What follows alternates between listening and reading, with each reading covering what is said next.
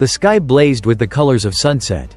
Crows swarming over a small village nestled amidst mountains, creating a somewhat eerie scene. I used to think that someone like me, with a talent that had awakened and blossomed, rooted in the battlefield, could start a new life. And in that new life, I would be able to create a family. Something I had yearned for deeply. But I was wrong. Where there are crows, there are ill omens. Below, a bloody battle raged. A powerful voice boomed, strong and unwavering. It's been a long time since someone forced me to swing more than 10 times. Are you the famed Eric? The talent who blossomed on the battlefield?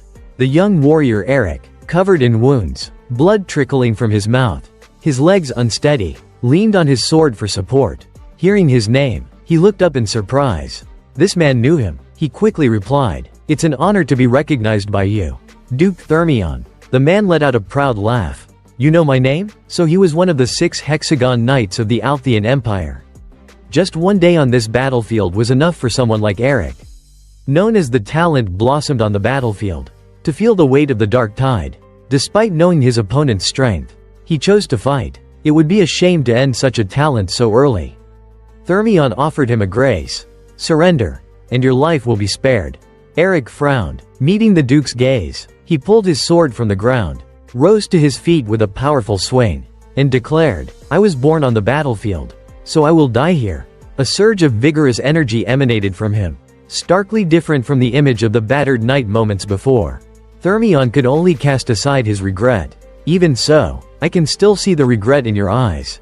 Given more time, you would become a formidable opponent. However, if this is your wish, then I hope in your next life, you will be free of such regrets." As soon as he finished speaking, Thermion launched his attack. Both exceptional knights were now locked in combat. The war between the Drenic Empire and the Althian Empire had raged for many years. Eric's mother was a young widow, a war refugee. She left him in this chaotic world when he was still young and breathed her last. Everyone knew what would happen to an orphaned child, a solitary life just to survive. Doing anything to stay alive. At the age of 14, he was sent to his first battlefield. Amidst the blood-soaked chaos, his talent awakened. The mana core in his heart enhanced his movements and senses to an unprecedented level. He quickly became Commander Eric, after surpassing 3 mana cores, and becoming a quad core with 4 mana cores. Seeing his talent, they planned to introduce him during the special knight appointment. Joining the ranks of the Empire's 5 Hexagon Knights would no longer be impossible. And this very battle was Eric's chance to find peace in his weary life. The 2 empires clashed like beasts. Eric swung his sword, sending the heads of enemy knights flying. He swept through everything until he encountered Duke Thermion. With a single slash, Thermion shattered Eric's sword into pieces, followed by a fatal blow to the heart, ending the life of the talented warrior. What a pity. The dream of having a family was cruelly crushed. Eric gave a bitter smile at his tragic life. Suddenly, a blinding light erupted in his mind, accompanied by the voices of strangers.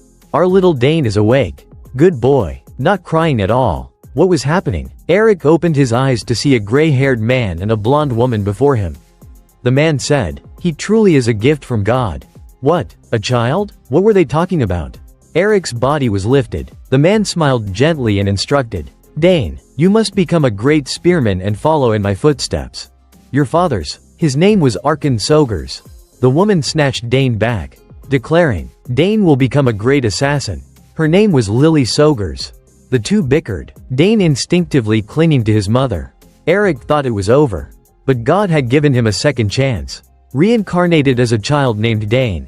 Ironically, he was reborn in the Althian Empire, his former enemy, as the youngest son of a count. Lately, his parents had been fiercely debating Dane's future. Surely because he was born late, they were even more eager for him to inherit their profession. Soon, they arrived at their new home. Dane was excited to have a home. Yes, if this was his home, it would be easier for his talent to take flight. 2 months later, in that magnificent mansion, babbling sounds emerged. Lily joyfully embraced Dane. "Oh my baby is babbling." Dane stared at his mother with wide eyes, thinking to himself, "So I'm babbling. This is truly a new experience." During his time wandering the battlefields, Eric had little contact with children. The few he encountered were injured, bandaged, and crying because they had nowhere to go. Many cried for their parents, then slowly starved and disappeared. Compared to that, the Soger's household was a place of wealth and fortune. He wouldn't starve here. Suddenly, the door swung open, and his father's boisterous laughter echoed. "Dane, look." He slammed a long object onto the ground. "This is a spear." He seemed incredibly excited to show off his favorite weapon to his son. Lily and Dane were rendered speechless by Arkan's enthusiasm. "Well, isn't it long and beautiful?" This seemingly simple man was the strongest rank 6 spearman in the kingdom. The heroic warrior known as the Azure Whirlwind. Lily, annoyed, rushed over and snatched the spear. "Really? How could you bring such a sharp object into our child's room?" The couple began to argue again. This woman was formerly the kingdom's best assassin. "If you keep doing this," Lily declared, "I'll teach Dane basic stealth techniques from a young age." Already accustomed to this scene, Dane could only sigh. Truly a harmonious family. The reason they were so concerned about Dane's future was because their 2 older daughters had chosen paths completely unrelated to spearmanship or assassination. In another scene, the 2 sisters sat beside Dane's cradle. The adorable Arabella said, "Look, Dane, if you do this, your cheeks will puff out. Look at Dane, he's so cute." Gifted with magical talent, Arabella had followed the path of magic since childhood. At 12 years old, she was already a rank 3 mage. Since the highest mage rank was 9, she was considered a genius for surpassing the introductory level at her age. Arabella pinched Dane's chubby cheeks and cooed, "Do you want to learn magic with me in the future? I'm tired of studying alone every day." The other sister, Claire, shyly said, "Summoning is good too." Claire was a talented summoner. She had learned to summon at the age of 7 and could now control 2 summons simultaneously. Initially, Dane thought Claire's Sogers didn't like him, but it seemed more like jealousy over having a younger brother. She had become less reserved lately. Claire touched Dane's cute nose and said, "If you also have a talent for summoning, it would be so much fun. I'll teach you later." Everyone wanted to teach him their skills. His father, a rank 6 spearman, his mother, a former assassin who once attempted to assassinate the king, his eldest sister, a genius mage, his second sister, a genius summoner. The Count Soger's family was a perfect noble family. The ideal family that Eric had once envisioned. Dane narrowed his eyes, remembering his past life. "So, does revenge still have any meaning in this life? Although my death was tragic, it was on the battlefield. To say I would seek revenge on those who defeated me is laughable. I always longed for a family. I'm glad I was born here." The Soger's family had a special ritual. The choosing ceremony. When a child in the family turned 1 year old, various objects were laid out on a table before them. Everyone would predict the child's future based on the object they chose. Today, that fateful day had arrived. Dane's first birthday. The entire family gathered in the grand hall, anxiously waiting. They placed Dane on a long white table and told him to choose what he liked. Dane glanced at each family member. Everyone must be hoping their item would be chosen. Arkan smiled confidently. Little Dane will be attracted to the dragon's tail. The dragon's tail was a spearhead made from the rare Dukron ore. When infused with mana, it would become as heavy and sharp as its owner's mana. This was the spear he had used his entire life. Lily closed her eyes in anticipation. Though he's too handsome to be an assassin, he'll still choose the dagger. Nighthorn was a dagger made from Ethran ore, converging all elements in existence, capable of holding and combining with various poisons. Arabella, her eyes filled with passion, thought to herself, "Dane will definitely become a great mage. He'll follow me to the academy later." Her offering was a subspace pouch, an item usable only by mages or those with magical talent. Claire was not to be outdone. She offered the summoner's sign. Using the sign, one would receive a familiar based on their talent. They could use it to call upon their summoned creature. Faced with everyone's expectations, little Dane felt pressured. He sighed. "This is troublesome, but unavoidable. Which item should I choose?" He crawled forward step by step. With each inch closer, the anticipation on the audience's faces grew more apparent. While he was hesitating, all 4 objects suddenly glowed with light. "Huh? What's happening?" Everyone cheered. All of them reacted? It seems young Master Dane is an all-around genius. Dane chuckled to himself. "I was already quite talented on the battlefield, but this life is on a different level." So, all 4 members of the Soger's family will teach Dane together? Several years passed, and Dane had become a 7-year-old boy. Father and son had been diligently training ever since that ceremony. "Well done, Dane, you've completely mastered the techniques I taught you." Dane panted but was happy. "Thank you, father." Arkan laughed heartily, ruffling his hair. Good, good, that's my boy. A young man interrupted their conversation. Sir, I brought it. Arkan went over and picked up the object. Ah, right on time. This is your birthday present. I was originally going to give it to you at the birthday party, but I wanted to give it to you before your mother. Take it. I've been preparing this for 2 years. This spear was crafted by a renowned artisan in the capital. Happy early birthday, Dane. Dane bowed his head in thanks as he took the spear. Thank you, father. I will use it well. It was magnificent. The black shaft and silver spearhead combined beautifully. It was also light. He excitedly twirled the spear in his hands. His father asked seriously, Dane, do you remember the difference between a spear and a sword? He said as he stepped forward and retrieved his own spear. The boy put his hand to his chin in thought and replied, the length of a spear helps us keep opponents at bay, and the small contact area enhances attack efficiency. Arkan further instructed, correct, but when you reach a certain level, it becomes more difficult to use than a sword. This is the fundamental issue with a spear. To attack an opponent, you must maintain a minimum distance. But don't worry, every weapon has its strengths and weaknesses. Even the sword, considered the perfect weapon, is at a disadvantage in some situations. He finished speaking and spun his spear a few times. Now that you have a new spear, I'll show you something interesting. Just spinning the spear amazed Dane. So this was the magical power of a rank 6 spearman. The mana radiating from his father was already overwhelming. Arkan closed his eyes in concentration and then decisively thrust his spear into the air. Dane was stunned. Amazing. Just thrusting the spear forward is that terrifying. Arkan added, the reason the space here is distorted is because I released the mana in my body and thrust the spear simultaneously. This is a technique that optimizes the course characteristic of concentrating mana at a single point. Yes, I've heard my sisters say that humans can surpass their physical limits. When the number of cores increases, the limits also expand. He lowered his head. In my past life, I had 4 cores. Arkan looked up at his youngest son with confidence.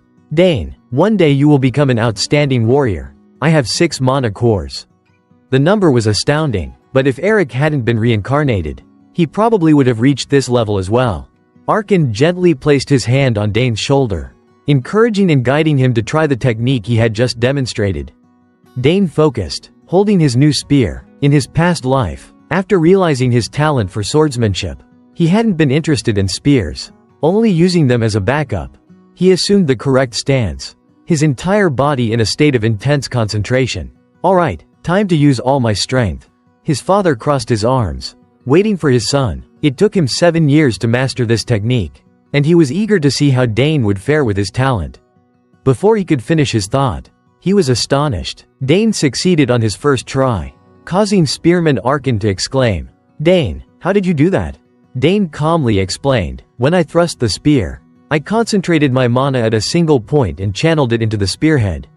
When the mana touched the spearhead, I cut off the flow. Arkan was even more delighted after hearing this. Wait, you channeled mana into the spear and then cut off the flow? Did you create a mana core? Dane said that he had read about creating mana cores in a textbook and luckily succeeded. But in reality, for someone reincarnated, nothing was truly difficult. Arkan knelt on one knee, looking at his youngest son with hope. Dane, one day you will become an exceptional warrior. Dane could only chuckle wryly. Will I really become a summoner, assassin, spearman, and mage all at once? On the evening of his 7th birthday, a grand party was held for Dane Sogers at a luxurious castle. Everyone was dressed in splendid attire. A man approached Arkan and greeted him. Long time no see. Arkan replied joyfully. Duke bowed. How are you doing? Oh, there's no need for formalities. Let's just talk casually. Arkan lowered his voice. Many people are watching us.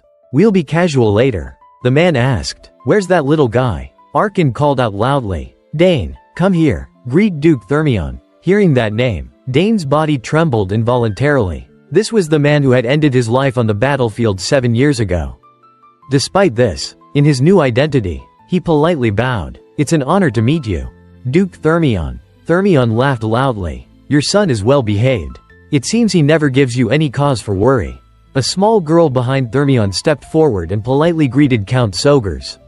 It was Leila Thermion, the youngest daughter of Duke Thermion. Symphony music filled the air as couples gracefully danced in the grand hall. In a quieter corner, The two dukes conversed, glasses of wine in hand. Arkan initiated the conversation. "How is your wife doing these days?" Thermion replied with a melancholic tone. "I've tried everything, but there's been no improvement. If I suddenly disappear, please understand, it would mean I've used magic to quickly return to the capital." He swiftly changed the subject. "Where's young Dane? He's quite bright. I wanted to talk with him a bit more. I haven't seen Leila either." Suddenly, Thermion glanced out the window. In the spacious courtyard bathed in the mystical moonlight, two children stood. It seemed they were both bored with the party. Leila and Dane chatted cheerfully outside. Leila said with a bright smile, "Actually, I don't like following my father everywhere. But I'm glad I came with him now." She was captivated by Dane's beauty, which was further enhanced under the moonlight. Dane continued the conversation. "That's good. Our territory is a very beautiful and peaceful place."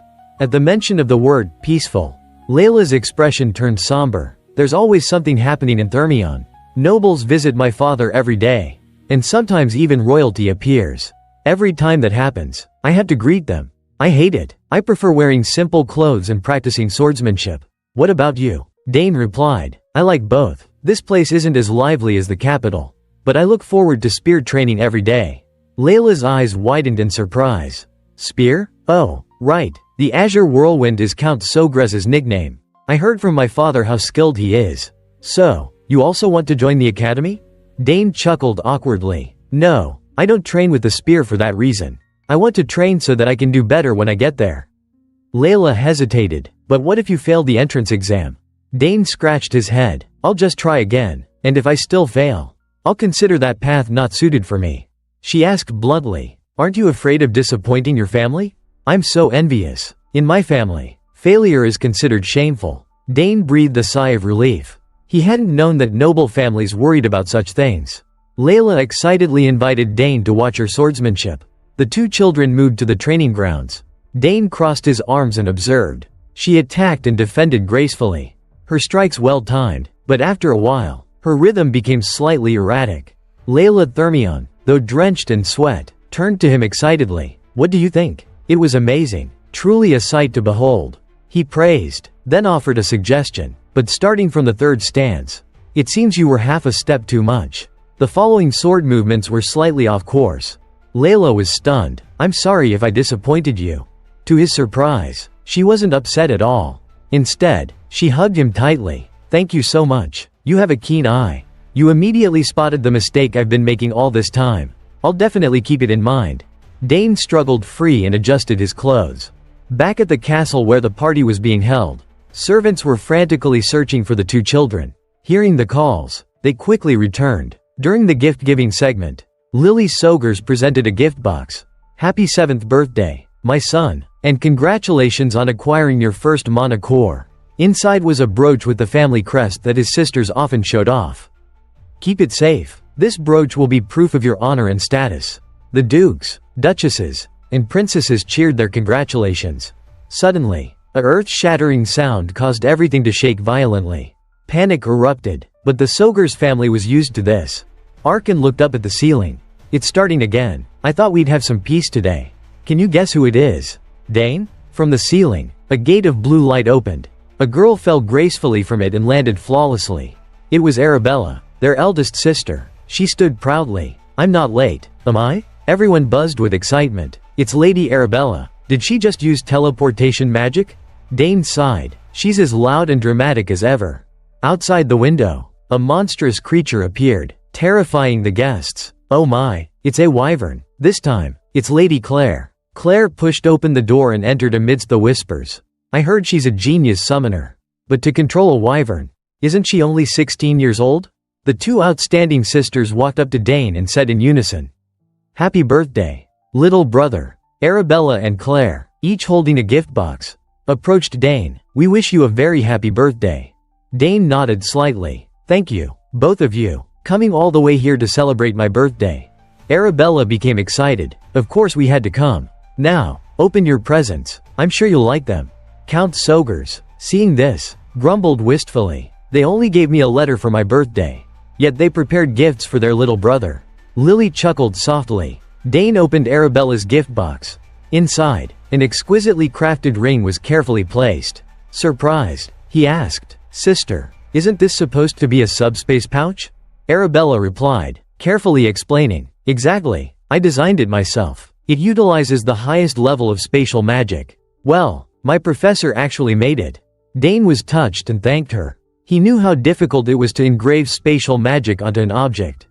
But even more challenging was designing an artifact that could withstand such magical inscription.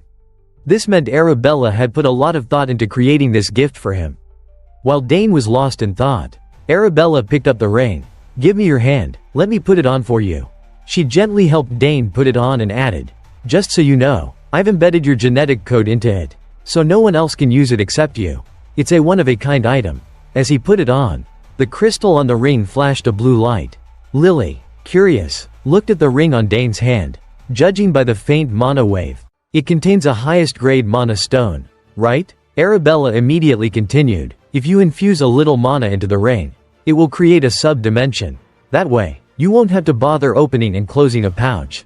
Dane was astonished. Such a valuable item. Thank you so much, sister. Subspace pouches were usually items that only wealthy individuals, like noble commanders or mages, could afford to use on the battlefield.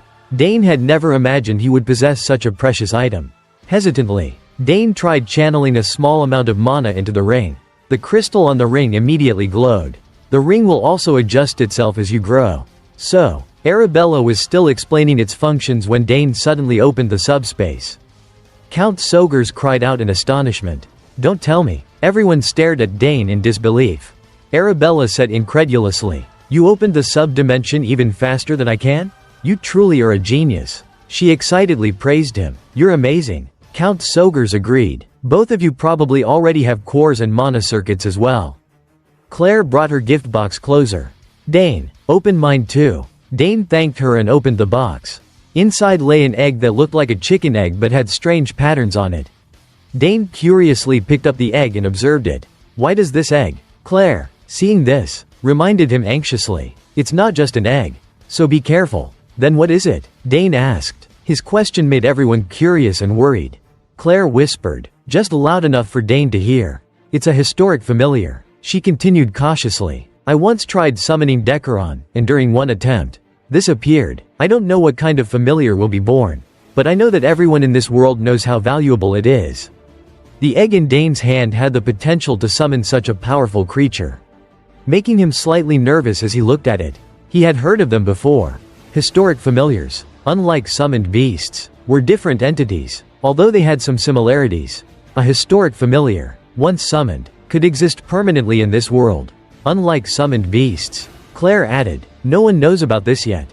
Dane, only you, so keep it a secret until it hatches. Dane nodded in agreement. Certainly. Arabella, overhearing their whispers, couldn't help but interrupt. What are you two whispering about for so long? But Arabella was ignored by Dane and Claire. Claire continued to reveal to Dane, I don't even know when it will hatch. So remember to infuse mana into it every day. Once in the morning and once in the evening, so it can recognize you as its master. Dane confidently assured Claire, I will definitely do that.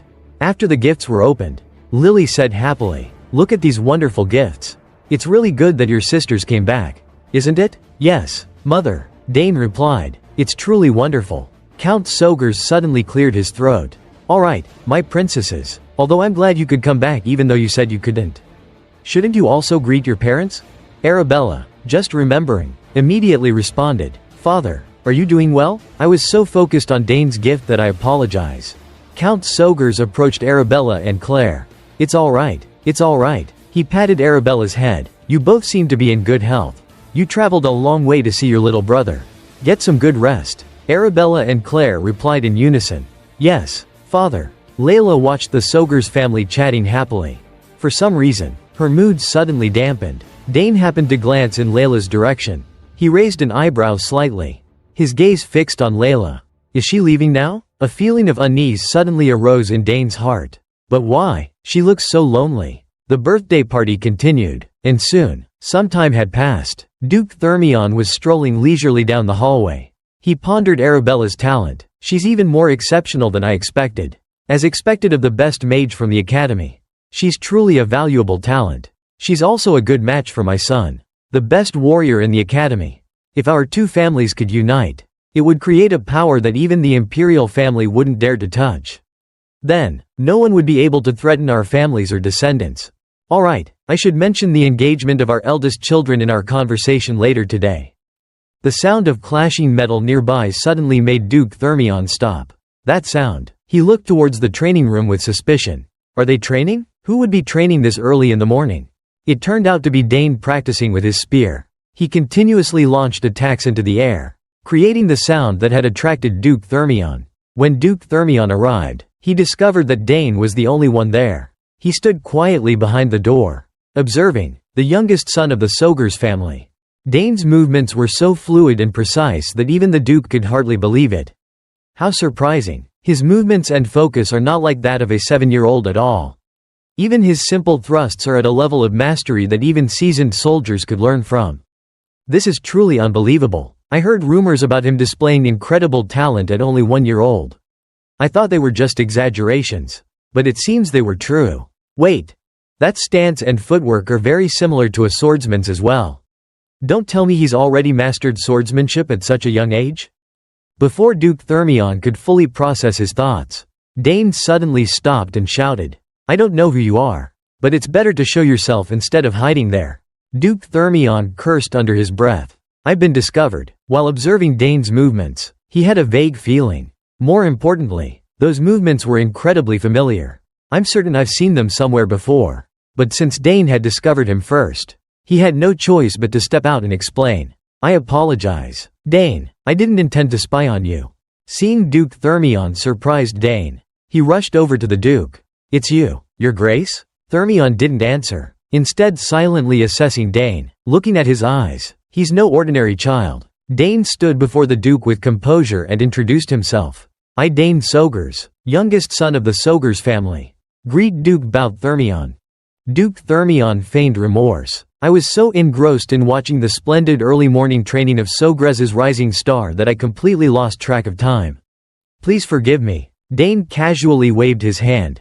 I forgive you. Duke Thermion was surprised. Ho ho, this boy has guts. He assessed Dane once more, falling into deep thought. Now that I look closer, how is his body not trembling at all despite training for so long? At his age, I didn't even have a mana core. The Duke offered genuine praise. Your thrusts are excellent. You've definitely inherited Arkan's talent. That spear you're holding. Dane quickly replied. Yes, someone told me that my father painstakingly prepared this spear for me. He bowed his head respectfully. I'm grateful that you recognized it. Duke Thermion smiled, thinking to himself, that's the perfect answer. My son, even in his prime, had excellent skills and manners. But not to this extent. Perhaps I should consider arranging a marriage with this family. Thinking this, he quickly said, actually, my Leila is also practicing swordsmanship. You two are the same age, so you could become good friends when you enter the academy. Dane smiled brightly. Yes, Your Grace, I'm sure we'll get along well. Duke Thermion chuckled. Ho ho, I like your straightforward personality. Young man, anyway, it seems I've disturbed your training long enough.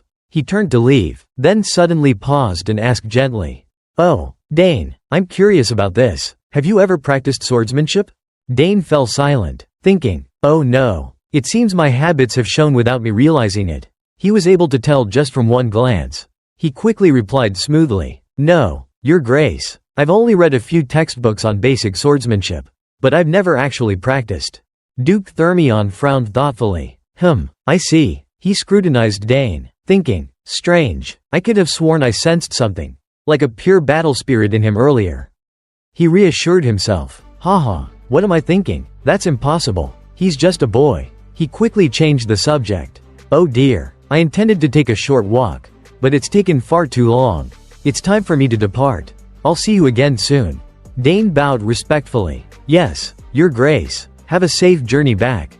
Duke Thermion smiled. Alright, if you ever visit the capital, be sure to come find me. I must repay the hospitality I've received here at Count Sogrez's castle.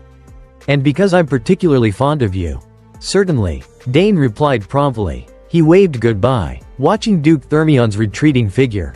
He smiled to himself. This is interesting. I wonder if he remembers me. To defeat the one who once defeated me. Just the thought makes my blood boil. If I prepare slowly and steadily, I can definitely do it. Determination filled his eyes. Bout Thermion. In this life, I will definitely defeat you. Dane resumed his training. Suddenly, Herman's voice brought him back to reality. Young master, it's time to return. Herman, have you been waiting for me all this time? Dane asked cheerfully. It is my duty to silently fulfill all of your requests. Herman replied promptly. Dane smiled. Ah, thank you. He looked at Herman, thinking, perhaps Herman should study assassination. I mean, stealth. He has the talent for it. He took the towel Herman offered and quickly wiped his face. So, how is it? Everyone is quite busy, aren't they? Yes, Herman replied. It seems everyone is busy preparing for the next banquet. And it seems other nobles have arrived early.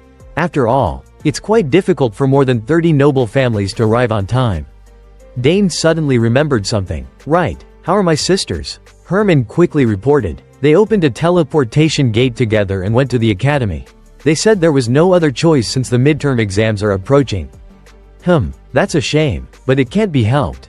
Dane replied. Looking at Herman, he said cheerfully, let's go back. Yes, young master. Herman responded respectfully. Dane thought to himself, I should take some time to look at the gifts my sisters gave me earlier. Dane got back and prepared for the event. And then the banquet went smoothly. Time passes. Finally, he could take a little break time. In the garden, Dane sighed contentedly. Being a noble is quite tiring. My schedule is even more packed than usual because it's my birthday. He watched butterflies flutter in the palace gardens. At least I can find some solace relaxing in the garden like this. He gazed at the flower beds, thinking, the gardener takes good care of this place. I feel strangely at peace looking at these flowers. He recalled his eldest sister's words, in nature, flowers contain the most mana. Since I have some time, I should analyze the mana in these flowers. Dane closed his eyes, focusing his senses. I've been practicing as much as possible. But both magic and summoning magic haven't shown any significant progress. I'm still not sure which one I should focus on. He sighed. Having too much talent can be troublesome. He looked towards a particular flower. Deep in thought, the mana of that flower. Such a small flower. Yet it contains such a large and intense flow of mana. If one could perceive the mana in nature and convert it into their own, then it would reside within their body and transform into a layer of magic. The mana absorption capacity of this body is incredible, Dane said, laughing. I can see things that others can only sense with their sixth sense. This is it. Before, I could only vaguely sense mana. But now I can perceive it more and more clearly. As Dane was deep in thought, a sudden noise startled him. What was that? Across the garden, two brothers were talking. I'm so bored. As soon as we arrived, father was busy talking to other nobles. He's left us out in the cold. We'll be introduced to everyone. Then we'll go back to our rooms like last time. Could we really do that? Brother? Dinar quickly replied. Digran angrily kicked a flower in the garden. You're acting like it's our birthday. Who cares? Do you think the young master of the Sogur's family would care about something like that? The two brothers continued their conversation. Damn it, I think we're lost again. Why did they build such a huge garden? Brother, there's someone over there. Is that brat lost too? Dinar asked quickly. Digran raised his voice haughtily. Hey, you there, that attire. Are you a servant? Then he said, never mind, whoever you are. Dane looked up. Lead us to the exit. Digran ordered quickly. Dane rushed over, his voice filled with alarm. You, get out of there. Don't you see what you're stepping on? What? Why are you suddenly? This brat dares to yell at us just because we stepped on some grass? Why are you walking on the flowers instead of the path? You're ruining them, Dane exclaimed, exasperated. The older brother laughed. Small fry with a big mouth. Digran's eyes flashed with anger. Do you know who I am? Dane narrowed his eyes, annoyed. Yes, a brute who destroys flower beds. Digran lunged forward, grabbing Dane by the collar. What, brute? Who do you think you're talking to? Servant? I'm the son of Count Tyron, a distinguished guest of this castle. Dane thought to himself, Count Tyron, he's the noble who was captured after I defeated him on the battlefield. He was an incredibly annoying noble. Like father, like son. Digran quickly raised his fist and yelled. Even in the southern countryside. You must know the Tyron family. We're famous in the capital. He threatened loudly. My family can make people like you disappear without a trace. So watch your mouth. Dane glanced at the older brother, thinking, talking to this guy is pointless. Are you crazy? A lowly servant like you dares to look at me with those eyes? Digran roared furiously. Suddenly, Dane headbutted the older brother. "Brother!" Dinar cried out in alarm, rushing to his side. "Brother, are you alright? This crazy brat!" Digran yelled furiously, wiping his nose. "What the blood? My nose is bleeding," he screamed. "I'll kill that bastard." Dane glared at him. "You want to kill me? Try it. You've lost your mind." Digran roared furiously. "Fine, let's settle this. Brother, worry about your nose first," Dinar exclaimed in a panic. Blinded by rage, Digran jumped up and screamed, "You, stay there." As soon as he finished speaking, he charged towards Dane with a raised fist. Dane quickly backed away and then sprang forward. "This cunning brat," Dinar muttered. Dane thought to himself, looking at his footwork, he's definitely not someone who specializes in weapons. So, is he a mage or a summoner? "Brother," Digran's younger brother stammered fearfully. The two boys exchanged blows fiercely. "This brat is too fast. I can't catch him," Digran growled in frustration. Dane watched Digran's fist, lost in thought. "The flow of magic I saw earlier, if I can control that magic with my will. Couldn't I convert it into a physical form? Should I try it?" Thinking this, he quickly focused his will. Dinar's eyes widened in surprise at the scene unfolding before him. With a single, effortless wave of his hand, Dane sent Digran flying several meters away. "Brother!" The younger boy rushed to his brother's side anxiously. Dane looked regretfully at the sprawled Digran and the destroyed flower bed. "Oh no! The flower bed is ruined." Digran, consumed by rage, glared at Dane and screamed, "Damn it, you can use magic? Who are you?" "Brother, stop. Something bad will happen if you continue like this." Dinar frantically tried to restrain his brother. Digran shoved his brother aside, ignoring his pleas. "Get out of the way. I'll kill that bastard." He used all his strength and quickly began chanting, "Hear my call." Dane's eyes widened in surprise. He's a summoner. A purple light enveloped the area. As the light faded, a large wolf appeared. It bared its fangs and claws menacingly, lunging towards Dane. "How about that? This is Genpu, my summoned beast. I'll show you the consequences of messing with Digran Tyron," Digran said triumphantly. Then he yelled, "Genpu, tear that guy to shreds." Dane rested his chin on his hand, silently scoffing. "An ordinary wolf. It can't compare to Sister Claire. She can even summon a dragon." The ferocious wolf charged towards Dane, its sharp fangs bared as if to devour him alive. "Yes, rip out that dog's throat," Digran cheered excitedly. Facing the ferocity of Genpu, Dane remained calm. He looked up at the wolf. Instantly, the wolf's fierce purple eyes constricted. The large wolf lowered its tail submissively, becoming docile and gentle at Dane's feet. The two sons of Count Tyron were astonished, unable to comprehend what was happening. The large wolf was now submitting to Dane. Digran Tyron, a mixture of anger and fear in his voice, urged frantically, "What's going on? How can Genpu? What are you doing? Rip out that bastard's throat." "Brother, is it wagging its tail?" his younger brother asked fearfully. "Hey, Genpu," Digran yelled. Dane patted the large wolf's head. "Good boy," he thought to himself. How did this happen? Now that I think about it, even Sister Claire's summoned beasts were quite friendly towards me. However, I just thought it was because we shared the same blood. Moreover, in a situation like this, there's no connection. Perhaps I have a high affinity level, which means that bastard's affinity level must be rock bottom. This is absurd. How can a summoned beast betray its master? Digran shrieked in disbelief. "Do you want to continue?" Dane asked calmly. "This brat," Digran yelled angrily. In contrast, Dinar cried out in fear. "Brother, let's go. We lost." "Shut up. I'll cancel the summoning," Digran replied, regaining his composure. "Brother, actually, Suddenly, the air was filled with an indescribable stench. Digran quickly looked at his younger brother and angrily pulled him away. "Damn it, how embarrassing." "Listen," Dane said calmly. "The bathroom is on the first floor of the main building." Digran dragged his brother away roughly, not forgetting to glare back at Dane. "You, wait right there. I'll be back. Let's go." Dinar. Dane watched them leave, thinking with amusement, Hey, at least recall your summoned beast first." Dane continued training until late at night, pondering silently. "Actually, it was quite simple, just as Sister Claire taught me. The faint connection between that idiot and Genpu. After carefully overriding it with magic, Genpu connected with me. He thought about how he had no connection to summoning magic, yet he was able to summon a beast due to his high affinity level. Suddenly, A voice brought him back to reality. Was that the brat who bullied you? Count Tyron and Digran appeared. Yes, it was that bastard. Digran quickly snitched. Dane chuckled inwardly. That idiot made a big deal out of it. Emboldened by his father's presence, Digran spoke with a menacing tone. He not only bullied me and Dinar, but he also severed the connection between me and Genpu. His foolish father introduced himself pompously. My name is Mogurd Tyron, head of the Count Tyron family, one of the great nobles. Are you the brat who did this to my son's face and stole his summoned beast? Yes, that's right, Dane replied softly, thinking to himself, he looks fatter than when I took him prisoner.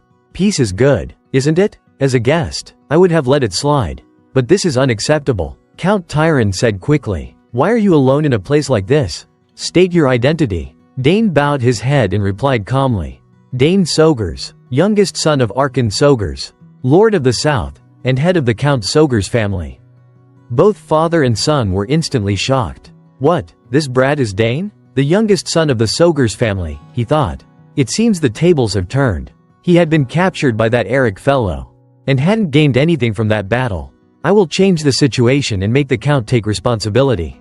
I'll use this as an excuse to demand mining rights. Those nobles who look down on me will be forced to kneel. He asked softly, You're the birthday boy, Dane? Dane nodded. That's right. However, that simple nod irritated Mogurd, causing him to grit his teeth. This arrogant brat, I didn't come all the way to the remote south just to celebrate your birthday.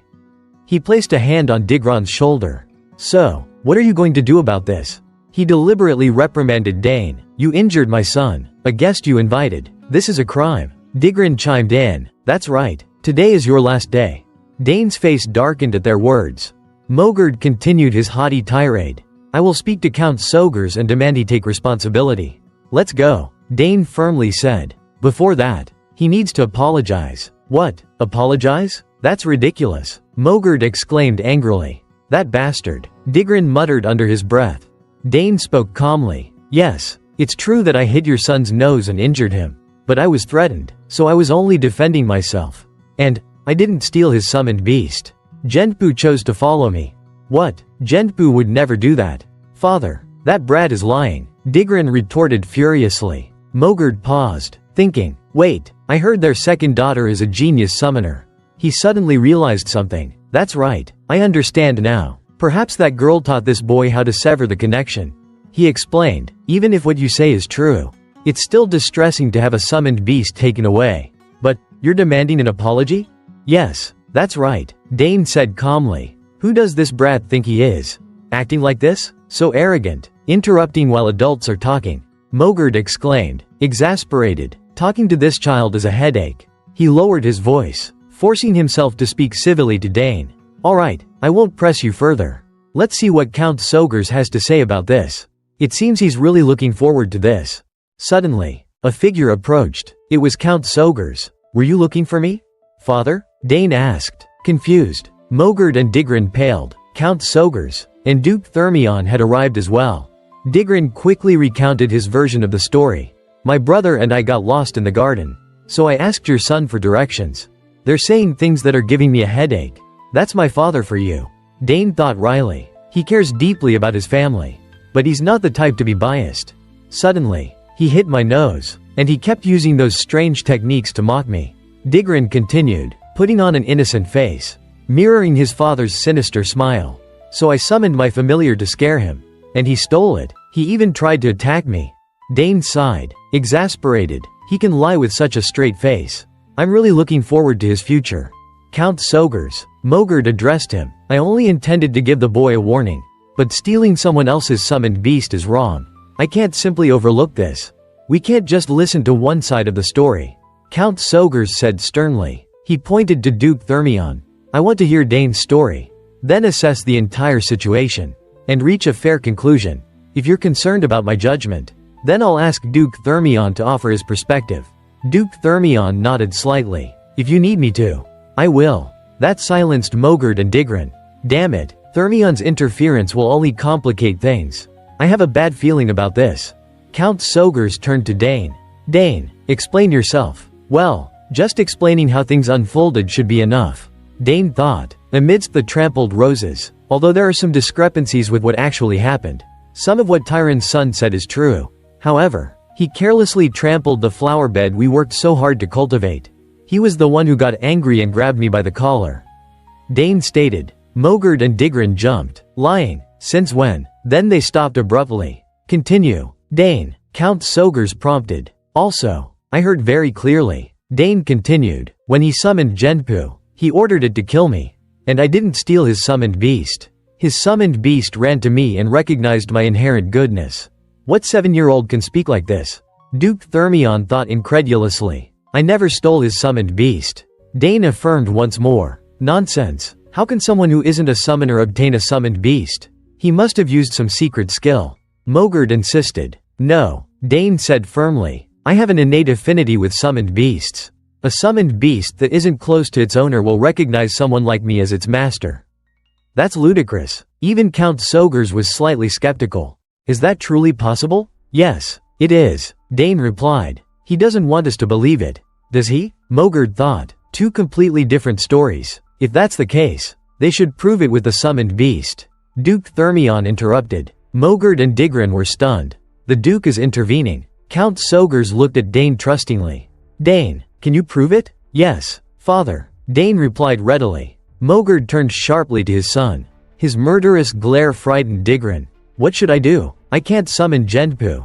"Digran, what's the matter? Summon it," Mogert demanded. "Father, the thing is," Digran stammered. "I can't," he blurted out. "Why can't you summon something you've summoned several times every day?" Mogert exclaimed in disbelief. Dane smirked inwardly. "I severed the connection. Of course he can't summon it." "Father," he said softly, "I'll summon it. To do that, it seems I need the sigil he possesses." "What, my sigil? You can't be serious. What nonsense. Even using another summoner's sigil with the strongest poison wouldn't work," Digran protested. Count Sogers frowned. "Based on what you're saying, even if you used your sigil, it wouldn't work. So what's the harm in trying? Wouldn't it prove your point?" Digran fell silent. "Damn it, he's right. I can't refute that. Let them see your sigil." "Digran," Mogert said anxiously. "But father." Digran hesitated again. Mogert remained firm. "Hurry up." Once Dane had the sign, he prepared to prove his claim. A summoner's sign, inscribed with the unique code. Couldn't be used by anyone else. But the Genpu that Digran had summoned was already imbued with Dane's mana.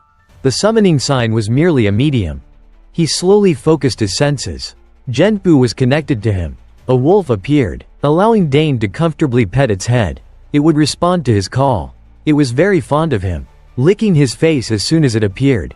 Count Sogers and Duke Thermion were speechless. "Father, how can my Genpu?" Digran stammered, bewildered. "Impossible," Mogert muttered in disbelief. "Magnificent," Duke Thermion praised. "You said he'd never studied summoning magic?" "That's right," Count Sogers replied. "I'm not sure what led to this." Dane stroked the wolf. "Sorry for summoning you just for this. And thank you for appearing.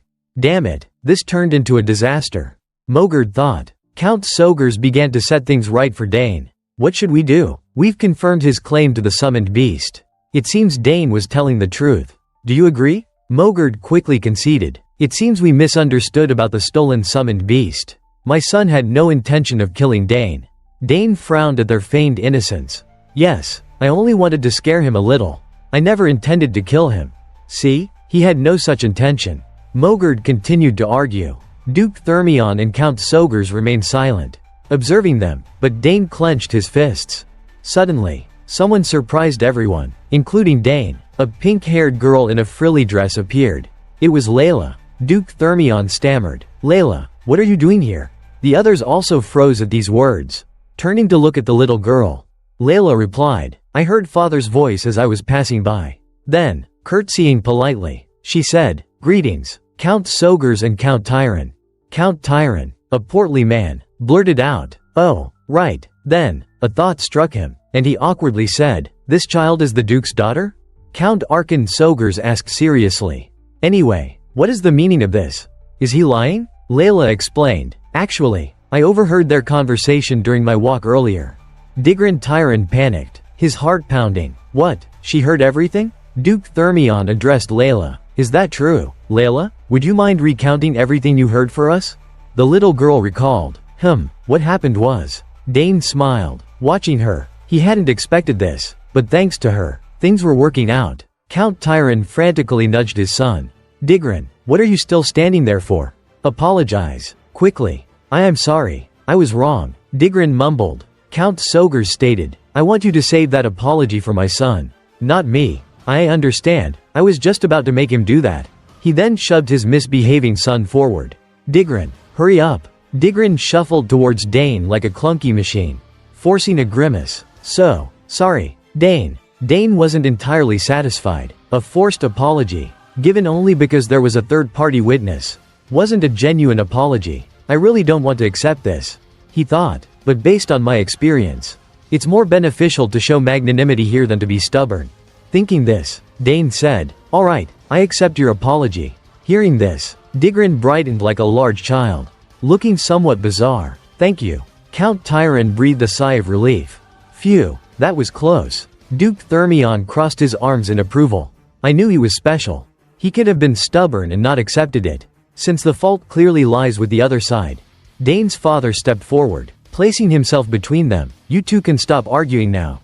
Dane has already accepted the apology. Personally, I don't intend to let this matter go so easily, he added, turning to Count Tyron with a furious expression. You intended to kill my son with a summoned beast. Count Tyron paled. See Count Sogers. That's not. I will not hear any excuses from you. Count Tyron, take your family and leave this castle. What, you mean? Count Tyron couldn't accept these words. He had come all this way without complaint. If he were driven out now, everything would become meaningless. One thought repeated in his mind. I need to stay in this castle at all costs.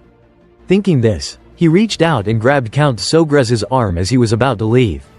Count, please forgive us. I will do anything you ask. Just this once. Arkan Sogers flung his hand away. I don't need anything from you. I will send guards to your room shortly. He turned and walked away. Let's go, Duke. Duke Thermion closed his eyes wearily and led his daughter Leila away. Dane turned back to look at the Tyron father and son bickering shamefully. Serves them right, he thought. They were the ones who caused trouble, so it's simply reaping what they sowed. Anyway, I didn't know father could be so scary when he's angry. The two father-daughter pairs walked away, conversing as they went. Is it true? You took it down with a mana bullet? Yes, that's right. Duke Thermion continued. Skill with spears, summoning, and now magic too? That's incredible. Has history ever seen such talent? Arkan smiled, accepting the praise. Indeed, I am truly proud to have such an exceptional son. Leila, listening to the adults, was also astonished. She asked Dane, really? Dane, hearing them praise him to the skies, wasn't embarrassed and nodded. Seeing this, the Duke commented, talent is one thing, but he's so calm. Usually, when children fight, they get upset and insistent on winning. But Dane isn't like that. I have no doubt your son will become a fine man. Count Sogers patted his son's head. It's too early to say. We'll have to wait until he grows up to know for sure.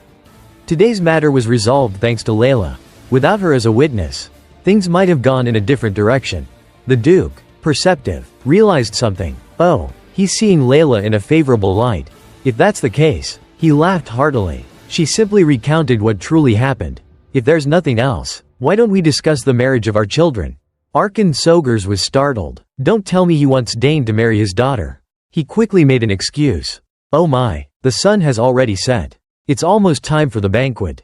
I'll go ahead to prepare. He then sped up, walking ahead. Duke Thermion couldn't stop him. He then quickly instructed his daughter. Leila, take your time walking back with Dane. He called out, Sir Arkan, let's have a little chat. Leila, flustered by the previous conversation, her face flushed crimson, her mind in a daze. In contrast, Dane paid no mind to these words, his expression as calm as ever. Leila mumbled, I couldn't stop father. Then, putting the matter aside, she asked, anyway, why did the summoned beast ignore its summoner and listen to you instead? I've seen many battles between famous summoners in the capital, but I've never seen anything like that before. Dane, walking ahead, turned back to answer, I'm not sure either. It just happened. Leila pouted, you're hiding something, aren't you? It's not fair. I helped you. Dane was indifferent. What's not fair? I helped you too, didn't I? Didn't I help you with your swordsmanship? Leila recalled. Ah, now that you mention it, you did. Dane thought to himself. Well, it's true that she helped me a lot this time. He then conceded. Then let's consider us even. And we can help each other again in the future." Leila beamed. "Wow, that's a great idea. I want to always use it." Dane was defeated, thinking, "She's so impatient. I wonder what she wants to ask." He asked Leila, "So, what do you want to ask?" Leila requested, "Teach me how to use mana bullets." "What? Why do you want to learn that?" Leila said as if it were obvious. "Of course. It's because I want to become stronger. I want to have at least 2 mana cores before entering the academy." Dane wondered. She's still young. Why is she in such a hurry? Leila explained that she wanted to become strong and make her mother happy. "You see, my mother loves me very much. She would definitely be happy if I became strong more quickly." Dane remembered. "Right, I heard the adults talking about this. Countess Thermion is seriously ill."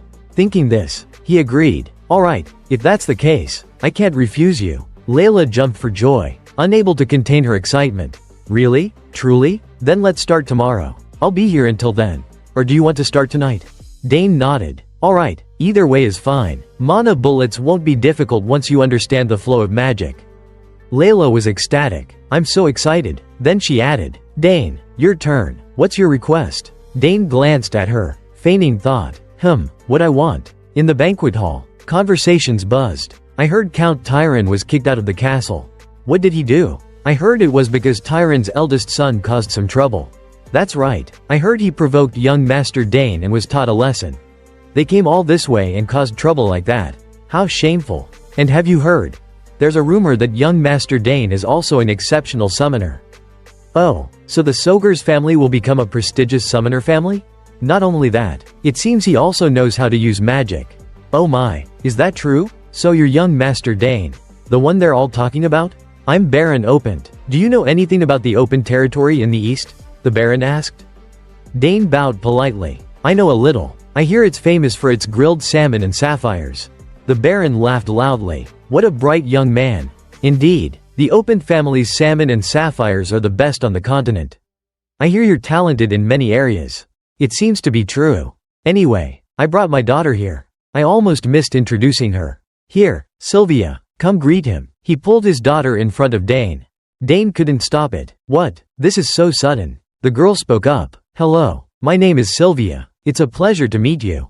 Dane, flustered, greeted her back. "Ah, yes, I'm Dane." Suddenly, the girl stepped closer to Dane, a cunning look on her face. "You're the one who will inherit the Soger's house in the future, right?" Dane felt a chill, replying awkwardly, "What? I don't know about that."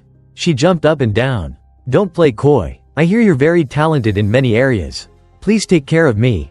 After all, it's quite possible that we'll become family in the future." Dane stammered, "Yes, please take care of me." Inwardly, he lamented, "Why are children nowadays so straightforward?" Suddenly, Leila brightened when she saw him. "Dane, you're here." But as she ran over, she saw him with another girl. Dane replied, "Leila." Sylvia, seeing her, stammered, "Lady Leila." Leila's face darkened, her eyes practically shooting daggers at the two of them. She stared intently at Dane and asked, "Who is this?" Dane didn't understand the sudden change in atmosphere, but he felt a chill down his spine. He found himself inexplicably explaining, she's." But Sylvia suddenly lost interest in Dane, turning to Leila with a respectful curtsy. "It's an honor to meet you, Princess. I am the eldest daughter of Baron Opent, Sylvia Opent." Leila was fuming but managed to restrain herself, her tone laced with forced sweetness. "Oh, is that so? It's a pleasure to meet you too." Dane stood between the two girls, each with a smile that could curdle milk, unsure which side to take. This familiar killing intent. Girls are scary." Leila directly took Dane's hand. "Excuse me, I need to borrow Dane for a moment." Then, she added with a pointed look, "We have an appointment, right Dane?" Dane understood, deliberately playing along, seeing it as a matter of self-preservation. "Oh, you're right. Sorry Sylvia, we'll talk later." Sylvia forced a smile that was uglier than crying. Sure. Too bad." Inwardly, she fumed. She's calling dibs on him. Just you wait. Compared to the young lady from the Eastern Barony, these two don't seem very well matched. Leila and Dane walked and talked. "How did you two meet? Is she the one you're engaged to?" "Engaged? No, we just greeted each other." Leila brightened at Dane's words, smiling radiantly. "Really?" Dane didn't quite understand her attitude. "Of course, it's true." Her expression suddenly became even more cheerful. They stopped at a certain spot. Dane announced, "Look, we're here. This is my secret place." Leila gasped, "Whoa, who would know about a place like this?" Looking inside, Dane replied, "Exactly. We won't be bothered by anyone here." Leila excitedly followed Dane inside, exclaiming in wonder, "Whoa, this is amazing. I didn't know a place like this existed. No one will know what we do here."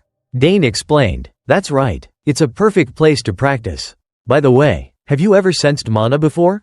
Leila replied, "A little, maybe, not enough to create a mana heart. But I've tried to absorb mana by breathing it in."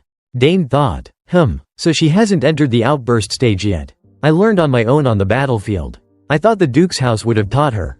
So, Dane said, "Let's start with something simple. First, you need to feel the mana you absorb into your body." Leila didn't quite understand. "Feel it inside my body?" "That's right. If you want to emit mana from your body, you need to learn how to control the mana within you. The key is to imagine. Close your eyes and imagine mana swirling inside you." Dane demonstrated, swirling his finger, patiently guiding her. Leila listened and began to imagine mana swirling within her. Dane encouraged her, "I know you can do it." But after a moment, Leila opened her eyes, slightly disappointed. She said, "Dane, it's not working. It's basic, but you only tried it once. Concentrate." While the two children weren't paying attention, Dane's father stood behind a tree, smiling in satisfaction. "Even at his young age, my son is teaching others. He's grown up." Suddenly, Duke Thermion appeared behind him. "What are you doing here?" Arkan Sogers jumped, like someone caught in the act. "Oh, good heavens, Duke." Seeing his reaction, Duke Thermion chuckled. "No need to be so surprised. Is there a couple on a secret late-night rendezvous?" "What do you mean, a couple? And how did you get here?"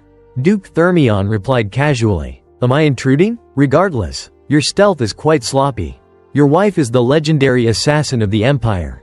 And yet you haven't learned anything from her." Count Sogers replied dejectedly, "I tried my best." Duke Thermion continued, "If the master of the manor is sneaking around peeking into other people's business, they'll talk badly about you." "Old friend." Arkan Sogers felt a pang of guilt. "Peeking? I was just following my son." Bout Thermion laughed heartily. "You too? I'm following my daughter." Arkan Sogers tried to look serious. "I have no right to say this, but you're a hopeless father." The children's voices reached them. "Did you just realize that? Let me see." The two fathers squatted down, observing the children and continuing their conversation, their dignity completely forgotten. Leila's father commented, "She doesn't usually open up like this." Arkan Sogers wondered, "Has something happened? She's such a bright child." The Duke somberly recounted, "Only on the outside. Inside, I'm not so sure." After her brothers left for the academy, her mother became bedridden and couldn't be there for her like before. It made it difficult for her to open up to others.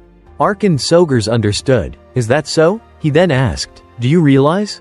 Duke Thermion closed his eyes. "I have my reasons. When I raised my sons, I gave them too much attention, and they grew up spoiled. Don't lump Leila in with them. She'll be hurt." No wonder she asked Dane for help. Duke Thermion scoffed, "You're still as nagging as ever." Arkan was startled. "What? When am I ever nagging?" Bout Thermion asked, "Tell me, will you send your son to the capital? If so, how about letting him stay at the Duke's mansion?" Arkan glanced towards the children. Leila cheered joyfully. "I did it. I did it. I succeeded, right?" Dane praised her. "Yes, you did great." Then Count Sogers decided, "I'll let Dane decide, just like Arabella and Claire. However, if Dane wants to go to the capital, I'll certainly do as you say." Bout Thermion invited, "It would be wonderful if you visited." "What, do you want to bicker with me all day long? You've become sharper than before." Dane's mother watched the two men bickering from afar, sighing, "I wonder where those two went off to. Why are they acting so shamefully?" Then she chuckled, "Truly, love for their children has a strange effect on them. I'll just pretend I didn't see anything." After a while, they went to the outside. Leila said softly, "Thank you, Dane, you really are a genius. I've heard many people call me a genius. But compared to you, I'm not that talented. This is just the beginning. You'll definitely become even stronger." Then, looking around, and seeing no one else, Dane thought, those two left quietly. Leila glanced at Dane, asking, "Are you going to the academy too?" "It's where all the Empire's geniuses gather." Dane was vague. "Well, I don't know yet. Do I need to go? I can train myself to become stronger." Leila, annoyed, stepped toward Dane and scolded, You blockhead. Studying isn't everything. It's a place to establish noble connections. You had to go if you want to form relationships from a young age." Dane chuckled. For a 7-year-old, she's quite knowledgeable about how the world works. "Huh," Dane said calmly. "I know, but I'm not interested in attending the academy yet. There are mountains of books I haven't read in the library. And I still have so much to learn from my parents." Leila didn't give up. "That's true, but don't you want to play with other kids? I heard your older sisters are all attending the academy already." Dane sighed internally. "She's really persistent." He replied to her, "I'll consider it later, if I want to go." Leila wanted to be sure. "You have to tell me if you decide to go. Okay?" Dane reluctantly agreed. "Okay, fine." Leila, hearing the answer she wanted, was happy. "When you come to the capital, you have to visit my house and watch me practice too. You promised." "Of course. I'll send you a letter if I go to the capital." Leila suddenly remembered, and asked, "Oh right. Dane, when are you going to tell me what your request is?" Dane grinned mischievously, playing mysterious. "I'll tell you when I come to the capital." Leila, overwhelmed, yelled, "What?" The next day, the Thermion ducal family got into their carriage, saying goodbye to the Sogur's family. "We're leaving now." Before leaving, they didn't forget to give Dane a gift. Dane asked Duke Thermion, "What is this, sir?" "It's a birthday gift for you. I hope you like it." Dane picked it up, admiring it, thinking to himself, "This looks expensive." Duke Thermion explained, "Our Thermion family's symbol is revenge, the sword, and the blacksmith. The Thermion family history began with our ancestor, a blacksmith. Thanks to him, our family has the best forge in the empire. No, the best forge on the entire continent. All the weapons created by the Thermion family have led the empire. And they were all made in that forge." Dane smiled faintly. "Yeah, I know. It has all kinds of ores. And all kinds of weapons and mystical artifacts forged on the continent." Dane's parents were immediately shocked. "Isn't that something even the royal family desires?" Duke Thermion ruffled the boy's hair. "Grow up well and help your father." Dane bowed his head. "Thank you for the gift, Duke." Leila waved goodbye happily to him, then got into the carriage with her father and left. Dane's mother knelt down and hugged Dane, comforting him. "Are you sad to say goodbye to her, Dane?" "Yes, I'm very sad. She's my first friend. You'll see her again when you go to the capital." And she encouraged him, "Become more handsome and shock her." Dane was silent, turning his head to think. "Yeah, I can't stay here forever." In the carriage at that time, Duke Thermion was lost in thought. "It's strange. Every time I look at Dane, I'm reminded of that boy, the warrior named Argrick, with the talent of a level 3 warrior at such a young age. If he were still alive, he would probably be a level 6 knight of the Drenic Empire by now. Dane, I want to see you grow up quickly." A few days later, Dane sat facing the egg, muttering, I feed it mana every morning and evening. Is it still too early for it to hatch? A familiar mysterious egg. I hope it's not because of this. Even though I changed the flow and power of mana, there is still no reaction. After casting the spell, Dane placed the egg in the box. Phew, hoping for success in one go. I'm too greedy. But as he turned away, the egg suddenly glowed. Dane immediately turned back to the egg. I thought I heard something. The butler rushed in from outside. Young master, what was that sound I just heard? Dane said to him, wait a moment, let me check the egg first. Dane checked it over, thinking in confusion, there is nothing different at all. Did I imagine it? False alarm. The butler held out his hand, signaling for him to give it to him, asking, did the egg react at all? Dane didn't give it to him. No, I guess I imagined it. Let's go. The two went to the training yard. Dane wielded the sword with great skill, again with concentration, both powerful and graceful. The butler clapped non-stop. Amazing, young master. When did you learn swordsmanship? Dane said, I just wanted to swing it around for a bit. The butler kept praising, indeed a genius. You also have talent with the sword. Dane looked at himself in the sword's blade. Learning how to use weapons is fun. The butler approached. Please have a light snack first and then we can continue. Dane said, all right, thank you. Enjoying eating the cake, he thought, training here is also good. The earl observed his son through the window. His heart was filled with thoughts. Many nobles are focusing their attention on the south. Most of them want to build good relationships with us. Since the war ended, the south, with its good climate, holds many things that the nobles desire. Maybe their interest has become too obvious. But that interest still can't compare to the attention that Dane receives. The conflict with Earl Tyron's eldest son was beyond my expectations. But the boy calmly explained the situation clearly in front of the adults, even confidently displaying his talent. He is too mature. Sometimes I wish he could act a little more childish, like his age, but maybe that is just my wish. Suddenly remembering a treasure, the dragon's tail. I'll let him swing it today and see. Arkan Sogers, carrying the dragon tail relic hidden behind his back, walked toward his son, who was practicing swordsmanship, but as soon as he arrived, he froze, watching his son's swift and powerful movements. His sword strokes so skillful that he knew they were very proficient. He thought to himself, swordsmanship? Why is Dane using a sword instead of a spear? Ah, that old duke must have said something to the boy. Otherwise, why would he be here practicing swordsmanship after spending so much time training with the spear? He calmly watched his son practice. But it seems like the boy is quite experienced with a sword. The power that he's displaying is something that even some people who have trained in swordsmanship their whole lives cannot imitate. When did he learn this? However, one thing was certain. The boy also had talent in swordsmanship. After a while, Arkan approached his son. Dane, I've been watching you for a while now. When did you learn swordsmanship? Dane stood still, facing his father, his heart pounding. I've been exposed. It's probably best to tell my father the truth. Dane replied, I didn't really learn it. Arkan was a little surprised. Is that so? So, it's truly talent then. Spearmanship, magic, assassination, summoning, and now swordsmanship as well. If it were anyone else, I would never believe that a child could have talent in all these areas. Dane, are you curious about this world? Dane feigned nonchalance. What do you mean, father? The world outside of these walls. I think that this territory might be too small for your talent. If you continue to stay here, it might be too unfair to you. Dane lowered his head and thought. It seems he has realized that he cannot keep me forever. Dane's father nodded in satisfaction. That's good. Now we need to prepare for you to step out into the world. Dane asked. Really? Arkan said. And today I brought you something a little more special. Dane was surprised. This is? Arkan asked. Do you recognize it? It's the dragon's tail that reacted to you on your first birthday. Dane took the dragon tail, unable to close his mouth. Marveling. Amazing. There's so much power here. Arkan stroked his chin with satisfaction. It's reacting even more violently than when the boy was small. He patted his son's shoulder. I was thinking of at least helping you master the spear before you leave. So get ready. Yes, father. After the training session, Dane returned to his room and lay down on the bed.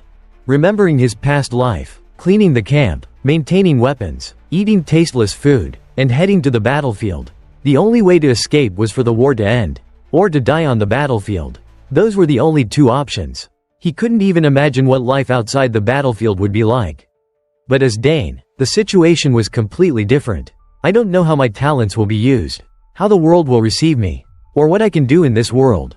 Okay, let's go outside, he said to himself. And as soon as the words left his mouth, a sudden voice spoke. So, you've made a decision, my son? Dane was startled and sat up. Mother? His mother gently knelt down. That's right, I heard from your father that you've been deep in thought. So, are you curious about the world outside our territory? Dane lowered his head slightly gloomily. Yes, father said it would be such a waste of talent to just stay here.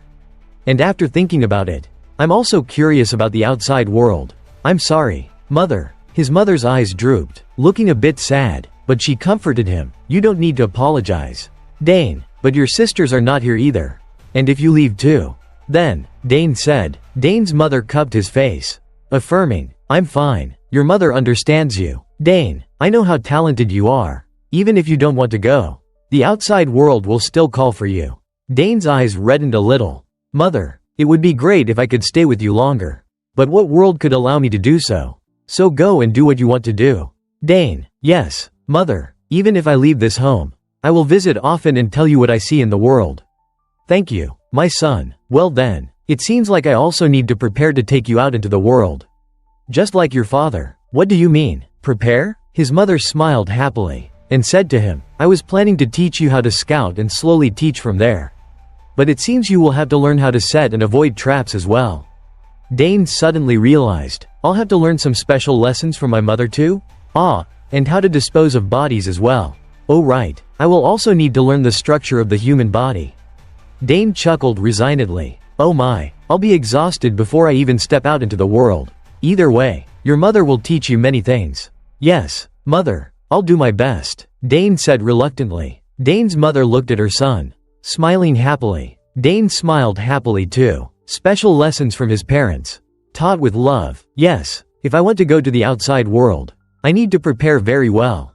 In the southern region of the Althian Empire, the Sogur's County, with its warm climate and abundant natural resources, this place had become a key area for the Althian Empire, ensuring they weren't depleted during the war. And thanks to the rule of Earl Sogurs, this land was always peaceful. And when the war ended, the remaining rebel remnants were captured. Finally, the era of peace, which felt like it would last forever, had returned. On the bustling streets, filled with people chatting, have you heard the rumors? They say that young Master Dane has been visiting the shops. Really? Yes, he went to buy something. I heard the shopkeeper's daughter fainted that day. Oh my, so the rumors are true. I heard that he gets more handsome every day. I wish I could see his face once. It seems he doesn't have a love interest yet. Should I try? What? You're crazy. Wake up. He's only 14 years old. Well, from what I've heard, he doesn't seem like he's 14 at all. Is that so? Yeah, I heard he's already as tall as the Earl. Wow, maybe it's because the Countess is also tall. It's definitely dominant genes. For sure, you'd think he was 20 years old. Platinum hair, blue eyes too. My heart would stop if I saw him. Next time he comes, I definitely have to go see. I wonder when he'll go out again. It seems he goes to that shop a lot.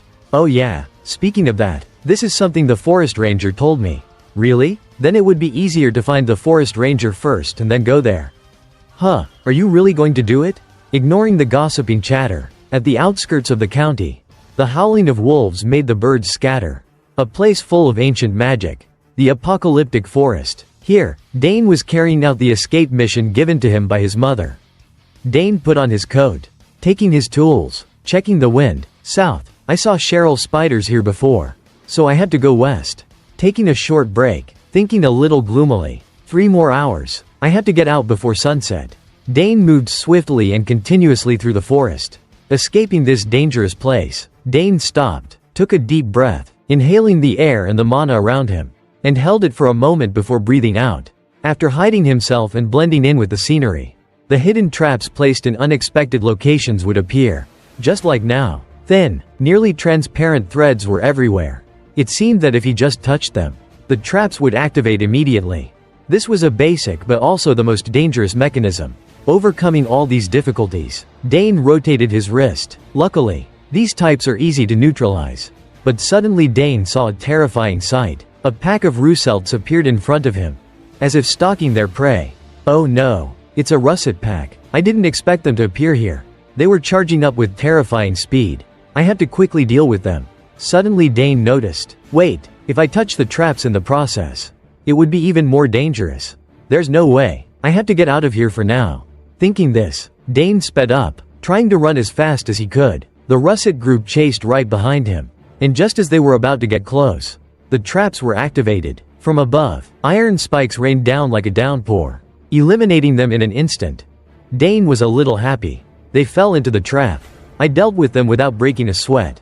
But he didn't have time to be happy for long. One of them was still able to slip through and rush quickly towards him. It's too fast. It's rapidly descending toward the ground. Then it opened its mouth, releasing a substance toward him. He thought to himself, whatever it's spitting out is definitely dangerous. He spun the spear in his hand quickly to block that slimy substance. Then, launching himself towards the beast. I can't waste time here. Instantly, using some kind of technique that left the beast bewildered, flashes of light erupted as he found himself in midair, glancing back, to see that he had severed the beast in two. Its red eyes were filled with panic and fear. After he had sent the beast to its doom, the sun had set, and dusk was slowly appearing. There was a gasp for breath. It was him, lying on the ground, face pale. At least I safely escaped the forest. However, something was approaching. He gritted his teeth, resigned. What else now? He quickly stood up. Damn it, when did I lose my guard? He looked up in surprise. It was his mother. She walked over and pinched his cheek, then pulled out a weapon from her sleeve. Here, take this. It seems it suits you better than me now. He looked at the weapon his mother gave him. This is mother's dagger. The night horn. Really? His mother replied kindly. Of course, I'm not using it anyway. Dane accepted the dagger, and his mother explained. The night horn is made from the mystical ethereal ore. A type of ore that absorbs the elements of all things. If you want, you can even store all kinds of poison in the world. He pondered. I know it can also mix the absorbed poison and use them. He said politely. Thank you, mother. I'll take good care of it. His mother happily replied. You're welcome. Dane, let's go home now. He put the dagger in his pocket. I guess this is all that mother has taught me. However, it didn't end there. A piercing cry echoed throughout the forest. The two of them sensed the danger that was approaching. He glanced over. Mother, did you hear that? They observed the forest. Yes, it seems like there's someone in the forest. Let's go quickly. Dane, he replied. Yes, mother. Moving through each tree, everything seemed to become fast, blurry, and intense. A while later, at Earl Sogrez's estate, in a side tower, in a room, a strange man suddenly woke up with a start. Gasping for air, he wondered, where am I? I remember eating mushrooms in the forest. Someone opened the door and spoke. You're awake. It was Dane, he said, still detoxifying. Don't move yet. The man was confused. Why is this young man detoxifying? Did you save me? Dane analyzed. Yes, you ate death cap mushrooms. Luckily we discovered you in time. The man was bewildered. Those were death caps? Dane handed him medicine. They're poisonous mushrooms. If we were a little late, you would have become a corpse. Here, have some water. The man accepted it. Thank you. He drank it. Dane realized. His belt has the emblem of the Nixian magic tower. He's no ordinary person. He remembered. If it weren't for the Nighthorn, I wouldn't have been able to save him. After drinking it, he asked, thank you. So where am I? Dane replied, Earl Sogrez's side tower. The man was a bit surprised. Sogrez County? He helplessly rubbed his forehead. So not only did I get lost and wander to the south, but I also got poisoned by mushrooms and ended up here? Dane instructed, just rest. I've already told my father. He'll come to see you soon. The man was confused. Your father. So he was surprised by Dane's identity. Really? You're Arabella's younger brother, the genius that all the magic towers are interested in? Wow, how did you find me? Dane said, actually, I was training with my mother in the forest. The man was shocked. What, in that crazy forest? At this point, his head started throbbing. Even a level 8 mage like me got lost. The mana flow reversed when I was casting a spell. So my body just collapsed. After hearing Dane's explanation, he knew. Really? The entire forest has ancient mana. And traps everywhere? Dane smiled slightly. That's right. That forest is our family's property. It's an extremely dangerous place for outsiders. Dane analyzed. Besides, because the mana there is different from the mana modern mages usually use. It's best for mages not to go there. You also fell into danger because you ate poisonous mushrooms. The man was bewildered. Is that so? So I almost died there. Wait, so that means... His eyes widened. This boy is strong enough to train in that forest? He looked at Dane. You're the one who concocted the antidote as well? Dane calmly replied. Yes. Hearing that, the man fell silent. He's just a teenager. And he's already concocted an antidote that requires such extensive knowledge and precise mixing skills. He looked at Dane for a moment. How can there be such a family in the world? He recalled. Besides the two genius daughters, even the youngest son, he affirmed to himself. If it were still wartime, the Sogrez County would probably have become the most powerful and influential noble family of the Althian Empire. Cedrain Gauss said, I owe you a lot. And Dane, without hesitation, replied, that's absolutely correct, sir. Cedrain Gauss was surprised by Dane's directness. Look at this kid, he's quite bold. He cleared his throat and said, I should repay those debts. But first, let me introduce myself. I am Cedrain Gauss, the former owner of the Nixian Magic Tower. Whatever you want, just ask. I have everything in this world except for the things that I don't have. Dane, after listening, thought, he must be talking about a subspace. Many mages can live without a house by putting everything into their subspace. Although Cedrain Gauss had said he was the former owner of a magic tower, Dane still calmly asked, is that really true? Cedrain Gauss, for the first time, encountered someone who was indifferent to his identity, making him feel incredulous. What? I said I was the owner of a magic tower. A normal person would be surprised or show some respect. But this kid remains unfazed. He boastfully continued, you will never have another opportunity like this in your life. No need to be humble. Whatever you want, just say the word. Hearing this, Dane suddenly became pensive. Cedrain Gauss thought he had succeeded. He smiled, but Dane only politely replied, I will take some time to think about what I want. and then I will tell you." As soon as Dane said this, Sadrain Gauss felt dissatisfied. Huh? Not even a little bit interested? What kind of kid is this?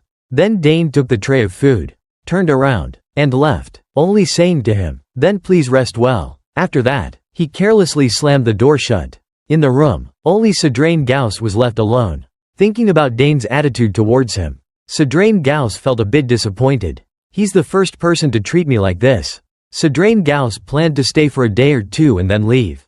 But with this situation, he would probably need to stay to investigate Dane more closely.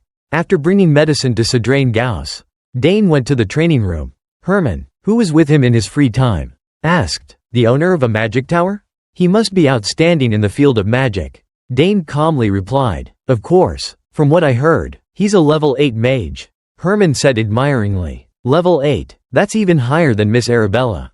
Dane replied, "Well, yes, that's true." Herman excitedly said, "That means a very powerful person owes you a debt. The magic towers are like independent territories on the continent. They're like nations." Dane paused slightly. He casually replied, "Who would have imagined he'd be such a big shot?" Herman suddenly wondered, but why would the owner of a magic tower be wandering in the forest? Dane, while training, casually mentioned, "That place isn't an ordinary forest. Mages see it as a forbidden area. They call it the apocalyptic forest." Herman was immediately shocked. If that place is the apocalyptic forest, then even mages would face challenges there. But he still managed to survive thanks to you, young master. Dane looked silently at the sword in his hand, then turned his head to look at Herman, saying, "Get me a new sword. All the ones I'm using are too light and short." Herman suddenly remembered something and said, "All those swords are damaged swords brought back from the war by the Earl. I will prepare a longsword for tomorrow's training." Dane said a thank you. "I'll finish today's training with this sword." He moved his lips as if wanting to say something but then stopped. Dane suddenly remembered a moment ago, thinking, "I also possess that, the mark that Duke Thermion gave me." He smiled slightly. "It's been 7 years since that day. If I have the chance to go to the capital, I will definitely visit him." After finishing his training and on his way back, Dane happened to meet Earl Sogers. "Dane, it seems you have been training very diligently today." Dane stopped and replied, "Yes, father, I thought you had things to take care of, but you came back early." Earl Sogers smiled slightly and said, "Everything finished quicker than I expected. I have a reason to rush home." Dane immediately asked, "Is it because of the owner of the magic tower?" Earl Sogers nodded in response. "That's right. Who knows? Maybe he can help Arabella. Maybe he will be a good mentor for her." Hearing this, Dane couldn't help but remember the academy. "But I'm not sure if he can handle her personality." Looking at how she punched a very annoying upperclassman, Earl Sogers then grabbed Dane's shoulder and praised, "Anyway, you saved another person's life. You're amazing, Dane." He directly replied, "I only did what I had to do, sir." Earl Sogers proudly added, "Not everyone can do something like that." Dane smiled in response, "What I did was actually pretty amazing." After going into the house, he remembered his 2 sisters and asked, "My 2 sisters aren't coming this time either?" Earl Sogers said regretfully, "Regarding that, seeing my daughter's faces is so hard. Arabella just finished her long semester and is choosing a magic tower to join. And I heard that Claire received a request to attend an appointment as an assistant professor from her professor." Dane couldn't help but say admiringly, "They are both very impressive." Earl Sogers nodded in agreement. "Your sisters are indeed very impressive. But," he added, "I also have great expectations for you. I wonder how the world will treat such a talented child." Dane bluntly replied, "I don't know either." Earl Sogers laughed. "Just thinking about how surprised Bout will be makes me laugh." When Earl Sogers mentioned Duke Thermion, it made Dane think of him. He eagerly anticipated the day he would have a sword fight with him again. Then Dane felt a longing for Leila. "I wonder how Leila is doing. The last time I received a letter from her was a year ago. Well, I guess I'll find out when I go to the capital." A few days passed in a blink of an eye. At this time, Sadrain Gauss was causing a ruckus with the servants. "I'm not fully recovered yet? I'm going crazy from being stuck in this room for so long." Hearing this, the servant reluctantly replied, "Then please don't go too far. And for the time being, you are not allowed to use magic." Sadrain Gauss asked suspiciously, "What, not allowed?" The servant immediately replied, "That's right. Your mana flow hasn't become pure again. And we haven't neutralized all the poison in your body yet. So you have to wait a bit longer." Sadrain Gauss clicked his tongue slightly. I guess I have no choice. It's been a while since I haven't been able to use magic. So I might as well enjoy this change of pace.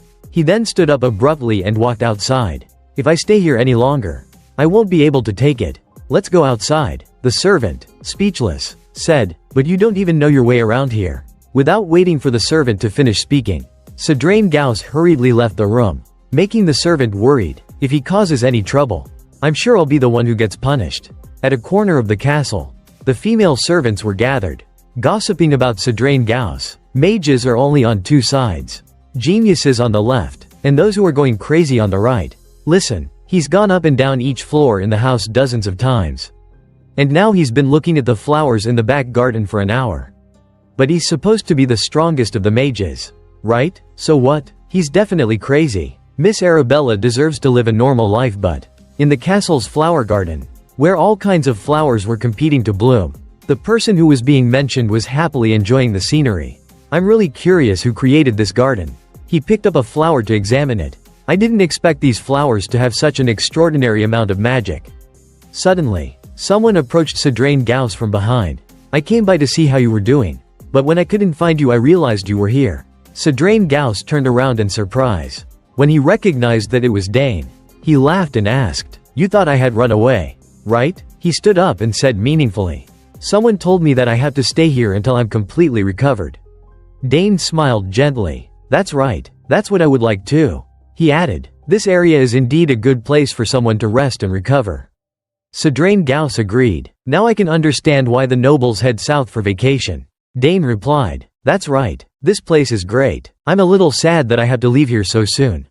Sadrain Gauss curiously asked, "Leave? You're going to leave soon? Where are you going?" Dane immediately replied, "Not too far. I plan to go to the capital." Sadrain Gauss, upon hearing this, questioned further, "The capital? So, you must be planning to go to the academy, right? And your sisters are also at the academy, right?" Dane replied, "That's right. They will have an easy life there." In Sadrain Gauss's heart, curiosity arose. His sisters are famously talented.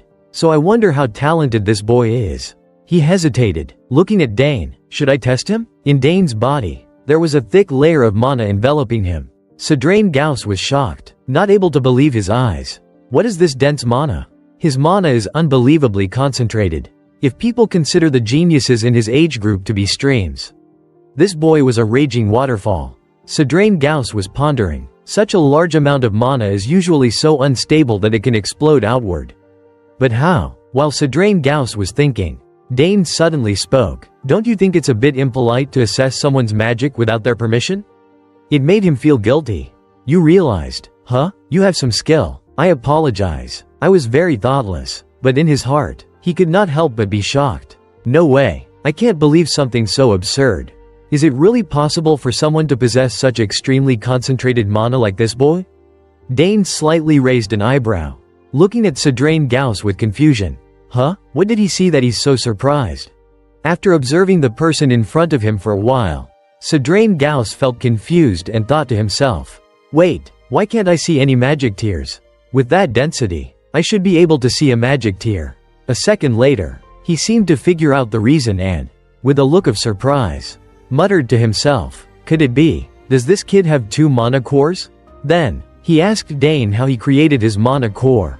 Confused, Dane asked him, "Is there a problem?" Sadrain Gauss then shouted, "Of course, there's a problem. You have such a crazy amount of mana. And you still want to wield a spear? You possess a magic that only requires a core and not magic tears. Are you going to throw away the greatest talent ever seen?" Hearing that, Dane exclaimed in a panic, "Well, can't I use both?" Sadrain Gauss became annoyed with Dane's statement. He then grabbed his head and yelled, "Ah, this is so frustrating. Where should I even start explaining?" However, he then said, "Do you know why a magic swordsman's lifespan is so short?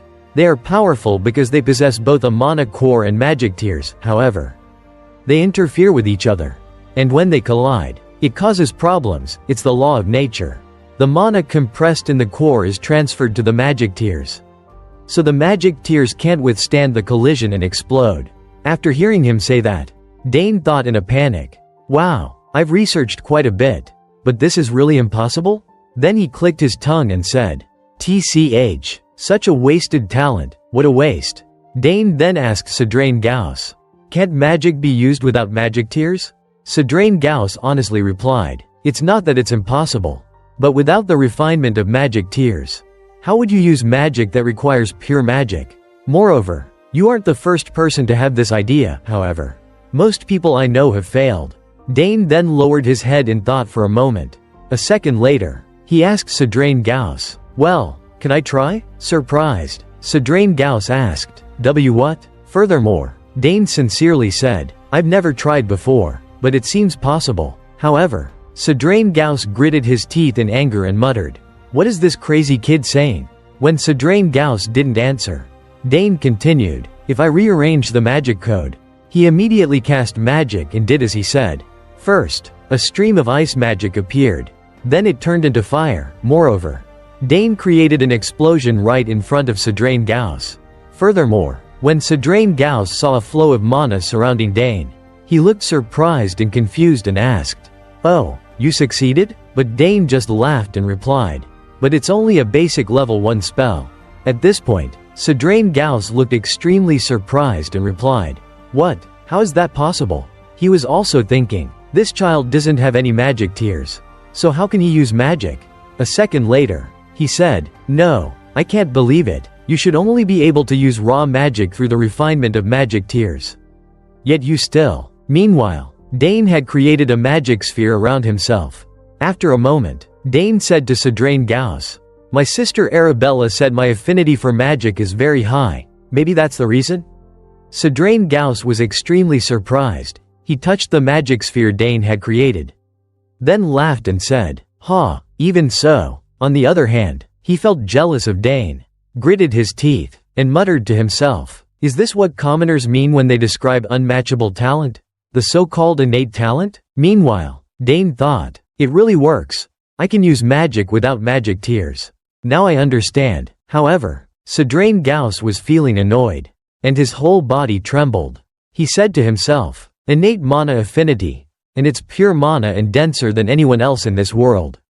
Does this person really exist?" Thinking this, he observed Dane for a moment.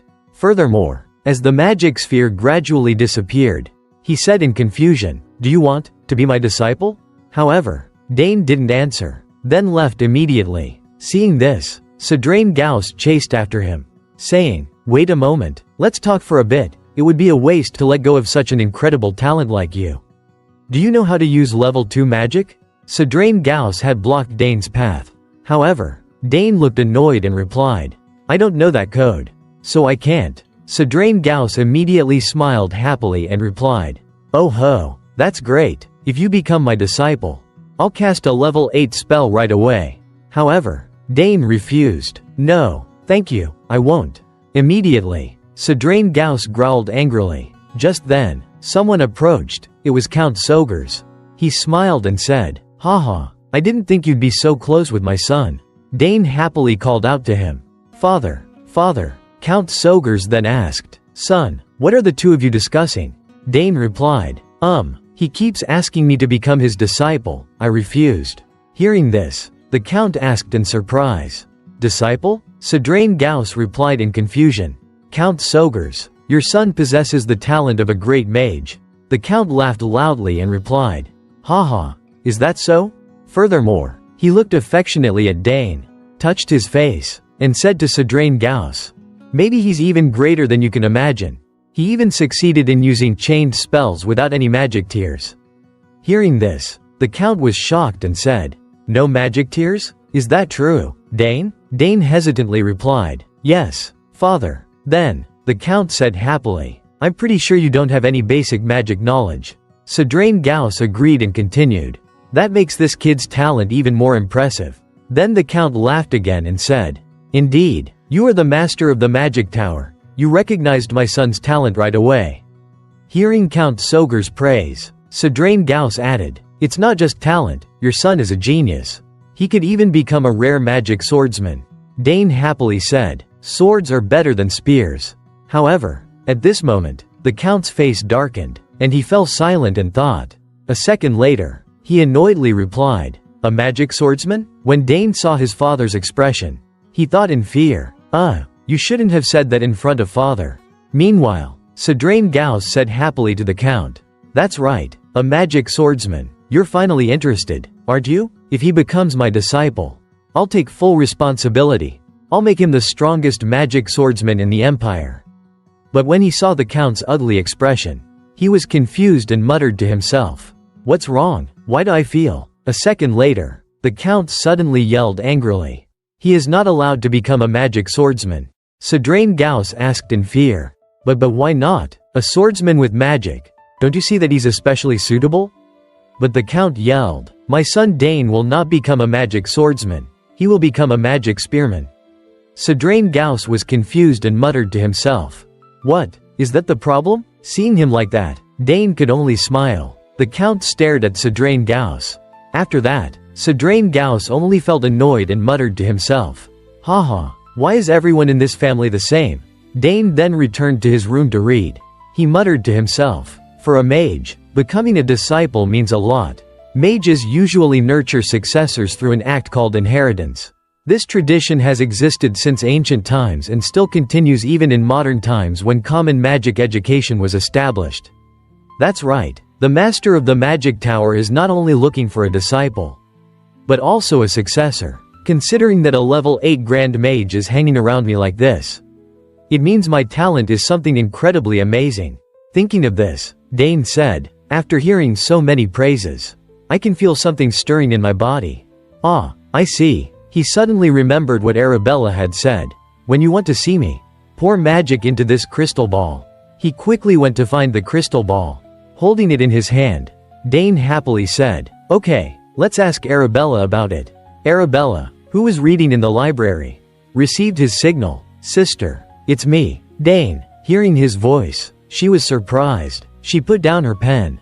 Then, she said happily, Dane, my little brother. After hearing Dane's story, Arabella exclaimed in surprise. What? Dane, you cast a level 1 spell? You don't even have a magic circle yet. Dane replied, that's right, I don't have one, but I can still cast it. Then, she happily said, I knew you were a genius, but I didn't expect you to be this good.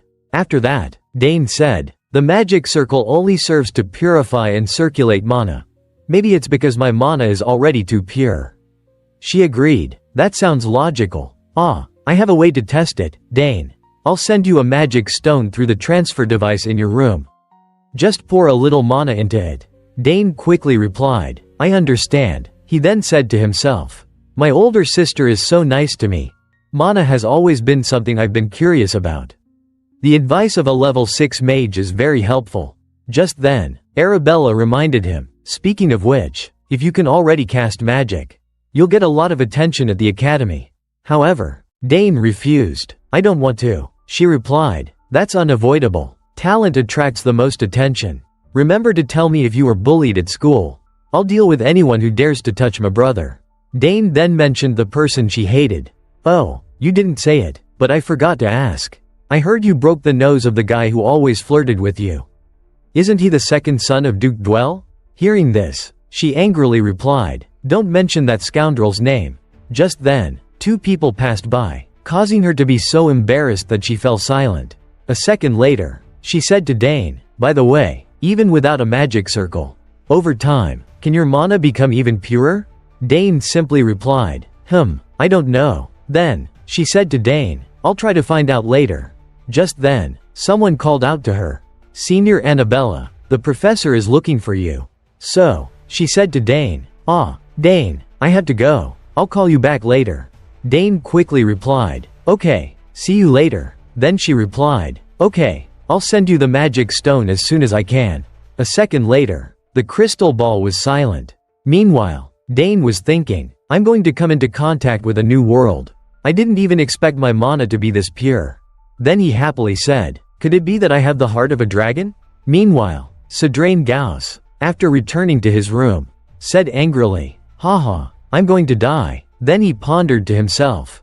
I used mana to probe him, and that made my situation even worse than before. I was planning to leave here early, but I can't leave yet. He then gritted his teeth and said, not until he accepts my proposal. Furthermore, he remembered what he had said to Dane at that time.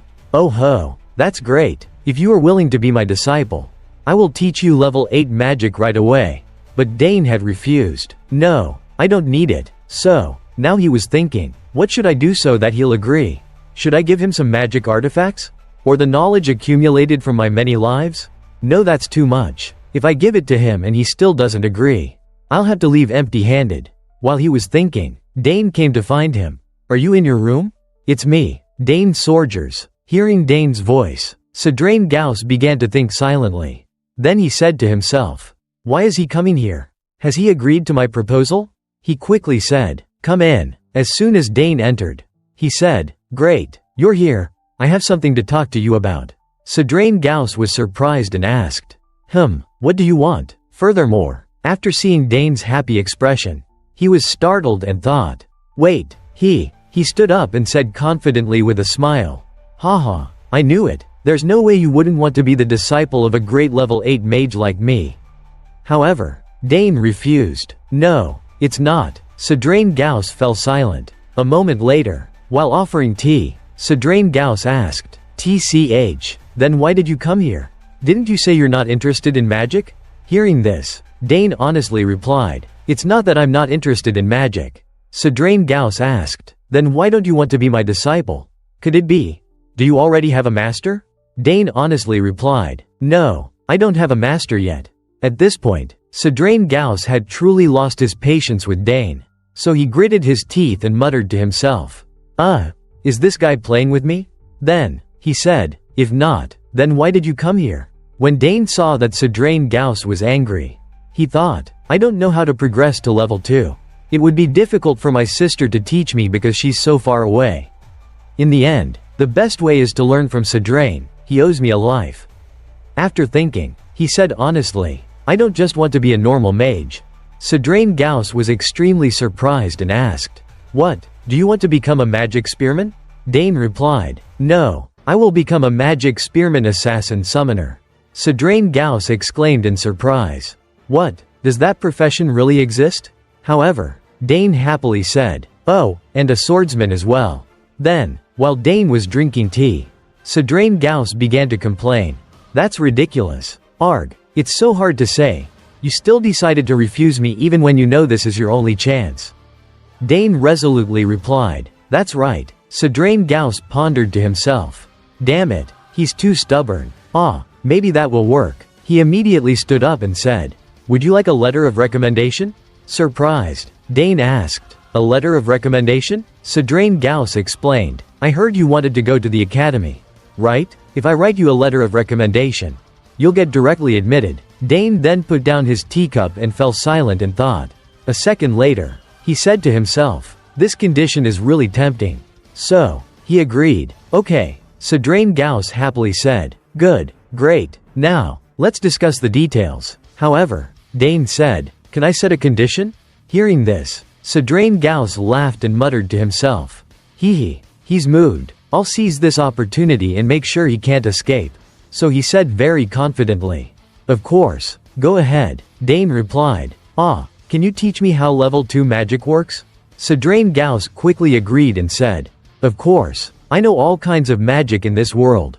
Dane asked in surprise, oh, really? Then, I'm counting on you. Sadrain Gauss laughed and said, haha, it's nothing. Furthermore, he looked at Dane and muttered to himself, he's still very young. A letter of recommendation or the workings of level 2 magic are nothing to me. A second later, Dane said to Sadrain Gauss, let's start now. Even though my physical condition isn't very good, it's fine. Sadrain Gauss agreed. Okay, let's begin. Meanwhile, he thought smugly to himself, he's completely fallen into my trap. Furthermore, Dane said to Sadrain Gauss, and I'll consider this a repayment for saving you in the forest. Sadrain Gauss asked in surprise, what is that? However, Dane said indifferently, you said it yourself, you owe me a life. So I can ask you for anything. What I want, I've already said. Hearing this, Sadrain Gauss was angry and silent for a moment. Then he said, what? Then what about becoming my disciple? Dane resolutely replied, no way. At this point, Sadrain Gauss finally understood everything and thought to himself, was I just tricked? Tricked by a 14-year-old? But he found a way and said, wait a moment, you're asking me for 2 things. I only owe you 1 favor. Hearing this, Dane replied, I don't think so. Sadrain Gauss asked, why? Dane quickly explained, first, I saved you from the forest, second, I removed the poison from your body. Hearing this, Sadrain Gauss was silent. Dane continued, moreover, I had to carry you back from there. But I'm not counting that. Sadrain Gauss had completely fallen into despair. A moment later, he muttered to himself, how can this kid be so cunning? My back hurts a little. After that, they both went to the training ground. Sadrain Gauss looked at Dane and thought silently. It's okay. If I continue to persuade him persistently, maybe in the future he'll change his mind. It would be a waste to just give up on a natural genius. A second later, Sadrain Gauss said, the fact that you condensed a mana core before a magic circle isn't worth mentioning. What's important is that you can cast magic even without a magic circle. The method of transferring level 2 magic that I'm about to explain is very complex. Countless people have given up at this step. So, listen very carefully. Dane happily agreed. Okay. Furthermore, he thought to himself, look at that sparkling gaze. But I won't let you easily achieve your goal. I'll show you what politeness is. Sadrain Gauss said to Dane, level 2 magic is a completely different level from level 1. It's because you have to calculate the amount of mana yourself. The level of mana floating in the air. And even your physical condition. All at the same time. This is why most people give up on learning magic. It's very complicated. He thought smugly. So, do you understand what I'm saying? You'll definitely have to try to ask me to explain using simpler words. He then said, that's basically it. Do you understand? Dane replied, yes, I understand. I have to learn a lot. Not only how magic works but also things I don't even know about. Sadrain Gauss looked incredibly surprised and said, what? You really understand everything? Then tell me about the law of how magic works. Dane quickly grabbed a pen and a notebook he had handy and, while writing, replied, the first law is coexistence. Magic can coexist with the material world and other mana sources. Through coexistence, mages use their own mana and the surrounding mana to cast spells. The second law is conservation. Seeing Dane's confidence, Sadrain Gauss was incredibly surprised and thought, I can't believe it, he completely understands the essence of magic. Dane continued, if magic gathers enough material elements, then, through conservation, it can cast magic through all the different elemental attributes. Hearing Dane say this, Sadrain Gauss thought, and he's adding his own interpretations. Most people find this boring. But he doesn't seem like it. How can someone like this exist? After a moment, Sadrain Gauss explained to Dane, each time you level up, magic becomes exponentially more complicated. Instead of explaining, I'll demonstrate. Having said that, he cast a spell, and while doing so, he explained to Dane, for example, this is level 1 magic, which can be cast using a simple rule. While he was speaking, Dane was taking careful notes. He continued, however, from level 2 onward, it's different. Level 1 can't even compare. As soon as he finished speaking, the magic net he had created turned into a mess in an instant. He explained, this is how level 2 magic works. Seeing this, Dane thought, they intertwine in a very complicated way. It feels more difficult than the theory. A second later, Sadrain Gauss asked Dane, so, this is the magic that creates the level 2 fire magic. Fire missile. If you want more, you have to cast the same magic multiple times. After seeing Dane's slightly confused look, he felt satisfied and thought, you're probably very surprised, aren't you? You've never seen how level 2 magic works before. He asked Dane, it looks complicated, right? Most people spend at least a year after freely casting level 1 magic before they even start using level 2 magic. He also muttered to himself, no matter how intelligent you are, you can only understand a part of magic. The important thing here is the law. If you can't understand that, then nothing else matters. I'll observe you for about a week, then gradually teach you the techniques. Just then, Dane said, should I try? To make sure, Sadrain Gauss asked, you? Well, it will be difficult, but you can try. Dane agreed. Okay, then. After hearing him say that, Sadrain Gauss opened his eyes wide to see what Dane could do. A second later, based on what he had taught, Dane started casting magic. He created a stream of magic just like Sadrain Gauss. First, He created a magic net and turned to ask him. This is level 1 magic, right? Sadrain Gauss confirmed. That's right. He thought to himself. He can create lines of a certain length and width, impressive. So, he can use level 1 easily. Dane then created a chaotic stream of magic and said, and this is what you just showed me. When he saw it, Sadrain Gauss fell silent in shock. He thought, really? He copied the workings of level 2 magic perfectly? He understood it right after seeing me cast it once? Then, full of curiosity, he asked Dane, how did you do that? Dane replied, when observing, I memorized the laws and patterns. When forming the magic in my head, it wasn't that hard. Sadrain Gauss was full of admiration for Dane's ability and muttered to himself. Truly beyond imagination. Even for a magic genius like me, it took some time to be able to cast level 2. This child can realize it without needing magic tears. Furthermore, Dane surprised him even more when he said, then I'll try fire missile too. Hearing that, Sadrain Gauss asked in horror. What? However, without his permission, Dane started trying it. Immediately, the chaotic stream of magic began to move in a specific path. After a moment, arrows carrying the heat of fire appeared in midair. He asked in surprise, oh, it seems effective? Sadrain Gauss couldn't believe his eyes and thought, huh? He cast it so easily? When he saw Dane smiling happily, he thought, it's completely absurd. If I had this talent, I would have reached my level 9 dream. A second later, Dane asked him, am I doing it right? Sadrain Gauss confirmed in confusion. Very impressive. You learn everything I teach very quickly. Even Dane was surprised by his own ability and said, yes, I'm surprised I could do it on the first try. Hearing this, Sadrain Gauss was shocked and thought, a mage without magic tears. The world will be in chaos when they see him. I have to hide this talent. All sorts of people will try to approach and bother him. At least until he becomes my disciple. Sadrain Gauss then made a proposal. Alright, let's learn another magic, shall we? Dane replied, yes. He was also thinking to himself, I should start thinking about how to write the letter of recommendation to the academy. That night, after returning to his room and lying on his bed, Dane happily said, phew, magic class is more fun than I imagined. He then thought, I need to learn both theory and practice thoroughly. But because I can use magic. Thinking back, in my previous life, I was forced to give up magic in a situation where I didn't even know when I would lose my life. Taking the time to learn magic was too much of a luxury for me to survive. I had to wield a sword. Because magic, up to a certain point, needs to prioritize theory over practice. It makes me look forward to this life even more. Combined with the theory I learned from my sister and my innate talent, I can show explosive growth with just simple instructions. And I'm being taught by the former master of the magic tower. When he thought this, Sadrain Gauss entered his room.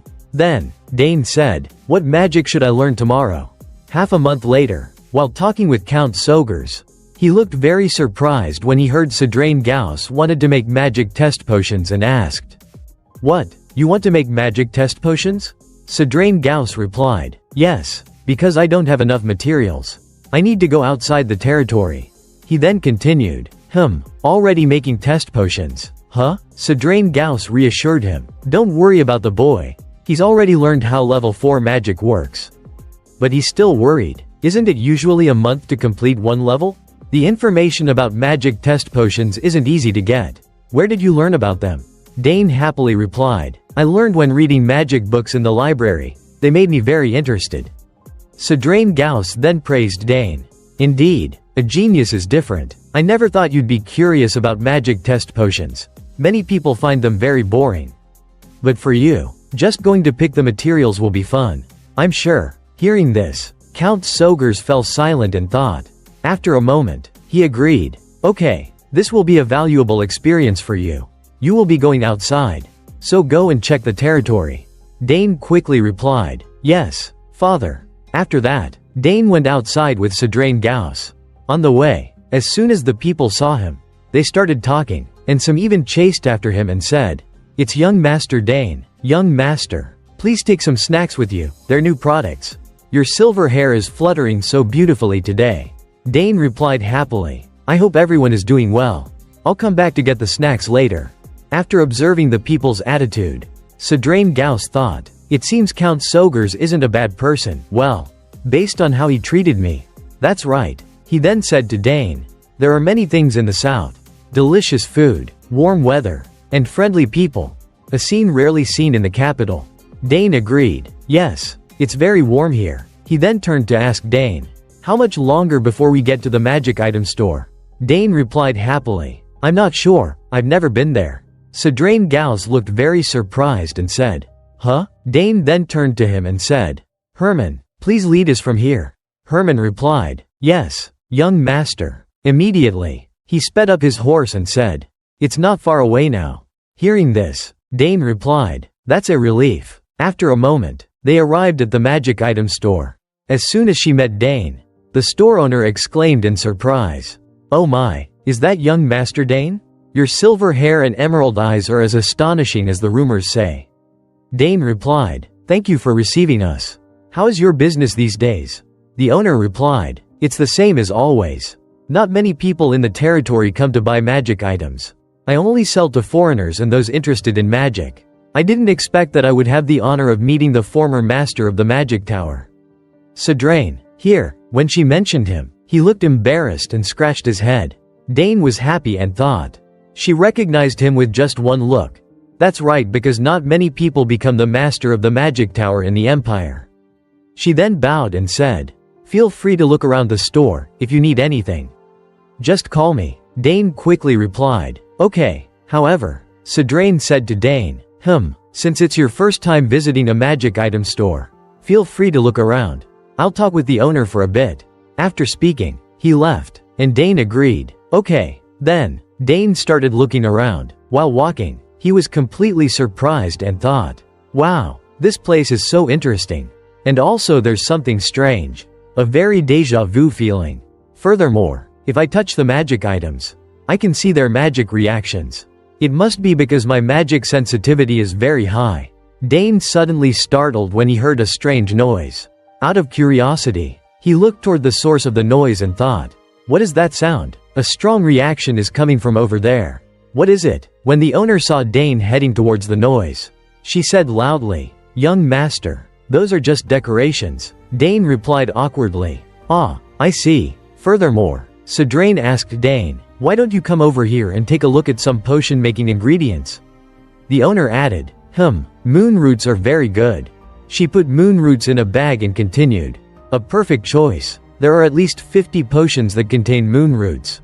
They're grown by my own hands, so their quality is excellent. But Dane was silent in thought and muttered, that's strange. A second later, he saw a strange stone that surprised him and made him curious. So he kept glancing at it. A second later, he thought, yes, that's it, that stone is ringing. Thinking this, he quickly ran toward it. When Herman saw Dane like that, he asked, young master, what's wrong? Dane replied, Herman, I can feel something from this stone. However, after looking at it, Herman simply replied, it's just a decoration. At this point, Dane touched it and said, I'm not sure either, but this stone is very strange. Then, he picked it up to look at it and muttered to himself, I understand. The more magic I pour into it, the stronger the reaction. Could it be that it only reacts to my magic? Meanwhile, after giving Sadrain the moon roots, the owner praised him. You have a good eye. Using them as specimens is perfect. Sadrain agreed. Then give me this pile of moon roots and a few Conwell berries. Just then, Dane brought the stone to ask her, may I ask what this is? She looked slightly surprised, but she then asked, where did you get that stone? Then Sadrain asked Dane, what's that stone? She added, those are just decorations. Hearing her say that, Dane was a little surprised and said, decorations? He thought, no way. What kind of decoration would react to magic? Furthermore, the store owner suddenly said, Highs, just thinking about that stone makes me angry. Curious, Sadrain asked her, why is that? Were you scammed by someone? She replied, a few years ago, some traveling salesman paid me with a large package. When I opened it, the stone was inside, and that person had already left. I didn't know what it was, so I sent it for appraisal. But in the end, it was just a stone. Nothing more. I didn't know what to do with it, so I just put it there. Hearing this, Dane was even more confused and muttered, That's strange. This stone is clearly not normal. A second later, she turned to Dane and said, "Young master, if you want something better, take a look at this side. I have some very special magic artifacts. I'll show you." Dane agreed. "Ah, okay." After a moment, she handed him a scroll and said, "This is a name scroll." Dane silently praised the item and thought, even though this place has many interesting things, I only want this. Thinking this, he was still holding the stone in his hand. Furthermore, she guided him on how to use the name scroll. If you place it there, it will automatically store the information you want, and you just need to call out the person's name, and their name card will appear. Before she could even finish speaking, Dane said, "I will take the name scroll and this stone." The store owner was surprised and asked, "Huh? Why would you want that useless stone?" But Dane didn't answer her, and he started thinking, "I'll definitely need that stone." Even Sidrain asked him, "What are you going to do with it?" But in the end, Dane still didn't explain the reason to everyone. Later, on the way back, Sidrain said to him, "I didn't expect that you'd be interested in decorations or art. Or is there something special about that stone?" Dane laughed and replied, "Haha, you noticed?" After hearing him ask that, Sidrain frankly replied, "Of course, otherwise, why would you buy a useless stone?" At this point, Dane didn't hide it from him anymore. So he replied, "That's right, this stone is definitely not just a decoration, it can react to my magic." Hearing that, Sidrain casually replied, Is that so?" He also said to Dane, "I'm also not sure what that stone is. But what you said has made me curious. There are too many people here. Let's go back to the palace and examine it more closely." Dane agreed, "Okay," and urged his horse to run faster. As soon as they got back to the palace, Dane asked Sidrain, "Do you know what it is?" He replied, "Are you underestimating my priceless experimental tools?" Dane said, "With them, we'll find out what it is." Even though a mage had it appraised and said it was nothing special. After hearing that, Sidrain looked annoyed and said, No matter what he said, how can he compare to this thing of mine? I burned all my money on these advanced tools. It can analyze anything you put on it." Dane was excited and said, "Great, let's try it right away." After a moment, he placed Dane's stone on it and said, "Alright, I'm pretty eager. Okay, put the stone here, and pour your magic into it." As soon as Sidrain did that, the stone emitted magic. Quickly, the magical source began to spread everywhere. Seeing this, both he and Dane were surprised. Dane was murmuring, "There's something special." After that, he said proudly, Finally you can puff your chest and be proud." Furthermore, the energy contained within the stone was constantly being released. It created very strong streams of energy. After observing for a while, Dane said, "It's a magic code." But Sidrain replied, "Yes, but it's not just ordinary magic." Continuing from the previous part, a voice said, "It's amazing. This is a magic containing laws, structures, and casting methods that I've never seen before. It might even be as complex as a level 6 or 7 spell." Dane realized, so the magic hidden inside the stone is what manifests that magic. Gauss replied, "Exactly as you said, your magic is the key to unlocking that magic. I say that because it only reacts to your magic." Dane looked at the stone with suspicion. "What is it? What is the magic inside this stone? Why does it only react to my magic?" Gauss continued, "The magic sealed inside is a little unfamiliar to me.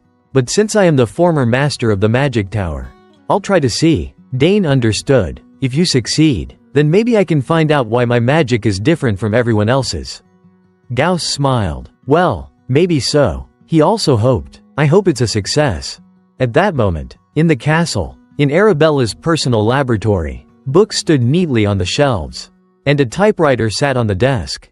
Arabella realized, "It's different. It's clearly different from ordinary magic." On the board, there were thousands of papers related to Dane's magic. Its special characteristics. She thought, "There is a special characteristic of Dane's magic that he shared with me that even I don't have."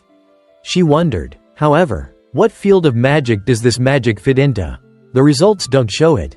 She was still puzzled. Magic test potions, magic gates, magic techniques. If it's not these, then what is it? She was still immersed in thought. It must fit into something. Then she suddenly jolted. "That's right," she said loudly. "There is a field where magic has been lost.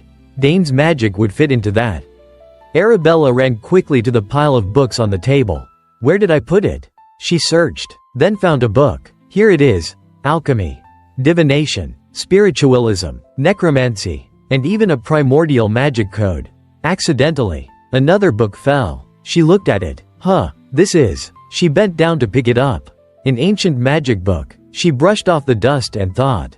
There was a magic kingdom long ago. Furthermore, there was magic inherited from Archana. She pondered. Since it's an ancient magic from 2,000 years ago, no one knows how to use it. However, she rejected it. What am I saying? Ancient magic disappeared 2,000 years ago. Dane's magic can't possibly fit into that. But she thought again. But it's okay, I have nothing to lose. Let's just try it out. So, she began to cast the spell.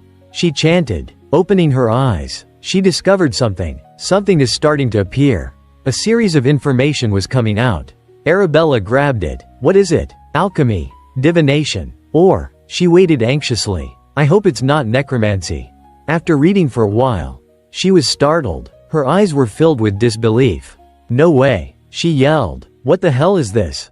Back at Dane's place, the two of them were still casting magic. The stones were splitting apart one after another. Gauss was delighted. Oh, the seal is released. Dane looked around. There's something inside. Gauss replied. Yes, I'll take it out. He slowly reached in. Then he showed it to Dane. It was a bracelet. A silver bracelet. Gauss was full of questions. It just looks like a plain bracelet that anyone can buy at the market. I thought there would be something special inside the material. But I don't see anything. Dane studied it and realized something. Gauss handed it to him. That's it. Since it only reacts to your magic, you should try wearing it. Dane was confused. Okay. He put it on his wrist. A surge of energy flowed into him. Gauss realized. Indeed, it reacted. Dane said, I see strange characters. Characters appeared on the bracelet. What are these? Let's see. Dane tilted his head. Do you know what they are? Gauss was a bit stunned. These are. That's right. These characters. Dane looked a bit worried. It's an ancient language that no one on Earth can read.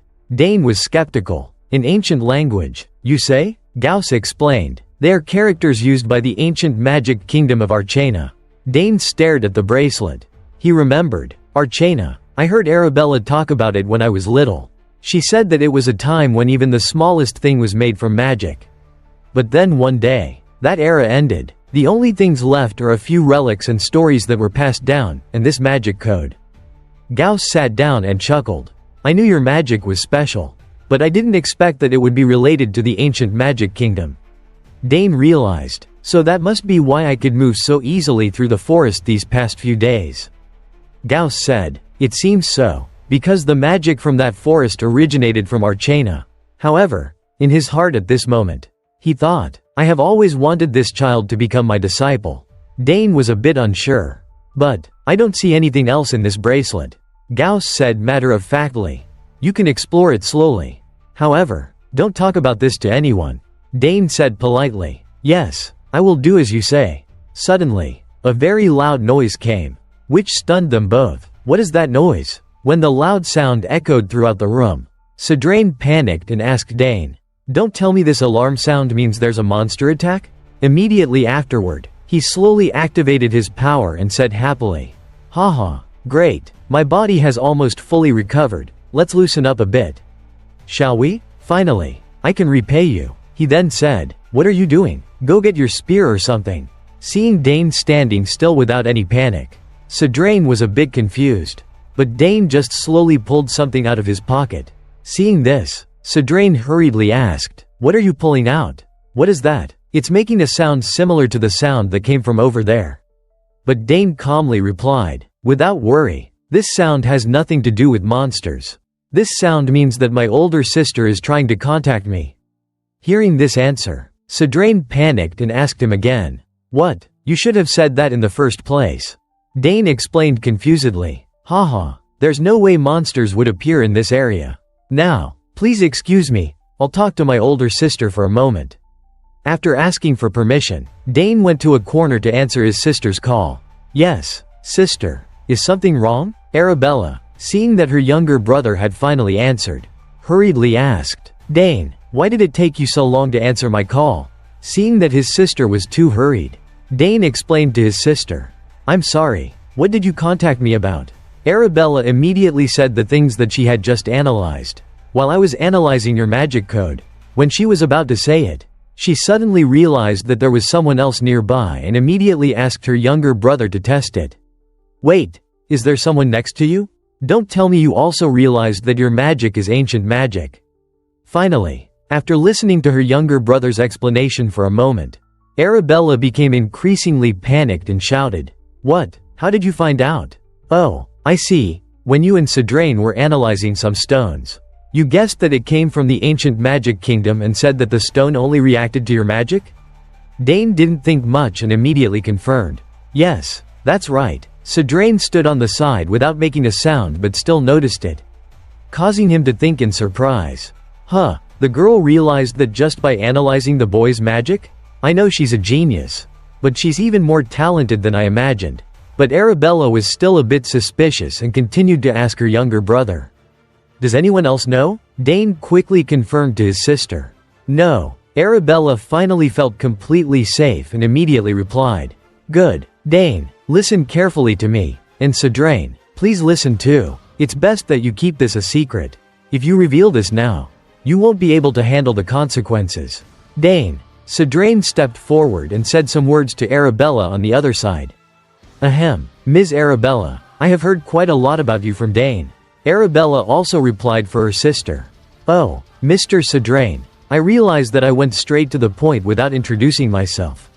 He reminded her, don't worry too much. I will keep this matter a secret because if this matter is revealed now, not only Dane but the entire Sogur's family will face great consequences.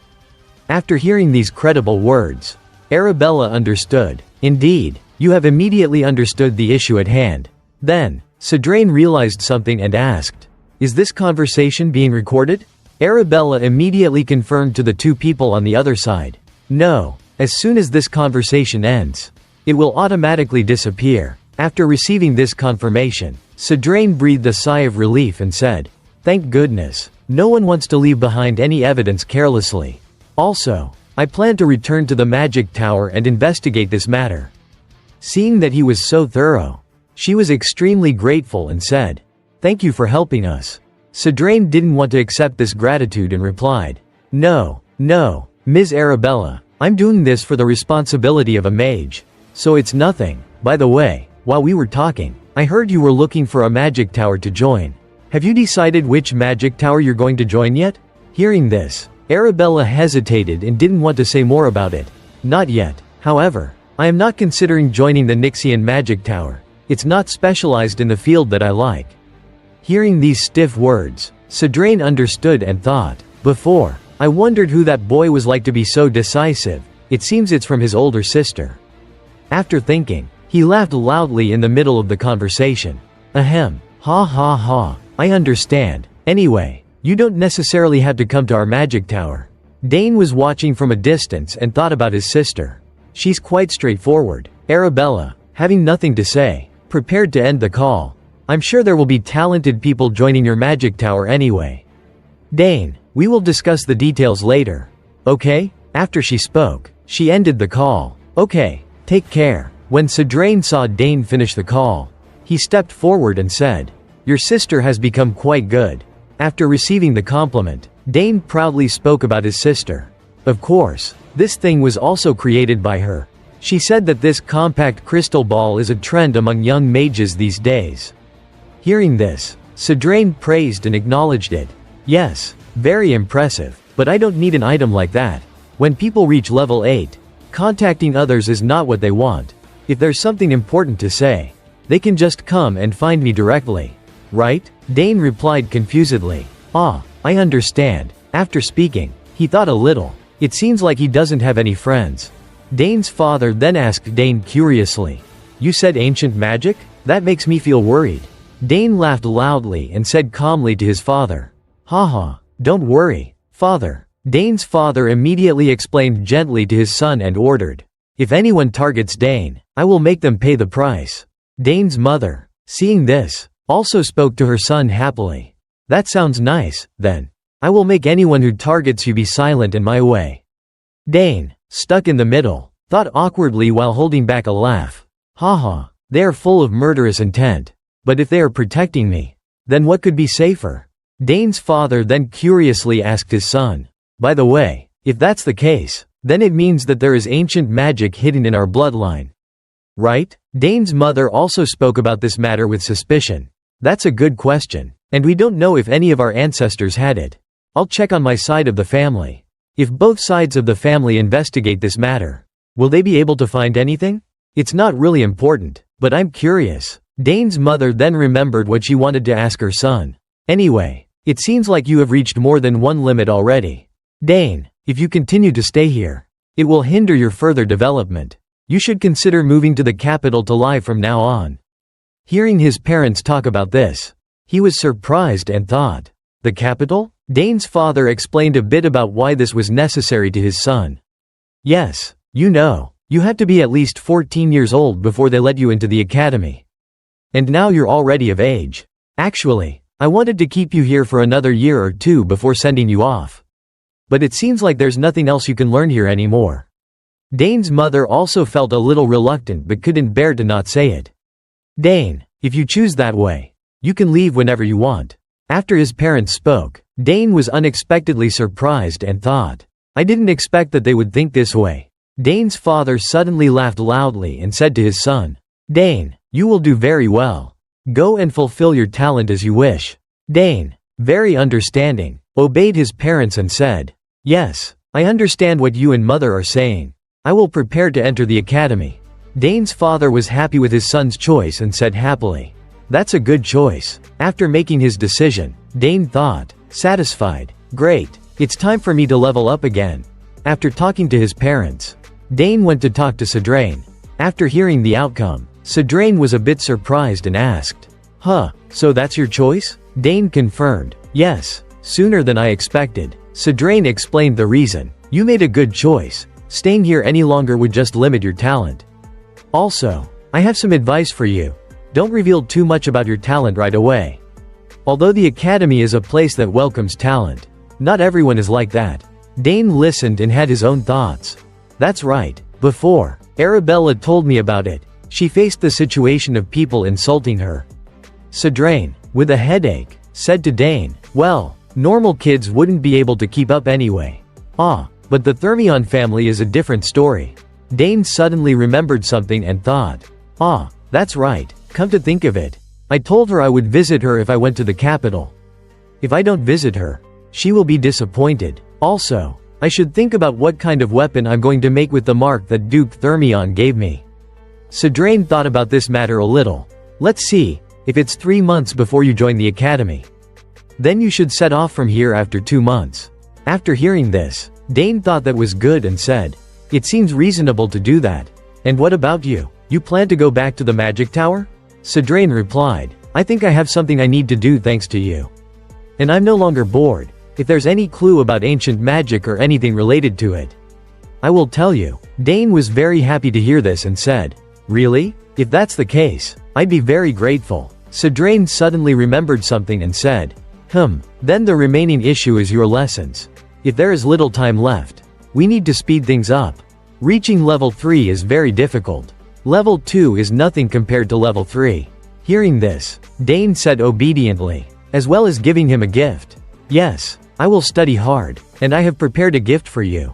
He was surprised to hear about the gift and asked, a gift? Dane confirmed and opened the gift box he had prepared. That's right, my sister sent this to me by instant magic transfer yesterday. It's a brand new item. Sadrain, seeing the gift, immediately recognized it and said in surprise, oh, this is a new compact crystal ball. It's not even on the market yet. Dane explained its origin. Arabella invented this new product. She cares about me, so when I asked, she gave it to me.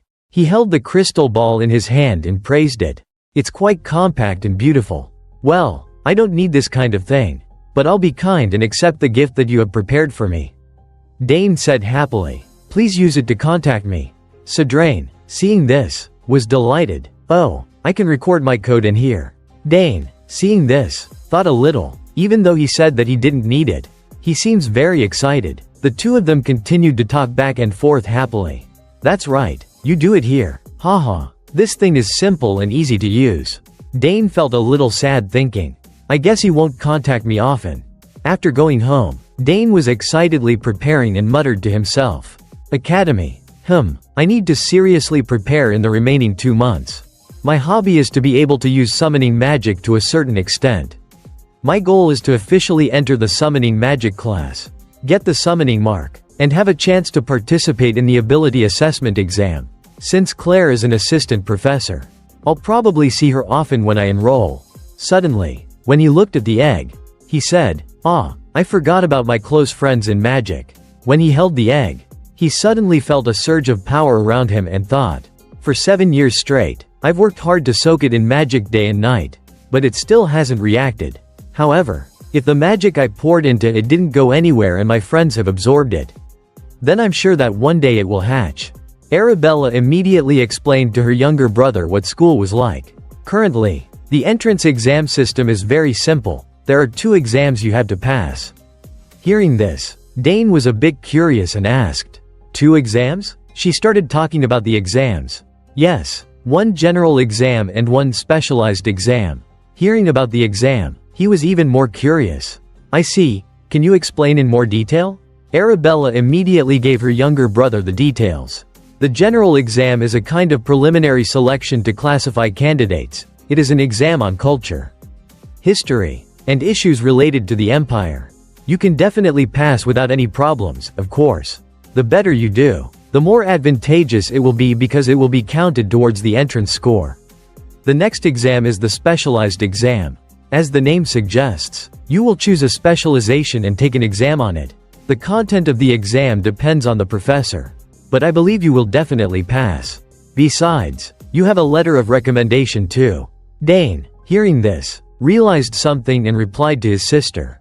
I remember now. You guys passed them easily. Too, right? Hearing this, Arabella was very excited, proud, and happy. That's right, it wasn't difficult at all. Dane had some knowledge about these specializations and said to his sister, however, once I choose a specialization, I have to follow the chosen specialization for the specialized exam unless I want to change specializations later. Arabella agreed and confirmed this with her younger brother. That's right, so you have to choose carefully from the beginning. I still hope that our youngest will choose the magic specialization. Dane, seeing that his sister was still trying to persuade him to choose the specialization she wanted, thought with difficulty, she still hasn't given up, has she? He could only endure and agree with his sister. Okay, I will think about that. So, if I want to change my specialization after enrolling, there is a way to change specializations? His sister immediately confirmed this matter. That's normally the case, unless you graduate and want to start over from the beginning. He listened while practicing with his sword, and his sister confirmed, of course, you can also participate in other normal specialized classes.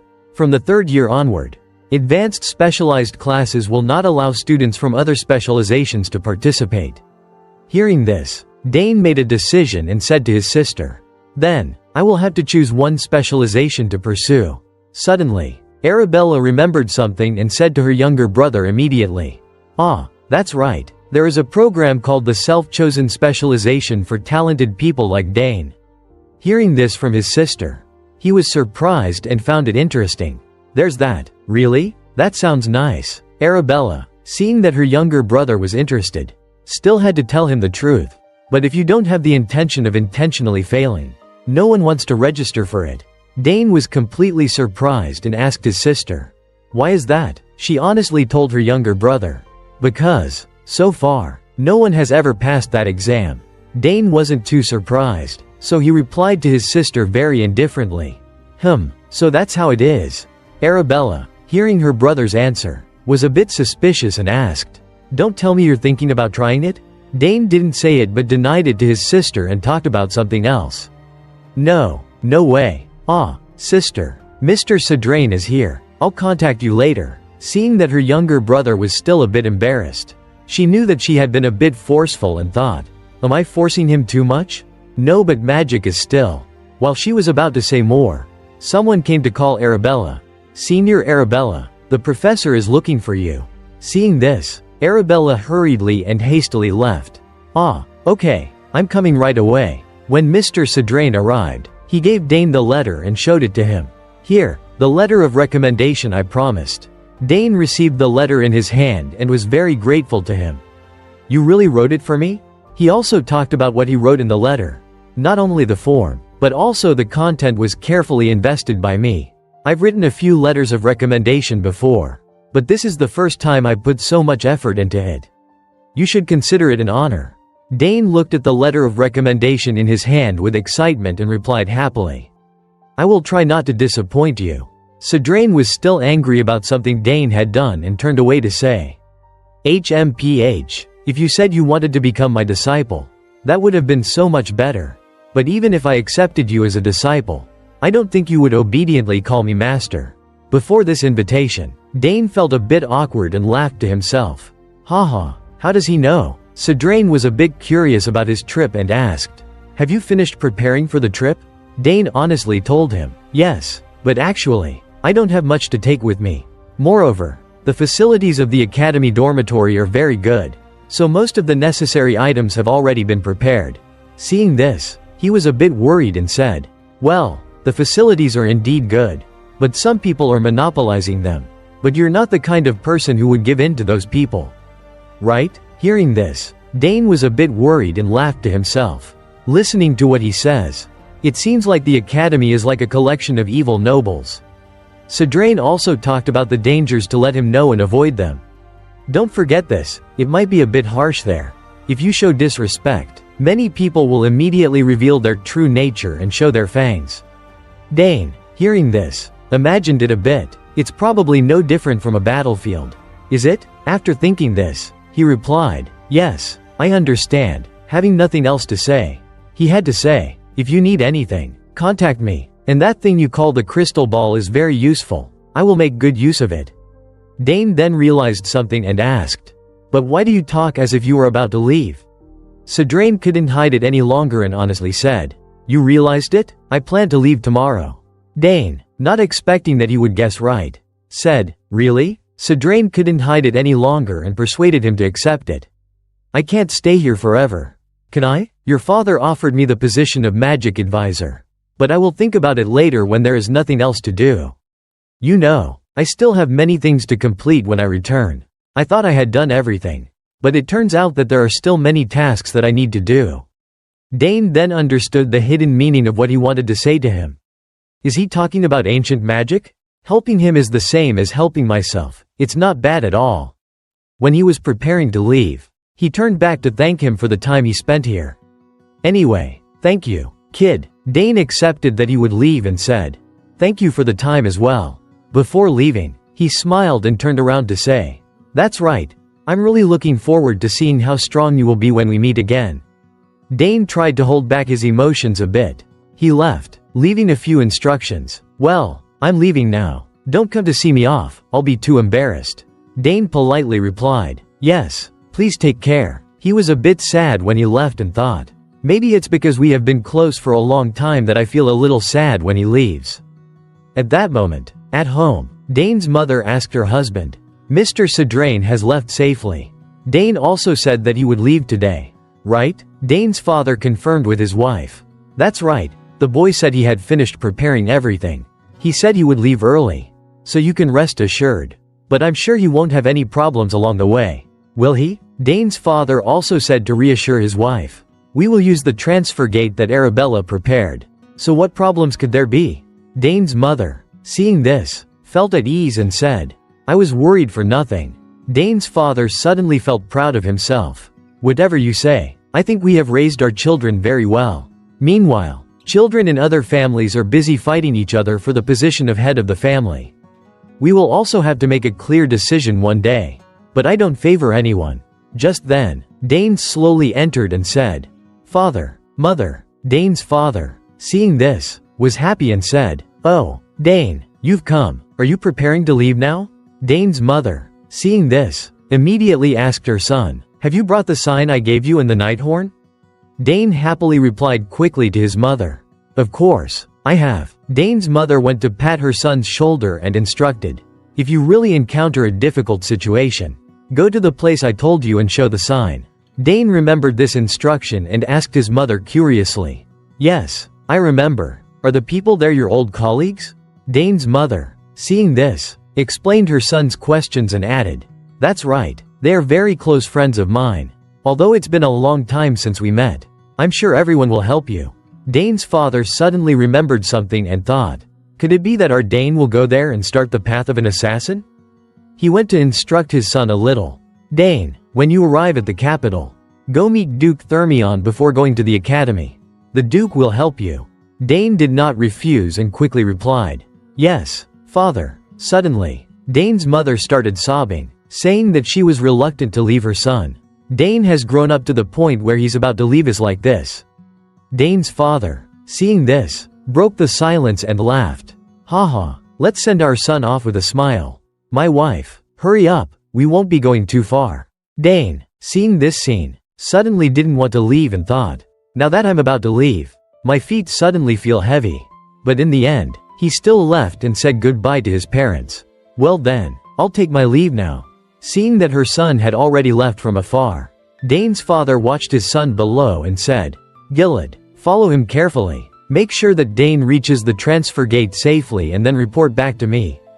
Seeing this, Gilad obeyed the order. "Yes, master." Dane's mother went inside and, seeing this, was a bit surprised. "It's been a while since we met. You know what to do, right? Pay attention to see if there are any abnormal situations when Dane transfers." At that moment, when the two people were starting to walk toward the transfer gate that had been prepared by Arabella in advance to prepare for moving to the school, the person accompanying him was a bit surprised. "Young master, seeing something like this with my own eyes is impressive. This is..." Dane coldly said, "Yes, this is the transfer gate that my older sister prepared in advance." Dane and Herman stood before the transfer gate that was about to be completed. Herman couldn't help but exclaim, "Miss Arabella is truly remarkable." Dane replied, "That's right, I understand now why she spent a whole year investing in this." Herman pointed at the gate and asked, "If I enter here, will instant transfer be activated?"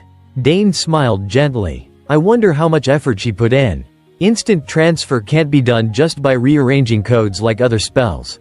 It also needs to be combined with continuous transfer of magical energy to be cast. However, the gate that she installed is a perfect device that meets all the conditions to be able to use instant transfer."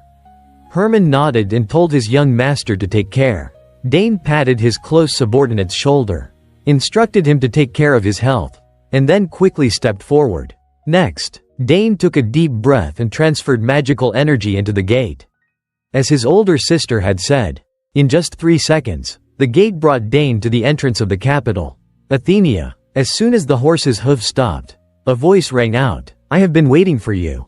Young Master Dane Sogers. He introduced himself as Lewick Asmar, the captain of the 1st Night Squad of the Thermion family. He turned around and ordered his subordinates to ensure the safety of the journey, and that they would be escorting him from now on. With such a warm welcome, Dane's emotions were a bit confused. He thought, when you actually step into this place, it feels very strange. I never thought that one day I would set foot in the center of the Athenia Empire that I used to hate. And also as a promising character.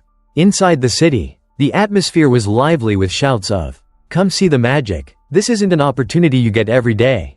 Hurry up, it's cheap. Frozen parfaits with magic, only 1 silver coin." Lewick Asmar introduced Dane to the scenery along the way. But something was very strange. It was as if someone was watching Dane. Was it real, or was it just his imagination? Just as they arrived in front of the city gate, dozens of servants lined up on both sides to welcome him. "Welcome young Master Dane Sogers." The ranks here were orderly. The manners and rituals were standard, exuding a natural and powerful feeling that was very different from his hometown in the south. Count Thermion had been waiting in front of the gate for a long time. Dane knelt down and said politely, "Dane Sogers requests an audience with Duke Thermion." He smiled kindly. "It's been a long time. How have you been? The trip must have been very tiring. Come inside and rest." Thermion put his hand on Dane's firm shoulder and couldn't help but admire. "Oh, just by looking at you, I can see that you're completely different from 7 years ago. Among the children your age. No, even compared to people 1 or 2 years older. Perhaps no one can compare to you. Arkan must be very proud of you. Although you can't compare to Beck Jang. You can relax during the preparation time for the academy entrance exam. I will also arrange a personal servant for you. So if you need anything, just say so." Dane smiled and responded to that sincerity. Then he asked about his childhood friend, Leila. "Oh, by the way, how has Leila been doing lately?" Thermion hesitated a bit. "Of course, she's still doing well, but is it possible that you are arguing with Leila?" Young Master Sogers was startled. "What do you mean?" Thermion touched his chin and nodded. "Guessing. Lately, whenever your name is mentioned, she looks unhappy. Perhaps it's partly due to the pressure from the entrance exam. But for Leila, I'm sure she will easily pass it." Dane awkwardly laughed and nodded. "I will meet her and ask what's going on. I wonder why. Is it because she's reaching puberty?" He then added, "Okay, we will talk about this later. Oh, and I remind you, don't be too harsh with her, you will soon understand. Let's go to your room and rest. The servant will lead the way for you." Dane was led to a luxurious room, which made him sigh. The servant instructed him to relax and then left. Dane put his bag down, planning to organize his luggage first, and then find the training area. But before he could do anything, the door of his room opened slightly. Leila entered and said, "I'll take you to the training area." Dane turned around and saw her standing with her arms akimbo, angrily saying, "Dane, why did you come so late? I've been waiting for you for a long time." Dane saw his little friend, who had excitedly come to greet him. "It's been a long time, how have you been lately?" She walked quickly towards him. "I'm fine, very fine indeed, but do you have anything you want to say to me?" Leila shouted at Dane, "Why didn't you write me a letter?" Dane confusedly denied it. "I was planning on replying, but I forgot. Sorry." Leila, with her arms akimbo, looked reproachful. Sorry, all you have to say?" He hurriedly pleaded with her. "I came here directly, didn't I? Because I had to prepare for leaving the capital. I wasn't in the mood to do anything. Forgive me this time." But she was still angry. She crossed her arms, puffed out her cheeks, turned her head away, and ignored him. Dane guessed she was very upset. He lowered his voice in concession. "Well, what can I do for you?" "To apologize. I'll do anything you say." Leila immediately asked, "Really?" She frowned. Dane, cornered, gave a guilty smile as he looked at her, hoping to get out of this situation. But what did she want him to do? He hesitantly said, "What should I do for you?" She gently requested, "Okay, how about a match?" He was surprised and asked, "A match?" Leila happily confirmed, "Yes, a match with me." Dane, confused, asked for confirmation. "Are you sure? Okay, let's try." She chuckled and warned him in advance. "Are you confident that you won't regret it? I look the same, but I've become so strong that I'm incomparable to my former self. I'm no longer someone who learns how to release magic from you." Seeing Leila's beautiful face showing enthusiasm, Dane admired. Looking at that confidence, it seems that she has grown a lot in the past 7 years. Suddenly, he brought up an old detail from the past. "Speaking of which, in your letter you mentioned winning some competition." Leila proudly replied, "So you remembered? I won the Danter Cup organized by the royal family." Dane nodded. "Ah, that's right, that's it. That's the competition between teenagers under the age of 15 in the Empire. Right?" She triumphantly bragged. "That's right, it's a very high standard competition. If you had come, you would have definitely competed with me in the final. What a pity." Hearing this, Dane gave her a chance. "That regret can be resolved now." Leila was stunned. "Really? Are you sure? You still have to take the entrance exam. And what if you get injured?" Dane chuckled. Who should be worried about who? He wiggled his finger joints, showing that he was completely in good shape. Then smirked and calmly said, "I'm fine." Leila also didn't dawdle and immediately made a date for a match. "Okay, it's late today. Tomorrow when we wake up, let's have a match." But even the next day, when hearing Dane's suggestion, Leila exclaimed in astonishment, the sound reverberating throughout the training field. "Use training weapons? Do you still use blunt weapons?" But Dane thought differently. "No, this is just a light match," he said. "If that's the case, using training weapons is fine." Dane patiently advised, "Even the most talented warriors can't handle every situation. What if you get injured while fighting?" Leila thought he was overdoing it. She proudly reassured, "Don't worry, because the best healer in the Empire works for my family." Healers, also known as treatment mages, are people who possess energy like light that heals all living things. remembering the broken swords of the warriors. Dane disapprovingly retorted, "What if an accident occurs that the healer can't treat?" Leila faltered. That's… Dane thoughtfully analyzed. "If you want to wield bladed weapons, you have to have this kind of mindset." Leila, feeling wronged and dissatisfied, said, "It's just a match. Why are you so serious?" She sighed and reluctantly replied, "Fine, using training weapons is fine. Right?" Dane praised. "Good," Leila ordered. "Bring the training weapons here for me." The servant respectfully replied, "Yes, young lady." Dane looked at her gently. He thought, "Indeed, she has become a proud girl as rumored." Leila's back now looked more resilient. People even said she would soon catch up to her two older brothers who were actively working as knights. Dane thought, perhaps Duke Thermion has given birth to the first female head of the family. He pondered in silence. Indeed, at that time, the release of magic became a great motivation. Thanks to both of them meeting when they were young, the radiant light in Leila's eyes and her smile had never disappeared. She stood quietly in a corner, her heart filled with a huge decision. "Dane, thanks to you, I was able to learn the basics of controlling magic much faster than my peers. And now I have 2 magic cores." Leila raised her head towards him, her mind secretly excited. "I've been waiting for this day for a long time. I wonder, if I win, will you be sad?" The servant appeared, carrying 2 crude wooden weapons, and said, "Young lady, the weapons have arrived." Thank you," she said as she reached out to receive them. The 2 weapons were a spear and a sword. Dane picked up the spear and swung it around a few times to warm up. The muscles on his forearms flickered. "It looks comfortable," he noted. "That's right, because it's a training weapon. The weight is quite light." He tightened his grip on the weapon, and suddenly worried, "Is this okay? On the battlefield, I can use anything." After finishing up, Dane rubbed one foot hard on the ground. The force was so strong that it created a cloud of smoke. He readied himself in a fighting stance. "Well, shall we start?" he said as he pointed the spear at Leila. Leila also raised her sword and prepared for battle. "Yes," she replied. Dane's entire body was like a bowstring pulled to its limit. He looked at Leila, and she seriously looked back at him. Memories flashed before his eyes. Leila felt relieved that she had tried wielding a spear at the Danter Cup, and it wasn't difficult. When the opponent swung his spear across where she was standing, Leila easily flipped in the air and defeated him in close range. Spears have a long reach, but their power decreases sharply when the distance is shortened. She frowned. If so, Leila crouched and lunged forward all at once.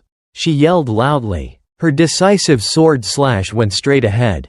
All of her weight was concentrated in this strike, and when her sword was close to touching Dane's coat, Leila was stunned. Yes, that's it. She thought she had won. But the next second, her sword tip suddenly felt weightless, as if she had thrown it into the air. Leila didn't understand what was happening, and there was no one around her. She was stunned. Oh, what? Where did he disappear to?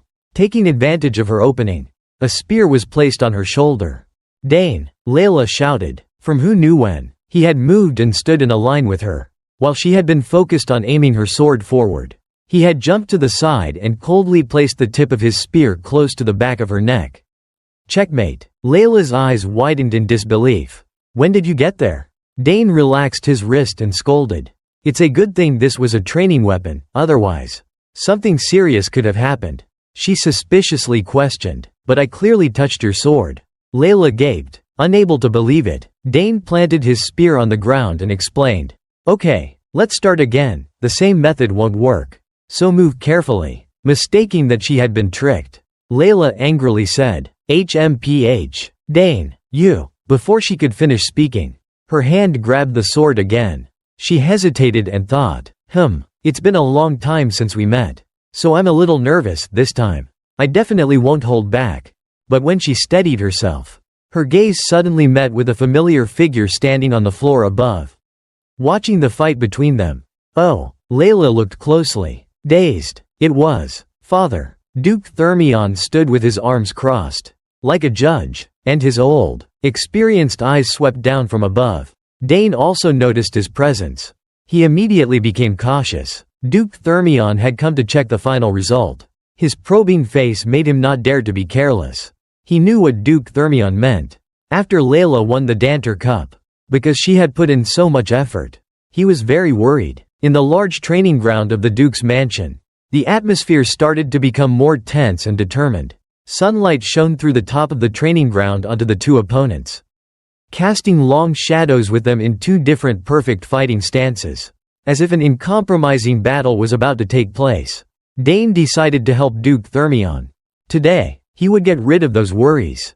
"Dane, get ready," Leila said sternly. "Because father is watching, I will fight my hardest."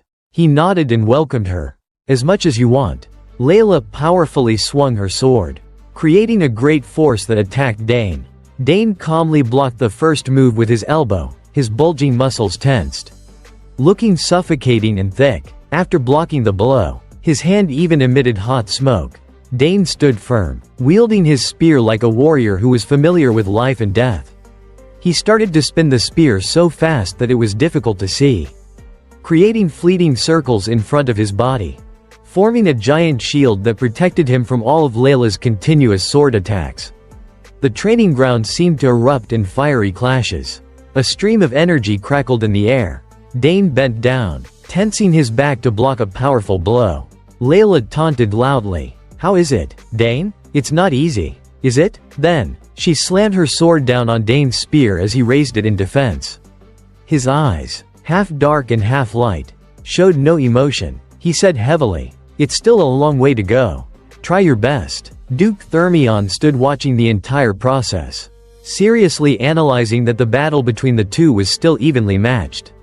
Not knowing how it would turn out, he lowered his eyes, fell silent, and muttered, "But what is this uneasy feeling?" Seeing Dane's cold expression, the smile on Dane's face from before had completely disappeared. He looked like a warrior about to go into battle. Leila's sword slammed hard on Dane's spear.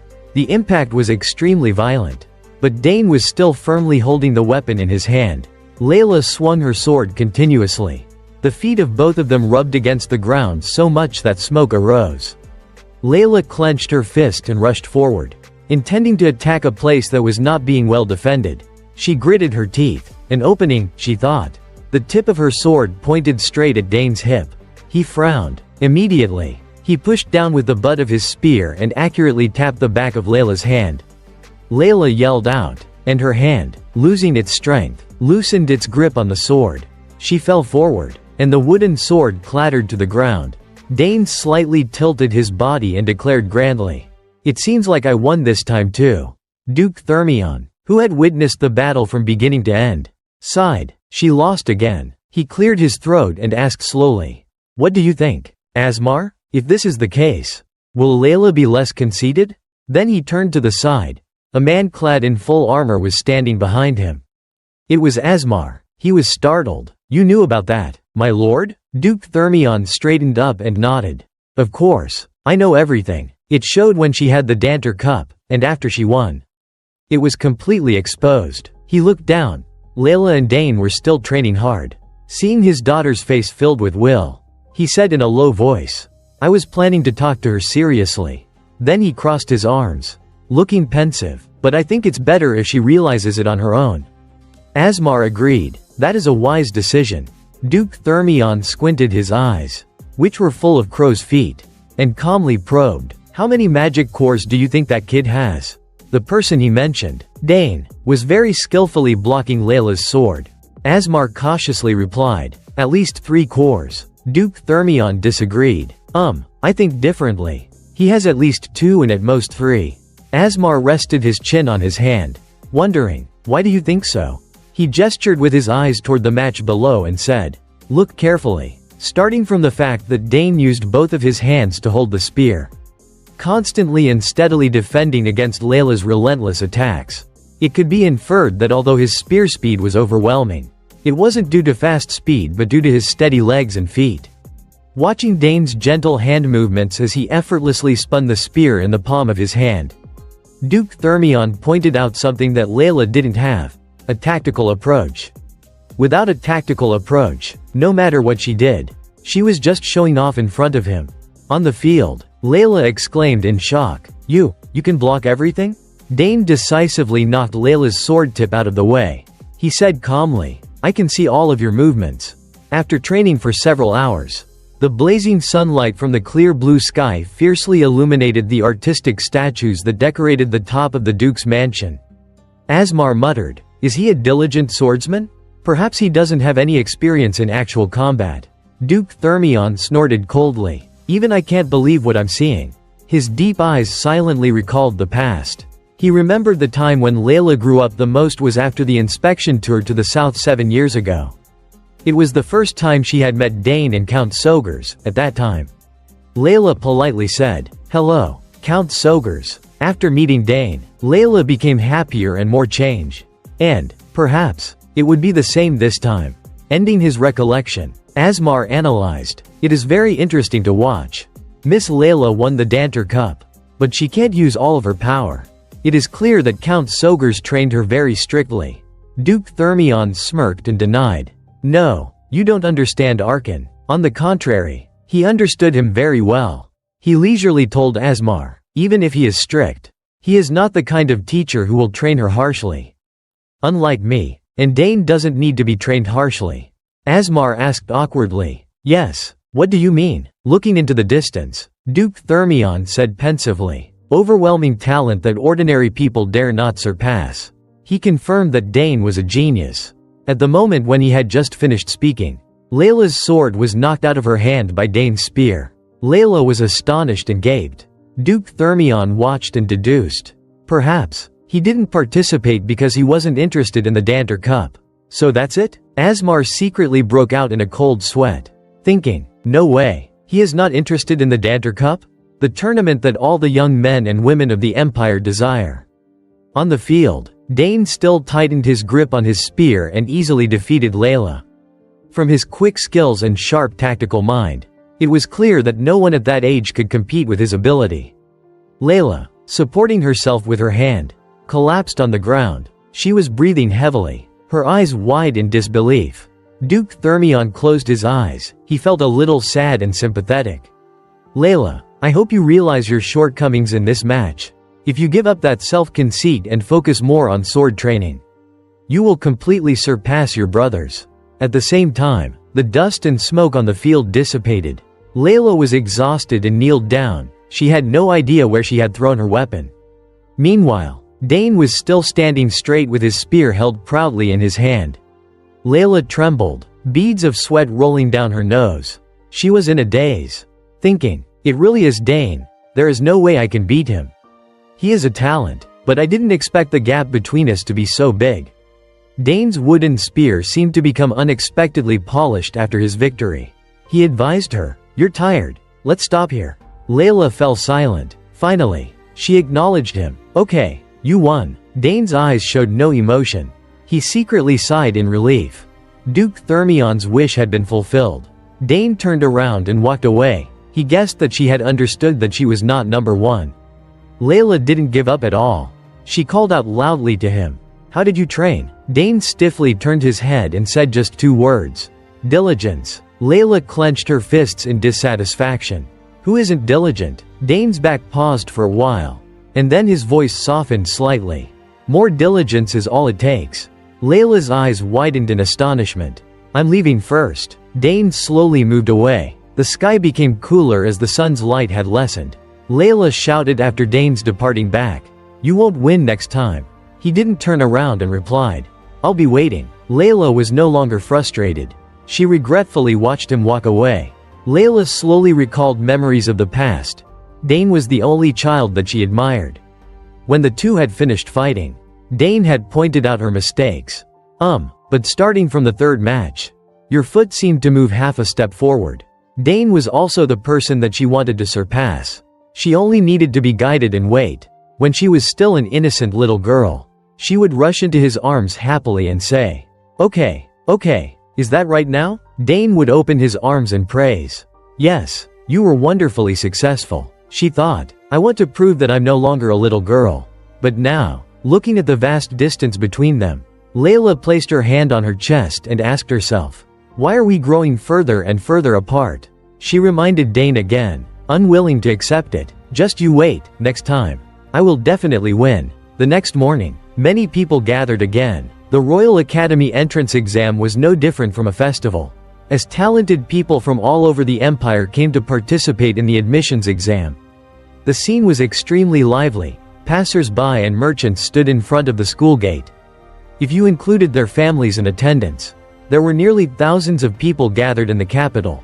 At this time, in the schoolyard, many young talents were already there.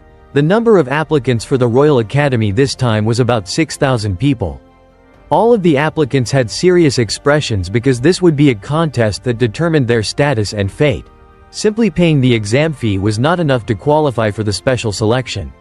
The camera showed each of the applicants' faces and then moved away to encompass the entire schoolyard. But 2/3 of them did not pass the first exam. At some notice boards, there were disappointed students holding the information sheets. Now that the first preliminary exam had ended, over 2,000 people were preparing for the second specialized exam. In a magic building, there were voices discussing. 2,000 people passed the first exam, that's a little more. It seems very lively. In a large hall, there was a big table with 6 people sitting around it. A person with purple hair spoke. How many people will pass this exam? A girl with blonde hair estimated. Maybe 200 at most. They looked at the straw dummies that were neatly arranged and began to discuss. How are the kids in this entrance exam? There are some potential talents. A man with brown hair and a beard laughed and asked, has the summary of the first exam not been finished yet? He was Professor Dane, the head of the Department of Magic. A girl with light brown hair asked, it's still being summarized. Who will get the highest score? She was Ingrid, the head of the Department of Education. They continued to discuss excitedly. The top scorer in swordsmanship is the daughter of Duke Thermion. Right? A red-haired professor spoke. That's right. She's the one who won the Danter Cup. The final was amazing. Another professor said with emotion. Duke Thermion has raised his children very well. The purple-haired female professor looked satisfied and said, it seems that the top scorer in swordsmanship is a person to look forward to. She was Del Pinso, the head of the Department of Summoning. A smiling professor said, what is there to look forward to? It's almost certain already. He was Professor Esterande, the head of the Department of Swordsmanship. Everyone agreed one by one. That's right, because there are no competitors. In contrast to that lively atmosphere, Professor Dianebo looked pensive. Ingrid lamented, when will we have such talent? Suddenly, Professor Dianebo sensed something and pushed a letter out to give to everyone there.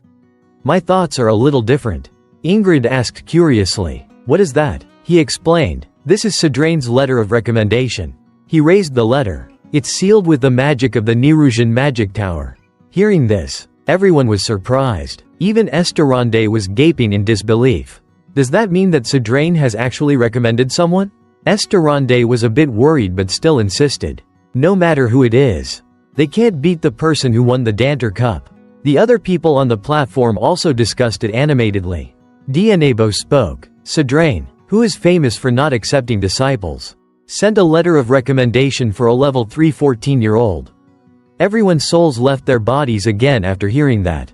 A level 3? Del Pinso could not hold back her emotions anymore and said loudly. Who is that person anyway? Dianebo did not hesitate and said the name. Dane Sogers. All of the professors froze after hearing it. And Dianebo alone remained serious. Count Sogers. After hearing it, the entire square erupted. It's the Sogers family again. There have already been 2 geniuses in the magic and summoning departments. And even the youngest son is recommended by Mr. Sidrane. Dianebo smiled wryly. If it's the Sogers family, then it's not trivial. Ingrid also nodded. The 2 supreme families of the continent register at the same time. It must be a hot topic. Esterande put his hand on his chin and muttered. Wait, isn't that the family famous for education? But it's a letter of recommendation from a mage. It seems that the Sogers family is becoming famous for magic. Ingrid yawned and teared up. Oh, I was thinking it was certain to enter the education department. Dianebo shrugged. If he joins my department, then he and Arabella will be very powerful. After all, magic must be in the Royal Academy. He added with a smirk. Suddenly, at this time, another professor came running while holding a pile of documents. Sorry for interrupting the conversation. The summary of the first exam is complete. Hearing this, the professors became excited. Oh, then let's quickly look at the data. After a burst of light, a data board appeared. Swordsmanship Department, 1,367 people. Magic Department, 227 people. And Summoning Department, 152 people. Everyone looked at the information board in awe. The Swordsmanship Department has 1,367 people. The professors above listened attentively. The Magic Department has 227 people. Someone exclaimed, as expected, it's the Swordsmanship Department, the difference is very large. Esterande ran his hand over the information board. A line of words appeared, making him happy. Oh, as expected, Thermion's name is at the top. On the other side, Dienebo was frowning and searching. He scrolled from top to bottom. But he still couldn't find Dane's name. Dane Sogers. I don't see his name. Esterande wondered, is that true? What about Sidrane's letter of recommendation? Ingrid spoke. My department doesn't have it either. A professor asked, hey, is there any examinee not on the list? The female professor stuttered. There is one examinee who is participating in the self-chosen specialization. All the department heads looked surprised when they heard. A self-chosen specialization? The female professor continued. And everyone in the square was listening attentively. She said, out of the 6,000 participants, Dane Sogers achieved the highest score in the first exam. Another shock for Esterande. By this time, his mouth was open wide enough to fit an egg. What? They all shouted in unison. Dane Sogers is number one? After the exam, as the sky gradually turned dark, Dane was practicing with his spear. Lost in thought. I've been here for a month already. Time has passed so quickly. The match with Leila feels like it just happened yesterday. He still remembered that during the written test, the hall was completely silent, and only the sound of pens scratching could be heard. Before he knew it, the first exam was over, and the results were coming out. After receiving his results, he silently thanked his good luck that the exam wasn't difficult. From afar, the figure of Leila approached. Dane, have you received the results yet? What rank are you? He just smiled and looked at the blue ring that was displaying the announcement. Results of the academy exam. Rank 1. He raised the ring, smiled, and said, I'm number 1. Hearing this, her eyes widened in disbelief. HMPH. As expected, it's you. She hugged her hands and cried out. I'm so angry, I missed number 1. Meanwhile, he just smiled a teasing smile at her. Suddenly, Leila opened her eyes wide and questioned, how did you study anyway? He recalled a pile of documents and exercises that he had done and replied. It was mostly the questions my sister sent over. Leila sighed. I looked at those too. But I still found military science the most difficult. Dane chuckled. He remembered the scene in his past life when he was still a soldier. I have an advantage because I directly learned it in my previous life. As the sunset gradually dyed the sky red, Leila's voice resonated in the schoolyard with a touch of dissatisfaction. You think that a 14-year-old would know anything about military strategy and management? Dane teased. I found it the easiest. Don't you find it interesting? Hearing that, she looked at him like a monster and said, what, are you not normal? Not only military science but also art, music, and even the history of the Drenic Empire. Dane smiled confidently. That's my specialty. Dane secretly thought. There are a lot of things that I unconsciously gained when I was rolling around on the battlefield. Leila was at a loss with her friend, so she changed the subject. But what will you do for the second exam here? He replied, with a rather uncertain tone. There must be a total of 3 exam locations. Leila was even more shocked. 3 locations? And are you really applying for the self-chosen specialization? Leila put her hands on her hips and looked at him with fiery eyes. Tell me the truth. Besides the education and summoning departments, what else are you going for? He just smiled, put his wooden spear on his shoulder mysteriously. I will let you know little by little in the future. And so, Leila's unwilling scream echoed through the schoolyard again. Dane, you. In the afternoon light, Leila's unwilling voice echoed. Why did you choose the self-chosen specialization anyway?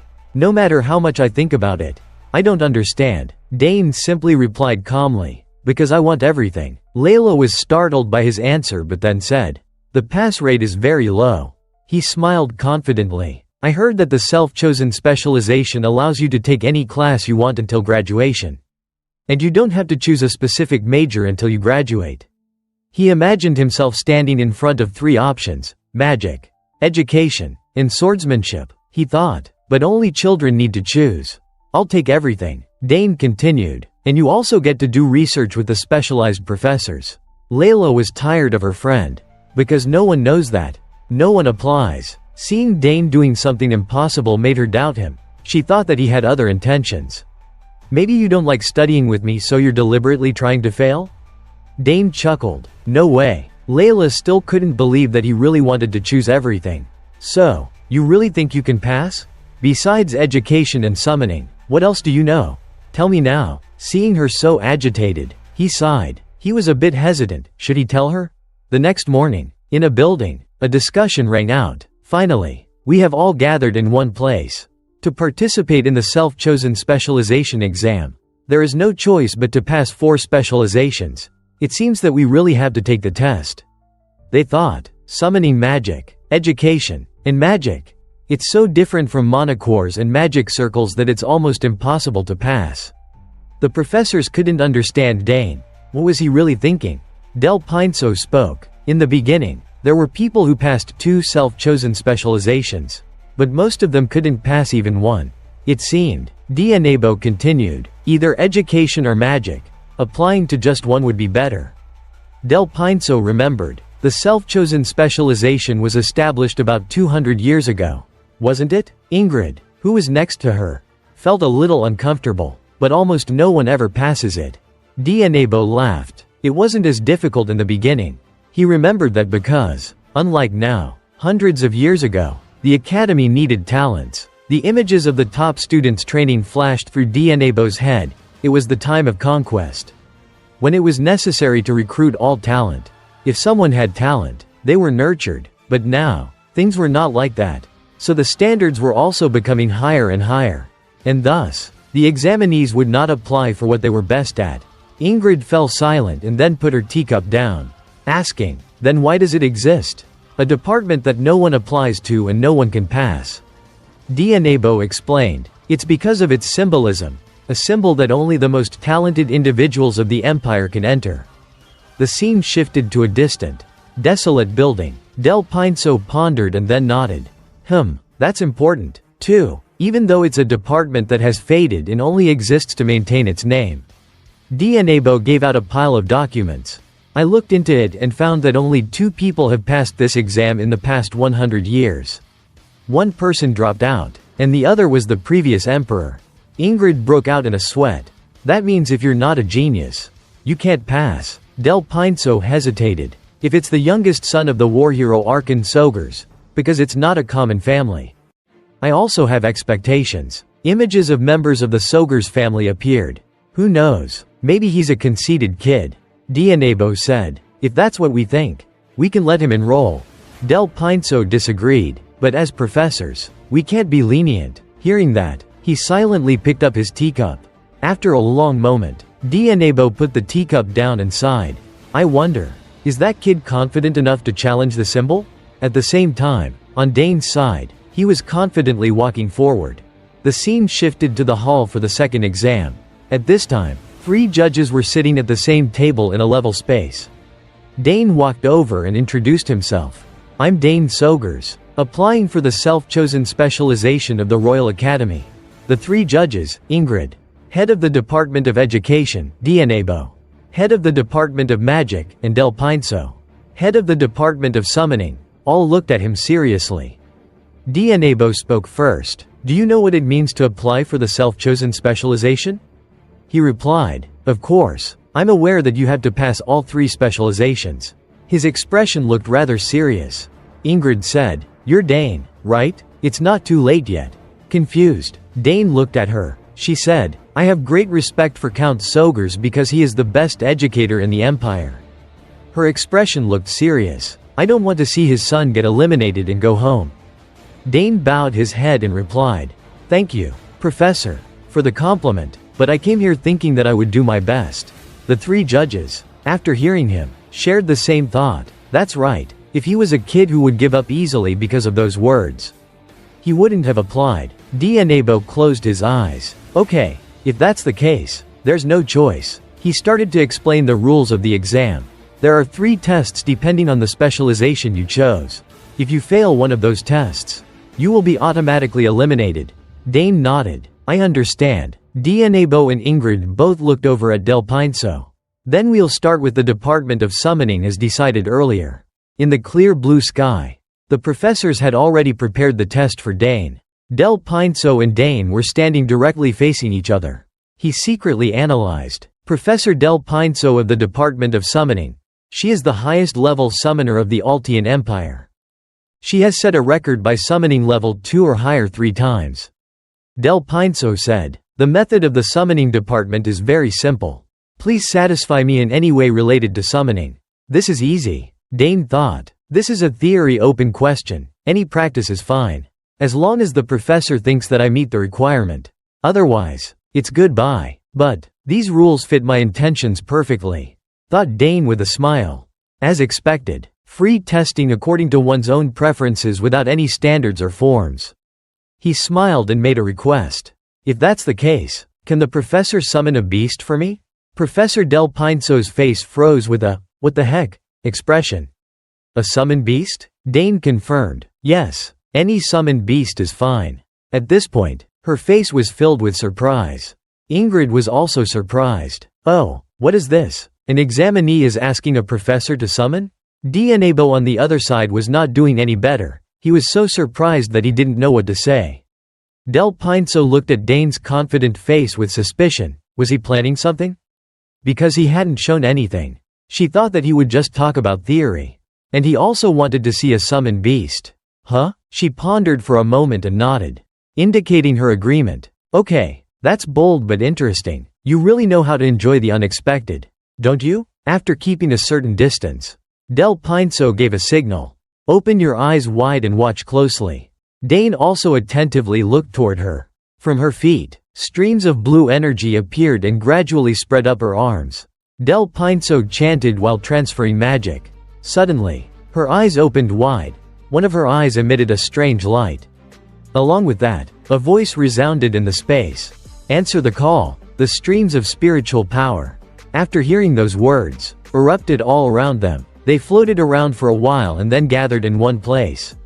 This shockwave was so strong that it blew back the people who were watching. The power of magic made Ingrid and Dianebo extremely surprised. Suddenly, Ingrid's eyes froze. That is, at the center of the streams of spiritual power was a huge wolf. The wolf stretched out its claws. Its tail swung forcefully, and then it roared. Ingrid exclaimed in surprise. A berserk summoned beast. Etheric. Its roar was aimed directly at Dane, which surprised him. The roar caused Dane to take a few steps back and get into a defensive stance. The roar sounds terrifying. It's the most vicious beast among the level 4 summoned beasts. The aftershock of its roar alone pushed me back this far. It attacks all of the targets that it sees. Except for the summoner, Dane thought. Dane was now truly astonished. Because it's the entrance exam. I wasn't expecting much. But this time, a smile appeared on the corner of his mouth. This will be very interesting. A powerful blue light shone down on Etheric. Dane was facing the beast directly, which was angrily glaring at him. Del Pinso stood there watching and asked, well, I summoned any beast I wanted. What are you going to do now? He didn't answer her question. He just focused on the beast before him. A knight who was standing outside couldn't help but exclaim in surprise. Etheric is the most vicious beast in level 4. Another person was also surprised. Even many knights of a dual-wield level would find it difficult to defeat it. Ingrid was uneasy. She didn't understand what they really wanted to do. At this time, Dane suddenly made a move with his foot, causing Del Pinso to be startled. What are you planning to do? Stop right now. If you irritate Etheric, the beast roared when it saw him move. But it quickly froze in surprise at his action. He simply walked closer to it and asked, it's okay to prove it in any way, right? She responded worriedly. Yes, but if you prove it by throwing yourself into a pit of fire.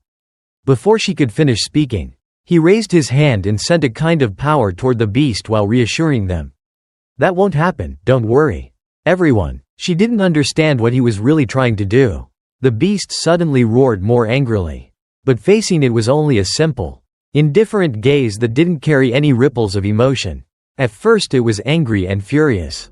But then, It gradually calmed down and looked at him. And the most unexpected thing happened. The beast tucked its tail between its legs and slowly bowed down before him. Etheric was finally touched by him. Dane said with satisfaction and praised it. Very good. Professor Dnabo was extremely bewildered by what was happening. What is this? Exactly? Not only him, but everyone who was there couldn't help but be surprised.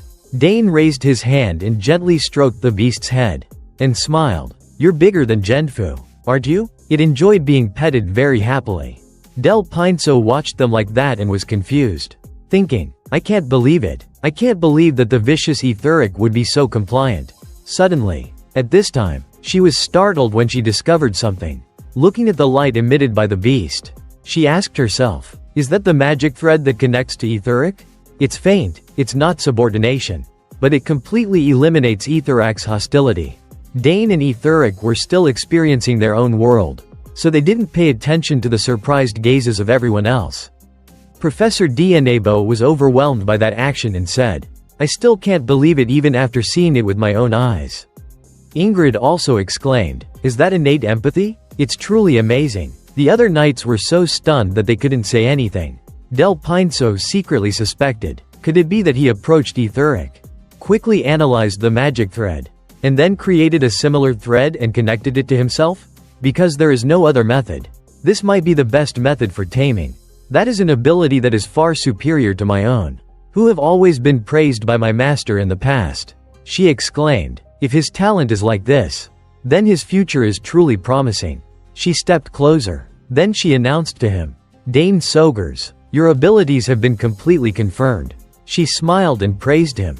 Courage and strength, calm judgment and solid basic skills. There is no doubt that you have passed the exam. Hearing this, Dane felt very happy. Ingrid and Professor Dnabo, who were still not over the shocking event, agreed with her. Dane was very happy to receive everyone's agreement. Dane replied, thank you. After announcing this to Leila, she was shocked and asked him, it ended in just 30 minutes? Satisfied, she said, then, you're the top scorer. He gently asked, is that so? I heard you're also the top scorer in swordsmanship. Hearing this, she protested, no, you're the top scorer. He encouraged her, cheer up. They opened a party to celebrate our passing, didn't they? She replied sadly, I don't feel like eating. You eat more. She secretly sighed. I can't believe it. I didn't expect such a huge difference. It's like an irresistible force. A natural disaster. That kind of feeling. Seeing Leila leaving with sadness. He called her back, but Leila didn't seem to hear him. Duke Thermion suddenly appeared out of nowhere and said, she wants to be alone, just leave her be. He hesitated, feeling that he should still ask about her. But then Duke Thermion said, don't worry too much, Leila will get over it. Then he happily changed the subject and asked Dane, have you contacted your father yet? The Count will be very proud. Dane nodded slowly. Yes, everyone is very happy. Seeing everyone happily enjoying the party, he advised Dane, if it's the self-chosen specialization, then it's very worthy. Everyone here is surprised, now that the exam is over. Rest well and prepare to enroll. Hearing this, Dane replied, yes, thanks to the Duke's concern. I had a very good time. Suddenly, he remembered something he needed to ask. Oh right, have you thought about the item that you'll be entrusting to the blacksmith? He quickly answered, I'm thinking about a sword, but I still don't have any plans. Surprised, Duke Thermion asked the reason. Why? Dane honestly replied, my body is still growing. I don't know what kind of sword I should make. I'll think about it a little more because this is a good opportunity. He nodded in agreement. That's right, there's no rush, just take your time. While they were talking, the butler reminded him, my lord, you should go to the Duchess now. Hearing this, he politely nodded at Dane and said, I know, I'll go first then. Watching his departing back, Dane was worried and thought, the Duchess' condition seems to be still ongoing. Leila came over and said, fortunately, the symptoms aren't getting worse. But they're not getting better either, it's been like this for several years. Dane secretly thought, that is really unfortunate. As a person who has never seen a family member sick, that's a feeling that I can't understand. He wondered, should I go comfort Leila? Very quickly, 2 days had passed. The bustling and lively conversations of the nobles filled the area. In the academy, the headmaster said, It is my pleasure to meet the new students of the Royal Academy. I am Iquald Home, the headmaster of the Academy. This year, seeing new students who have overcome the fierce competition and are standing here, I believe that the future of the Empire will be very bright. They are all talented individuals of the Empire. But especially among the new students this time, there are many outstanding talents. There is even a student who passed the self-chosen specialization, which only 2 people have passed in the past 100 years. This student was approved by the 3 heads of the education, magic, and summoning departments. Hearing this, everyone became noisy. Oh my, he passed the self-chosen specialization? Unbelievable. Who is so talented? The headmaster looked at one of the new students who was talking and then continued. Representing the new students, top scorer Dane Sogers, please come forward. Hearing the headmaster call out his name, Dane Sogers, please come forward. Dane stepped forward in front of everyone's eyes. At this time, everyone was bustling and noisy. That kid passed the self-chosen specialization. Someone even exclaimed in admiration. What kind of blessing does the Sogers family have? He walked solemnly towards the headmaster. Among the crowd that was discussing excitedly, there were 2 people chatting happily. Do you see Dane over there? He looks so majestic. The other person replied joyfully. I see him very clearly. Oh, he's the top scorer. Duke Thermion praised Count Sogers. You've raised him very well. Arkan, he humbly replied. Compared to you, he's nothing. Hearing this, Duke Thermion expressed disappointment. Raising 2 sons is useless. I can't see them at their sister's enrollment ceremony. The older one went on assignment, and the younger one ran away from home. He turned to him and said, on the other hand, you have 2 daughters, that's so good. I'm very jealous. Count Sogers chuckled upon hearing that. But don't you have Leila, too? Duke Thermion looked at his daughter in the distance with sadness. I wish the Duchess could have come as well. On another side, someone asked in surprise. He was close to summon beasts since he was young? The girl replied, yes, Professor. Del Pinso understood upon hearing this. Indeed, it's an innate harmonious ability. She sighed to herself. He is a monster. This unimpressive child can do more things than other summoners. At this time, the girl asked her curiously. Ah, Professor, with Dane's harmonious ability, is it possible for him to summon beasts from across the horizon? Across the horizon. A different world with summoned beasts that lost their connection more than 100 years ago. She pondered for a moment and said, let's see, the summoned beasts there choose their own mages. So maybe it's possible. Returning to the main event of the day, the headmaster looked at Dane. You're the Dane Sogers that everyone's talking about. He gave the document to Dane and offered his congratulations. I hope your talent will shine at this academy. He smiled, accepted it, and replied with a smile. I will keep it in mind. Headmaster. After that, everyone calmed down and regained their composure. An announcement rang out. Next is the oath-taking of the representative student. Dane held the paper in his hand and thought, I'm finally in the academy. It took quite some time to get here. But I won't waste this new life that I've been given. This is just the beginning. The scene shifted to the main lecture hall of the academy. The instructor announced, well, I would like to end the introduction to the academy here. We will take a break until the next part. So please have something to eat and relax. The new students all replied in unison and then excitedly chatted with each other. On one side, someone was seriously reminding Dane. Listen, Dane, there will be many people targeting you in the future. Whether their intentions are good or bad, you have to be careful. If anyone suggests anything, you must think carefully. She discreetly warned him. I heard there are many strange people here. People who weren't raised well at home. After she kindly gave him a list of advice, he replied, yes, I know. At this time, seniors from the clubs came to recruit members. Don't refuse, please join. Club activities are the glory of the academy. In our club, they were constantly urging people. But there were also some rejections. Sorry, I don't intend to join. The atmosphere was so noisy. The seniors were very proactive in finding members. Some were happy because they had successfully found new members, while others were trying to chase after people. Quick, grab the red-haired one. He's the talent that we're looking for. Leila was annoyed because she had no interest in these events. The seniors were inviting people to join clubs during the break. At this time, Dane was lost in thought. I heard from my older sister that there are many interesting clubs. Suddenly, someone shouted, "Look for that top-scoring kid. The one from the Sogers family." Another senior hurriedly shouted, "No, we must invite him to our club." Then everyone turned their heads simultaneously and looked at Dane. Leila asked worriedly, "Dane, everyone is targeting you. What should we do?" Then she resolutely grabbed his hand. "Let's get out of here first." She pulled him and ran very fast in surprise. People were constantly blocking their path. "Dane Sogers, please join the Body Beauty Club where you can nurture and train a beautiful body." Another senior caught up and hurriedly asked him, "Hey, newbie, what do you think about our Map Exploration Research Association? If you join now, the new map," another senior hurried to say, "Our Astrological Research Association gathers the most talented people." The crowd behind them was clamoring. Next to him is Thermion's daughter. Don't let the Duke's beloved daughter slip away. While running, she resolutely shouted, "I'm not joining." They were chasing after the two of them without letting up. This made him think, "I'm used to being chased by enemies. But this is the first time I've been in this kind of situation. Being the top scorer is so exhausting." In another scene, two people were whispering behind the person who had just passed by. That was Kita's Redfill. The girl replied, "That's right. I heard that after retiring from being a royal knight, he became a professor immediately." Hearing this, the young man felt very admiring. "Oh, an amazing person continuing his legacy." The girl said, "But there's one thing that's quite a headache." The young man replied, "Ah, is it the fact that a new self-chosen specialization student has enrolled after several decades? For the past years, it has been a comfortable position for him. It's only necessary to occasionally write papers and get moderate results.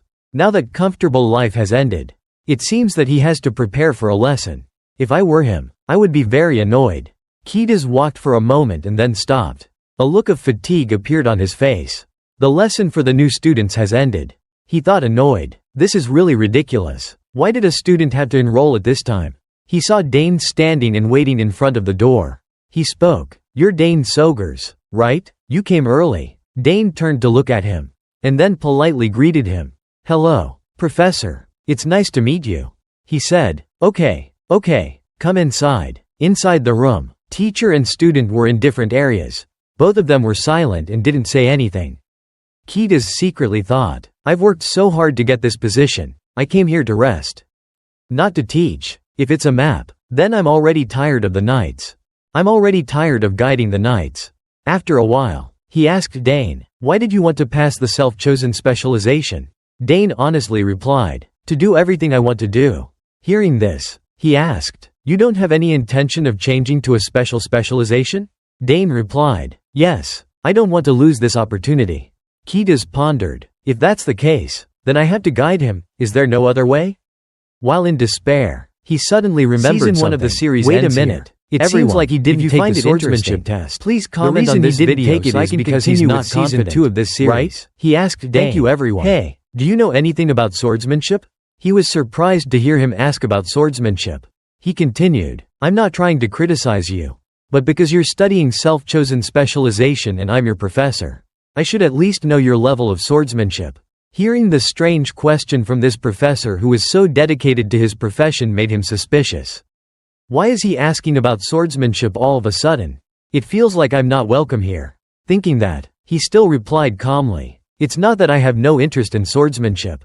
As soon as he heard those words, the dedicated professor immediately finalized it. "Great, let me test you then." Dane nodded in agreement with the professor. Kitas was overjoyed and thought, "Great, he's fallen into my trap." He excitedly said to Dane, "Then, let's go to my training area." In his heart, Kitas secretly thought, "I have the right to assess the student. As long as I use the excuse that he's incompetent to make him leave, then it will be done." The professor spoke, "There are a lot of swords here. So just choose the one you want."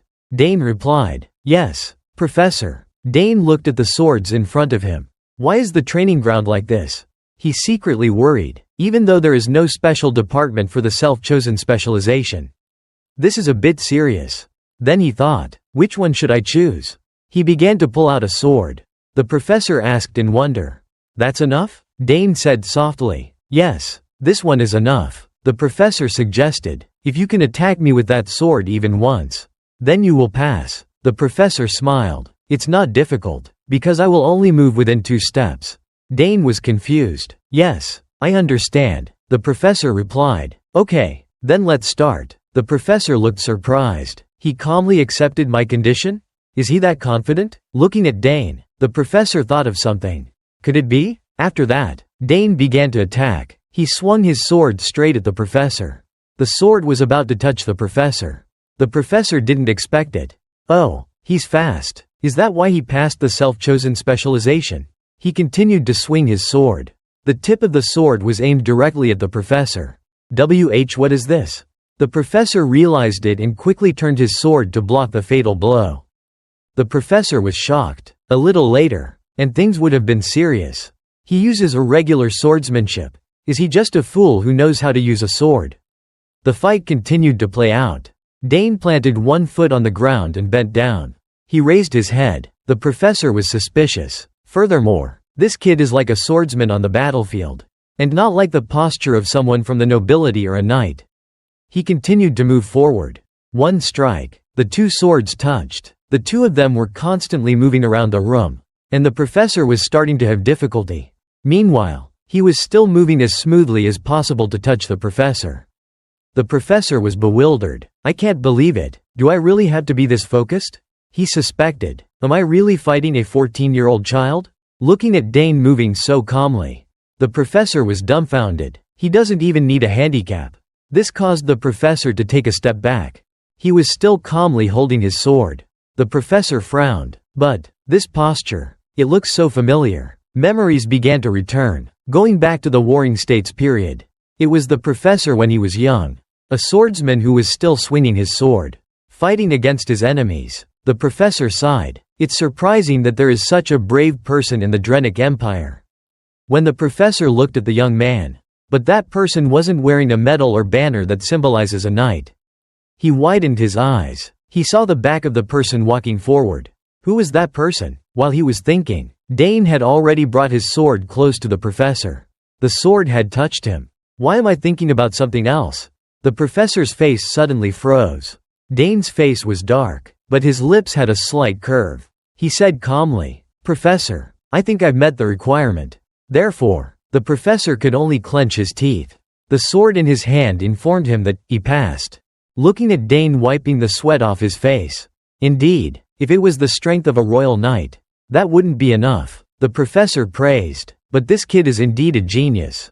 A special genius. Even though there was a handicap, he was not inferior to me, who has reached level 6. It also unintentionally made the professor understand.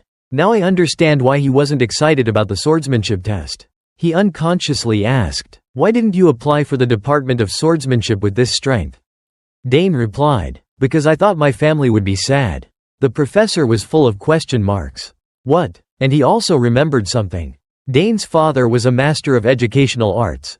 His 2 older sisters were masters of magic and summoning. Could it be that he chose all 3 to meet his family's expectations? Dane was a little anxious. Professor, have you confirmed everything yet? He was still immersed in his thoughts. It's not that he's not confident in his swordsmanship. I guessed wrong. And he also replied to Dane. Okay, you can go. I'll send you the announcement soon. Dane respectfully bowed his head. Yes, thank you, Professor. The professor bit his lip tightly. Looking at his departing back, he thought, what a mistake. Did the heads of the other departments feel like this when they were the judges? All of my plans to kick him out and live comfortably have been shattered. He stood in place, squinted his eyes, and still thought about the young man from the past.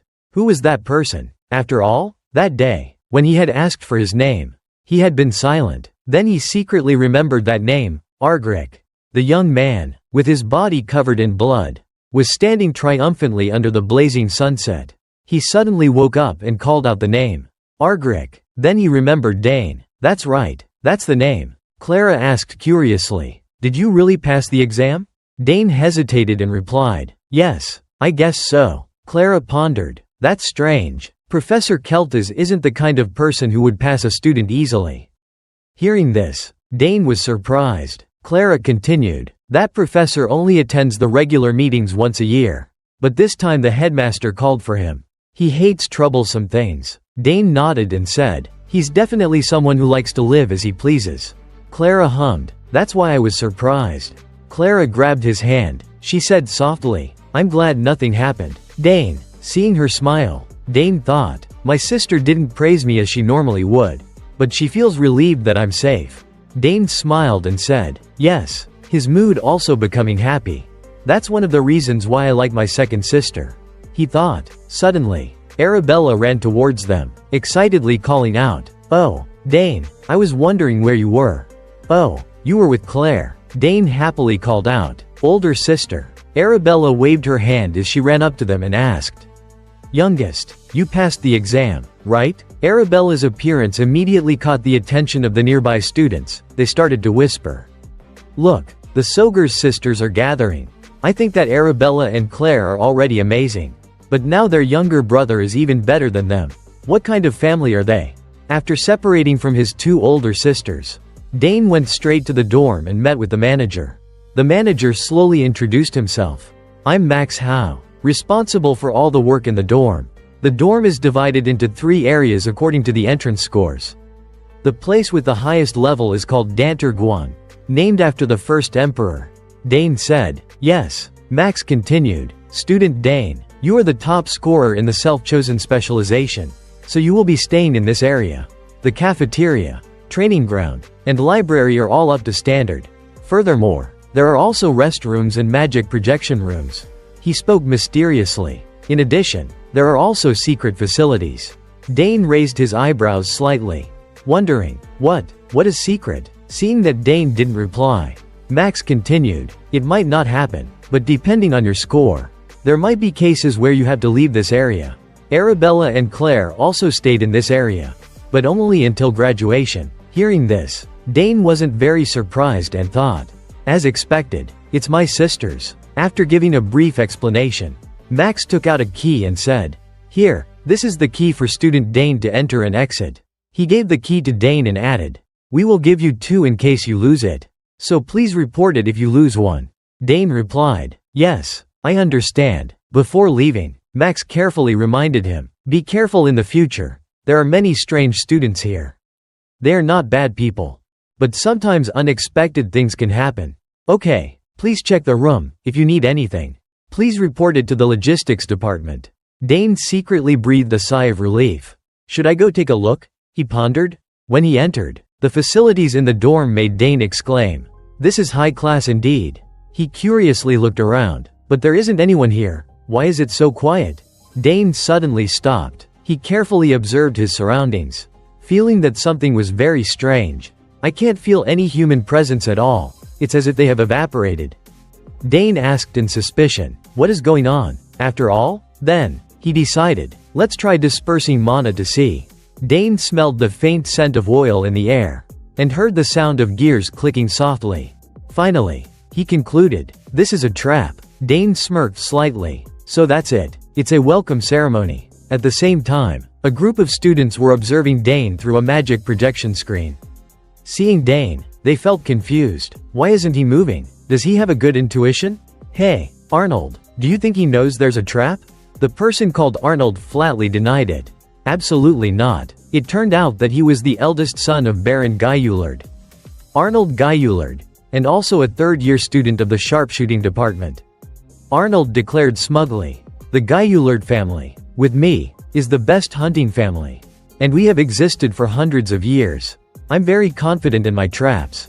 One of the classmates, hearing this, looked worried and asked, will it be dangerous? Arnold replied, of course not. I removed everything that could cause injuries. It's just to make him a laughingstock. He laughed. This first welcome ceremony is something to look forward to. The students were reassured and started to discuss excitedly. That kid will probably be in terrible shape when he gets here. Are you sure? It's the Soger's family. So what? All of us have already gone through a very memorable welcome ceremony. Arnold laughed confidently and said, just wait and see, he'll definitely be scared stiff. Suddenly, someone spoke up in protest. But he's the top scorer in the self-chosen specialization. Maybe it'll be different this time. It turned out to be a member of the Nalil family. Priscilla Nalil. She continued. His older sisters and him are all geniuses. If he passed the self-chosen specialization, then he's an even greater genius. Hearing this, Arnold was discouraged. What are you saying? Are you saying that he won't fall into my trap? Another classmate suddenly asked. No, but don't you seem a bit unsure? Arnold immediately denied it. Don't laugh. There's no way that's true. He composed himself and said to himself, there's no way you would discover my trap. I used invisibility magic and applied grease to prevent any mechanical noise. After a moment, Dane suddenly moved, causing everyone to become curious and rush to look at the magic screen. He's moving again. Oh, really? Move it aside. On Dane's side, he calmly looked up at the ceiling. Starting with the rope trap. Huh? You only have to touch it lightly to trigger the trap. Dane reached out his hand. Then, I'll use magic bullets. He aimed at the water bags that were hanging on the ceiling. The magic bullets touched the water bags and immediately caused them to explode. The water rushed down to the floor. Dane was surprised at the amount of water that fell. That's less than I thought. Next, a trap door suddenly opened. The foul smell from inside was released throughout the corridor, causing Dane to frown and cover his nose. What is this? This is so childish. Dane stood still in front of the trap door without showing the slightest fear. The students were thrown into a state of disorder. What the heck? He discovered it. Priscilla and a classmate turned to question Arnold. You said he absolutely wouldn't discover it. What was that just now? Arnold hesitated and tried to cover it up by saying, it's a coincidence. It's just a coincidence. Priscilla frowned in suspicion. What? A coincidence? Arnold said hastily. Yes. That must have been my fault for using the wrong force. Which made him discover it. He added awkwardly. Just wait and see. He will definitely fall into the next trap. Hearing this, the two people reluctantly agreed. Let's continue watching Dane. That's right. There must have been a mistake. Let's trust Arnold. Arnold sighed, feeling uneasy. Dane, facing the second trap, sighed in disappointment. The second one is also clumsy. He wondered, should I destroy it? Dane confidently dodged the punches coming from the traps. The students watching him on the screen were surprised. As expected of the Soger's family. I heard that his older sisters also had very memorable welcome ceremonies. Arnold gaped and backed away. My traps. My traps. Another person spoke up. It's as if he could guess everything that will happen. Another person also said, did Arnold try to hide it in such a simple way? Meanwhile, Arnold was clutching his head in anger. Damn it. It's too early to give up. He can't dodge the final trap. Priscilla asked in surprise. What's the final trap? He replied with a confident laugh. Haha, just watch and see. Suddenly, dragons appeared before Dane. Dane calmly watched the two dragons in front of him. He wasn't surprised by their appearance. This time it summoned beasts. Prepare some other strong ones. But something was a little strange. But when he looked closely, he smirked and figured it out. So, it's an illusion. I can only hear their voices. No wonder they look quite strong. If it was a normal student, they would have run away by now. There's no need to dodge or retreat at all. They rushed at him, and he took one step back. He focused his strength in the palm of his hand. I only need to stop the flow of mana to prevent it. The people in the room didn't expect that he wouldn't run away. That kid isn't running away? On the contrary, he seems calm. Another person suddenly exclaimed, Oh, he seems to be doing something. It looks like he's gathering magic. Arnold was staring at him now. He couldn't say anything. How could he guess it was an illusion in such a short moment? Unbelievable. How is that possible? Priscilla clicked her tongue in contempt. Oh my god. Dane, over here, easily fought them hand to hand.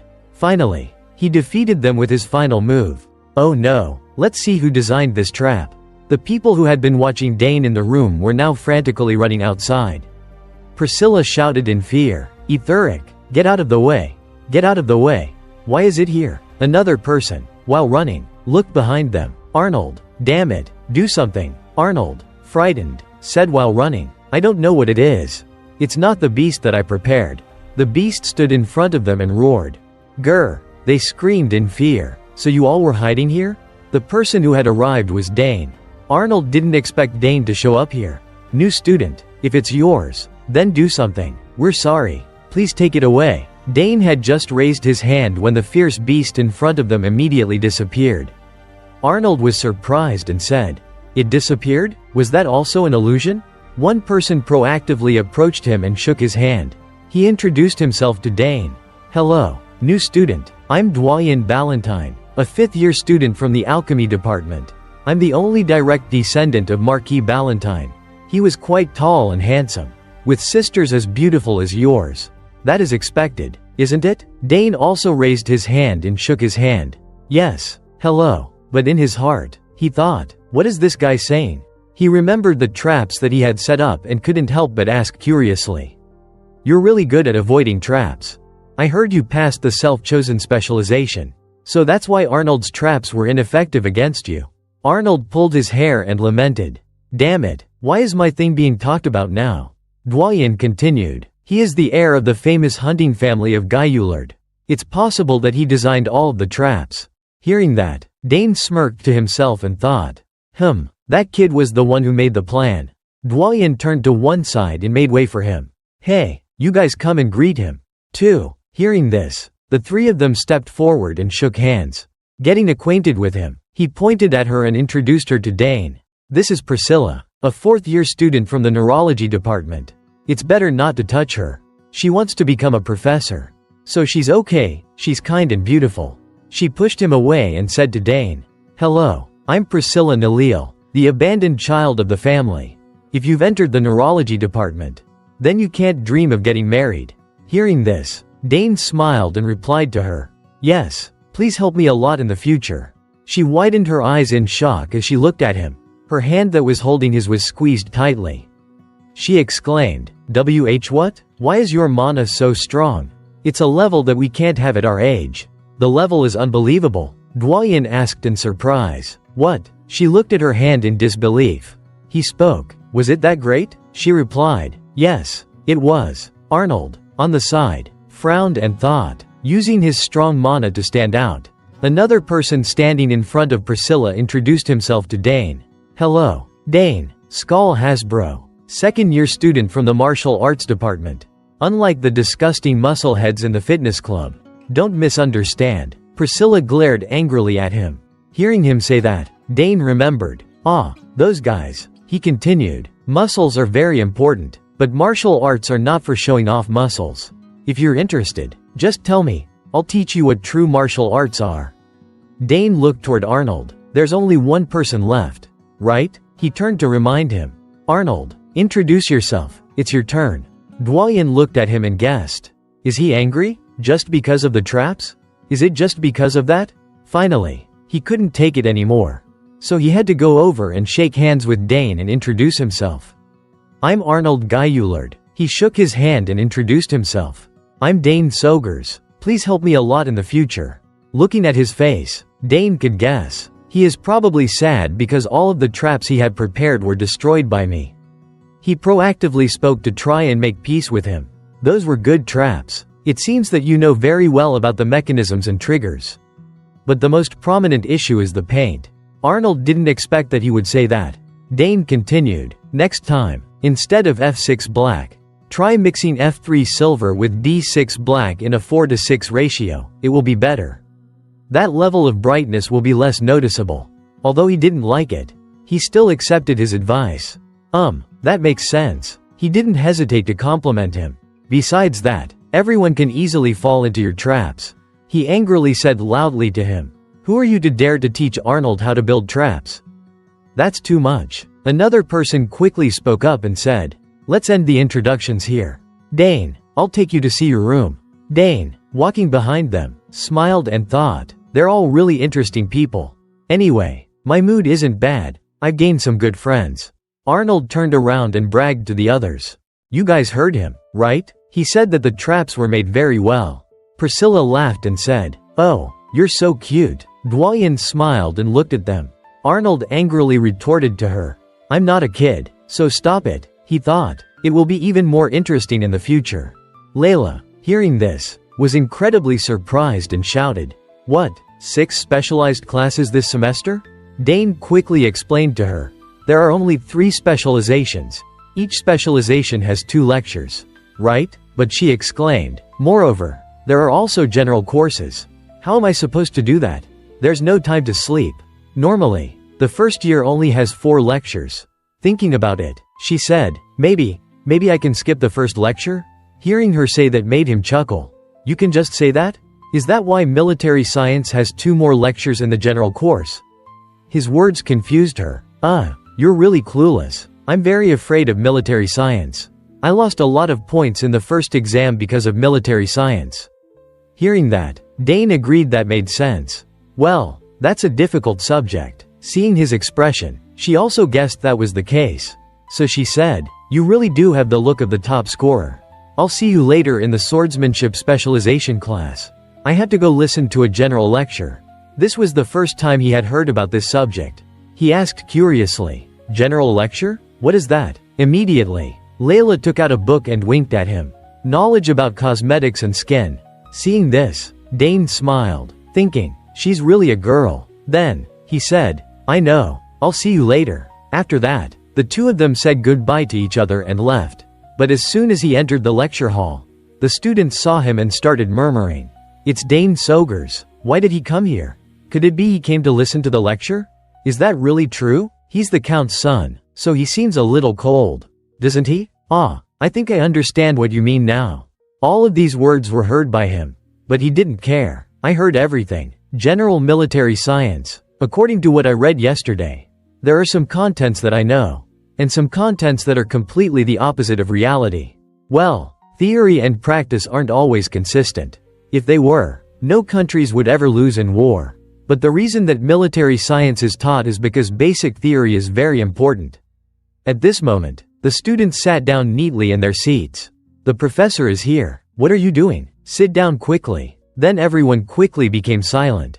As soon as he entered, he quickly introduced himself. I'm Francisco Gabius, the person who will be in charge of teaching the theory of military science. Just call me Professor Gabius. After roll call, we will start the class. Seeing him, Dane thought, looking at his expression, it seems that he has a lot of experience on the battlefield. It's something to look forward to. Thinking of this, he laughed because he felt interested. After that, Professor Gabius began his lecture. If you want to be effective on the battlefield, you need to understand the theory of military science deeply. Soldiers are reckless, so commanders must always consider both victory and the lives of their soldiers. Clearly, theory is very important. Based on theory, we can understand the battlefield. And by recognizing the inconsistencies in reality, we will understand the true use of military science. I am curious, how many talented students here will become elites? What do you think is the most important thing in war? As soon as he finished asking the question, everyone was quickly thinking, but Dane raised his hand right when the professor finished speaking. Seeing that, Professor Gabius said, well, please, the student who's raising his hand. Dane quickly replied, it's the supply chain. Hearing his answer, Professor Gabius was very surprised and said, exactly, victory, improvements. All of these can only be achieved if the supply chain is ensured. How interesting. From the very beginning, we already have a student who has answered correctly. Do you know what are the 3 most important things in the supply chain? As soon as he heard his question, Dane immediately had the answer and replied. First, it's strict military management. The supply from the center to the front line isn't simply a physical distance. That system also stretches. If just one person has ulterior motives, corruption will easily happen. That will soon lead to the consequence of a lack of supplies. In his memory, based on his experience, most problems regarding the supply chain were caused by people who were not doing their jobs properly in the middle. Even if the shipment had started out safely. Professor Gabius agreed with what Dane had said. Exactly. What's next? Dane quickly continued. It's the standardization of supply. If the standards, quantity, and weight of the supplies are unified, mass production can be achieved. This will help greatly with the rapid supply. The units at the front will be able to maintain strategy without being hurt.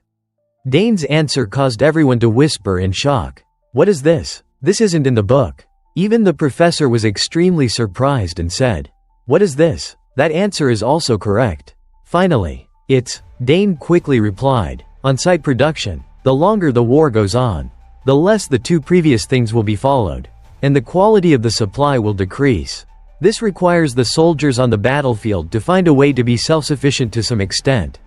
In his heart at this moment, he thought, All of this was something that I have personally seen and felt on the battlefield."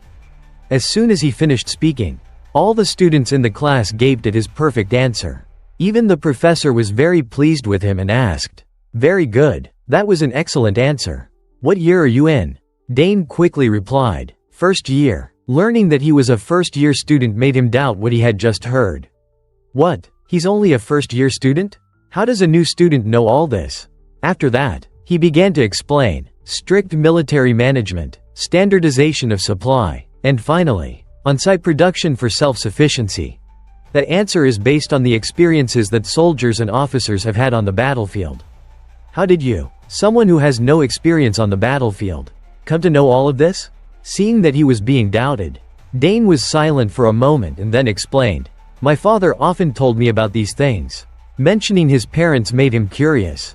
Quote, "Your father? What's your name?" Dane quickly replied, "Dane Sogers." Mentioning the Sogers family made him surprised. "You're the son of the Blue Storm? That makes sense. If he's from the Sogers family, then he's the student who passed the self-chosen specialization. No wonder his level is different from the other first-year students." After that, Gabius quickly got back to the lesson. Did you all hear that clearly? To complete the theory of military science that we are going to learn. It is the things that student Dane Sogers just answered. Applying theory to situations based on textbook theory is the ultimate goal that military science is heading towards. Then he looked at Dane and thought, Dane Sogers, it's been a long time since such an outstanding student has appeared. Then the professor said to everyone, "Well, let's move on to the next section." After the class ended, Dane quickly ran out of there. Feeling troubled, I almost went into the Royal Military Academy. After that lecture, the professor called Dane out for a private meeting and asked, "Do you want to study military science in more detail?" Furthermore, he even wanted to persuade the new student to enter the Royal Military Academy. It seems like the professor is a bit eager. At this time, he remembered what his second sister had told him. If anyone persuades you to go to the Royal Military Academy, then refuse, reject, and leave immediately. But it seems like he won't give up. Then, he opened the academy map because he still hadn't adapted to the academy map. It's too big. The meeting place with Leila was at the central fountain square. After a while of searching, he saw it and thought that the quickest way was to go through the Foggy Garden. The Foggy Garden was a place where, even when it was cloudy, the visibility was as narrow as if there was fog. Therefore, it was very easy to get lost and walk in circles. And this was also a large garden that was covered in fog, which made everyone avoid it. Moreover, there were also rumors of ghosts appearing at night. But it seems that this place isn't as my older sister described it. The weather was good, and he arrived there quickly. But as soon as Dane entered, a voice shouted out, "Ah, help! Is anyone there? Is anyone there? Please help me." He turned around in surprise. "Huh? There's someone?" The sound came from inside. After confirming the source of the cries for help, Dane immediately ran towards it. While running, he thought, "Mother taught, if someone is in danger, then help them immediately. There is still enough time left before the next class, so I can save him and make it in time." As he ran closer, the cries for help became louder. "Help me." After a while, Dane finally managed to help that person get out. He was extremely grateful to him. He sat down and searched for things in his bag. "Thank you. I thought I was going to be trapped in there forever." Dane looked down at him and asked, "Okay, are you hurt anywhere?" He raised his head and replied, "Ah, I'm a little tired, but I'm fine. Oh, I'm Ernest. Ernest Dillon, a first-year student in the exploration department." Dane looked at him in surprise. "Huh? A student from the exploration department got lost?" He smiled awkwardly and replied to Dane, It's because I was too excited. So I walked around unconsciously." Although he said that, Dane didn't know if he was really telling the truth. How excited could you be to get lost? Dane tilted his head, wondering, how excited could you be to get lost? Dane spoke, "If it's Baron Dillon, then that's the family in the West, right? The coat of arms is probably a boat and a sailor." He asked in surprise, "Oh my god, you know about it? What kind of family is it?" He answered his question, "Of course, that's a family that's famous for exploration, right?" Ernest laughed and confirmed, "That's right. My family has been exploring the seas and distant lands for generations." Dane smiled and thought, "But for you, that seems a little difficult." He laughed and scratched his head innocently.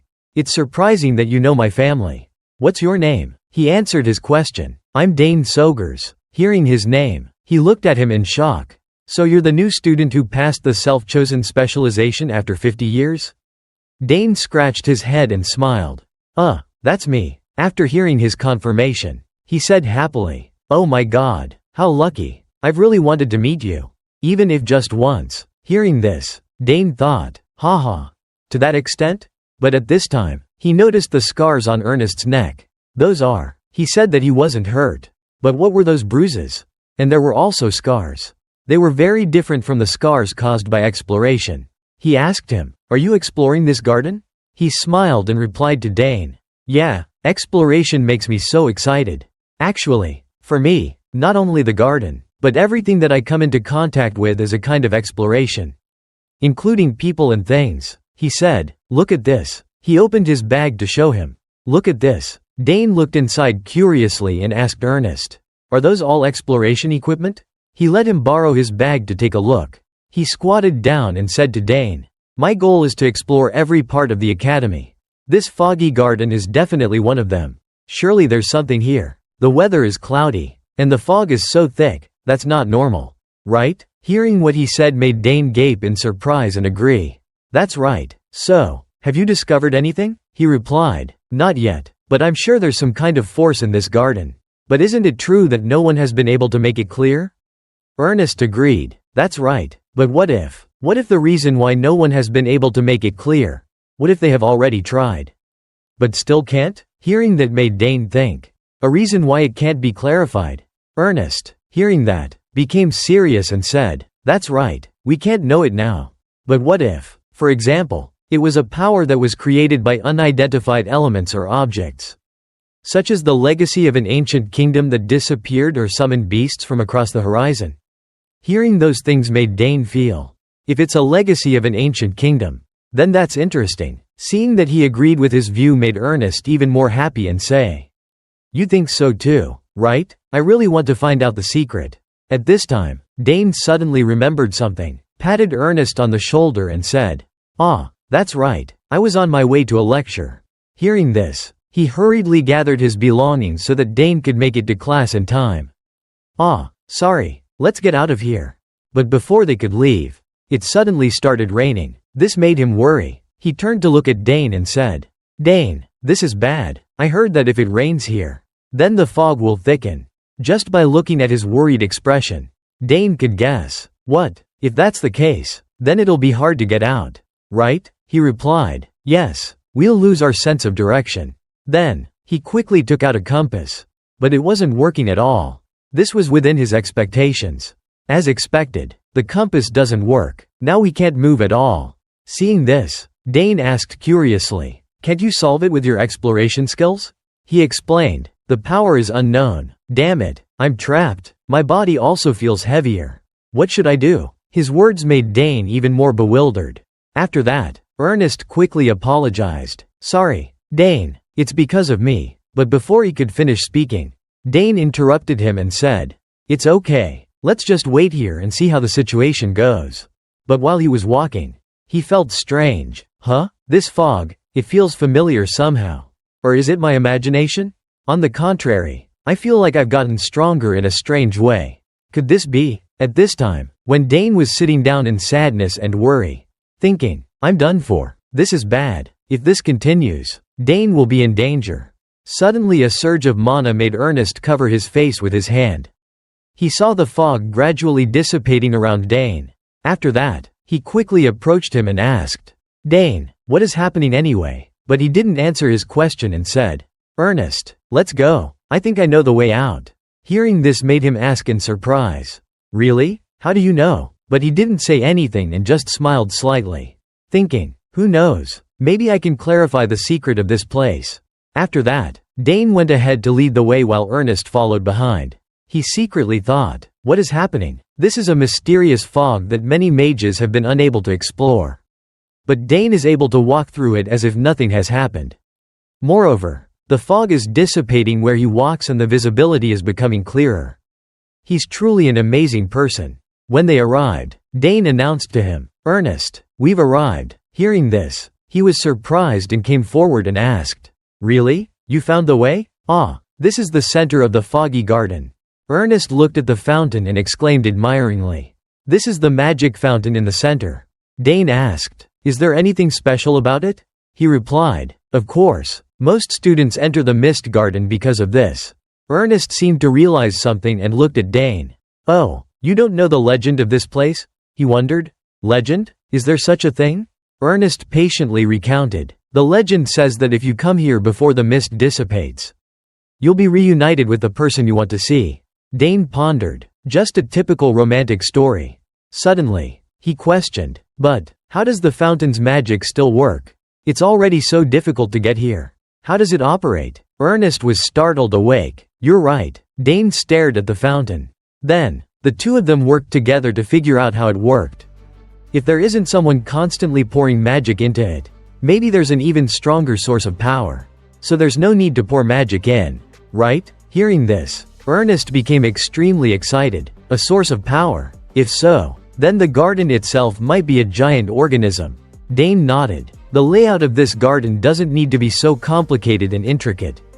Maybe you're right. He happily agreed, right? If the garden is a large mechanism, then this magic fountain could be an ancient artifact. He secretly added, and the mist is also related to this. Dane touched the stone slab of the fountain. This feeling, definitely. He closed his eyes slightly to feel it. There's something inside me reacting, like meeting an old friend. Dane opened his eyes. After experiencing it, he could confirm, this is ancient magic. Coincidentally, Ernest saw ancient script on the stone slab Dane touched.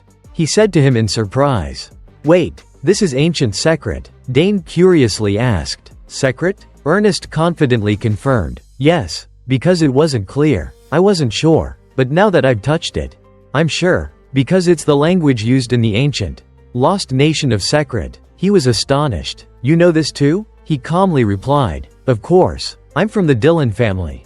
Studying ancient languages is very important for explorers." Ernest insisted, "It would be very frustrating if you got to the ruins but couldn't read what's written there."